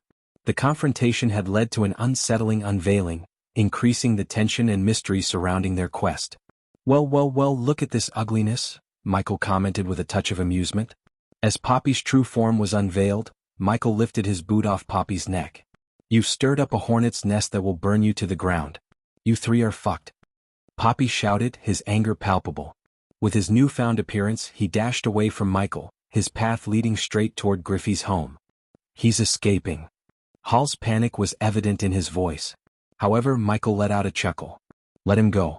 It's time we pay another visit to Griffey." Cracking his neck nonchalantly, Michael began to move toward Griffey's home with measured steps, his demeanor composed and unwavering despite the escalating mysteries and dangers that surrounded them. Michael led the way, flanked by Hal and Veer as they approached Griffey's home. Meanwhile, Poppy sprinted toward Griffey's home, casting glances over his shoulder at Michael and the brothers. His bloodshot eyes were filled with fury, and he couldn't resist hurling curses at the tree as he passed by. "Stupid motherfucker thinks he's clever, huh?" Poppy muttered through gritted teeth, his voice a venomous snarl. "They'll show him, and that fucking snake too." His breath was ragged, a mixture of pain, rage, and fear fueling his desperate flight toward the one place he thought could offer refuge. Yet, his curses and insults remained constant, each step echoing with his seething hatred for the group behind him. As he neared the entrance of Griffey's home, Poppy's heart raced faster. "Fucking assholes. I'll rip you apart, you motherfucking son of a bitch." Poppy's voice was a mixture of rage and desperation as he continued to curse and swear at the group. Ignoring the torrent of curses from Poppy, Michael strode forward and entered Griffey's home. After a few moments, they arrived at Griffey's doorsteps. "It's locked," Hal reported after trying the knobs with no success. "It's not," Michael couldn't help but snicker at the situation. With a confident grin, he raised his foot and delivered a powerful kick, sending the door swinging open. The forceful entry earned Michael a surge of satisfaction, triggering a sense of nostalgia from his mortal experiences. A fleeting memory of his time in the mortal realm flitted across his mind. Ding. Congratulations to the host for successfully being a badass. The reward is 5,000 badass points. Stepping inside, Michael found himself in a cozily decorated house, exuding an air of magic and charm. Everything was crafted from wood and neatly arranged, and a warm fireplace added an extra touch of enchantment to the surroundings. The atmosphere reminded Michael of a place straight out of a fairy tale, filling him with a sense of wonder and curiosity. Upon entering the house, Michael's gaze fell upon Griffey positioned by the window, her back turned to him as she peered outside. Leaning against a sofa, she exuded an air of nonchalance, with Poppy standing at her side. "Look, it's them. Kill them." Poppy's voice brimmed with unchecked anger, a surge of fury in the face of their presence. "Poppy, calm down," Griffey's voice, contrasting Poppy's agitation, resonated with a composed tone as she turned the sofa to face the room. Yet, her attempt at serenity was short-lived when she found herself face-to-face with Michael. "It's you again," she remarked, an air of annoyance tinging her words. "Young man, you'd better have a damn good reason for laying a hand on and tormenting my humble servant." "Quit the theatrics, old woman," he retorted sharply. He's a bloodling posing as a halfling. So what exactly are you? Instead of addressing Michael's question, the old woman simply waved her hand, and with an almost eerie precision, the door sealed shut behind them. Hal, driven by a sense of urgency, hurriedly rushed to the door, attempting to pry it open, but its obstinance defied his efforts. "Forget what happened here and leave my realm," the old woman's voice dripped with a malevolent undertone, her command laced with dark intent. Michael calmly shrugged. "Sure thing. Just tell us where Carmela is and we'll be on our way. We know you are hiding her. What have you done to Carmela?" Hal's voice surged with a potent mix of concern and anger, his emotions laid bare. The old woman's response was a chilling laughter, an echo of her amusement in the face of their outrage. "I haven't done anything to Carmela." Her voice remained calm, and with a single clap of her hands the room shifted. Soon, the presence of more bloodlings emerged from the shadows. They escorted a young woman with golden hair, garbed in fancy robes that befitted a princess. "Hal Veer." Carmela's voice rang out in a mixture of shock and elation, her astonishment at seeing them evident in her eyes. However, her delight was swiftly overshadowed by fear as her gaze settled on Griffey. "Go away. I don't need you too." Carmela's joyful cry transformed into a desperate plea, her eyes wide with a terror that seemed directed not at her cousins, but at the enigmatic figure before her. "Carmela?" Veer and Hal's excitement surged as they began to move towards her, driven by the relief of finding her. Yet, their urgency halted abruptly when they approached Griffey. In a swift and uncanny motion, the old woman raised her hand, conjuring a fierce blast of wind that tore through the air with violent intent. Hal and Veer were swept off their feet, their forms sent hurtling through the air before being forcefully pinned against the wall. "Now you are going to pay for everything you have done, young man," Griffey's voice, once calm and collected, took on an otherworldly resonance, transforming into a gruff and thunderous growl that seemed entirely incongruent with her fragile frame. The voice was ancient, bearing a malevolent power that sent shivers down the spines of all who heard it. "You're tuning in to the Han Lee's Wuxia Chronicles YouTube channel. We're so grateful for your support, and don't forget to subscribe to join us on this incredible journey through captivating stories. Your generosity through donations truly makes a world of difference, as it's the primary source of revenue that allows me to expand and enhance this channel for you. Thank you from the bottom of my heart for being a part of this adventure."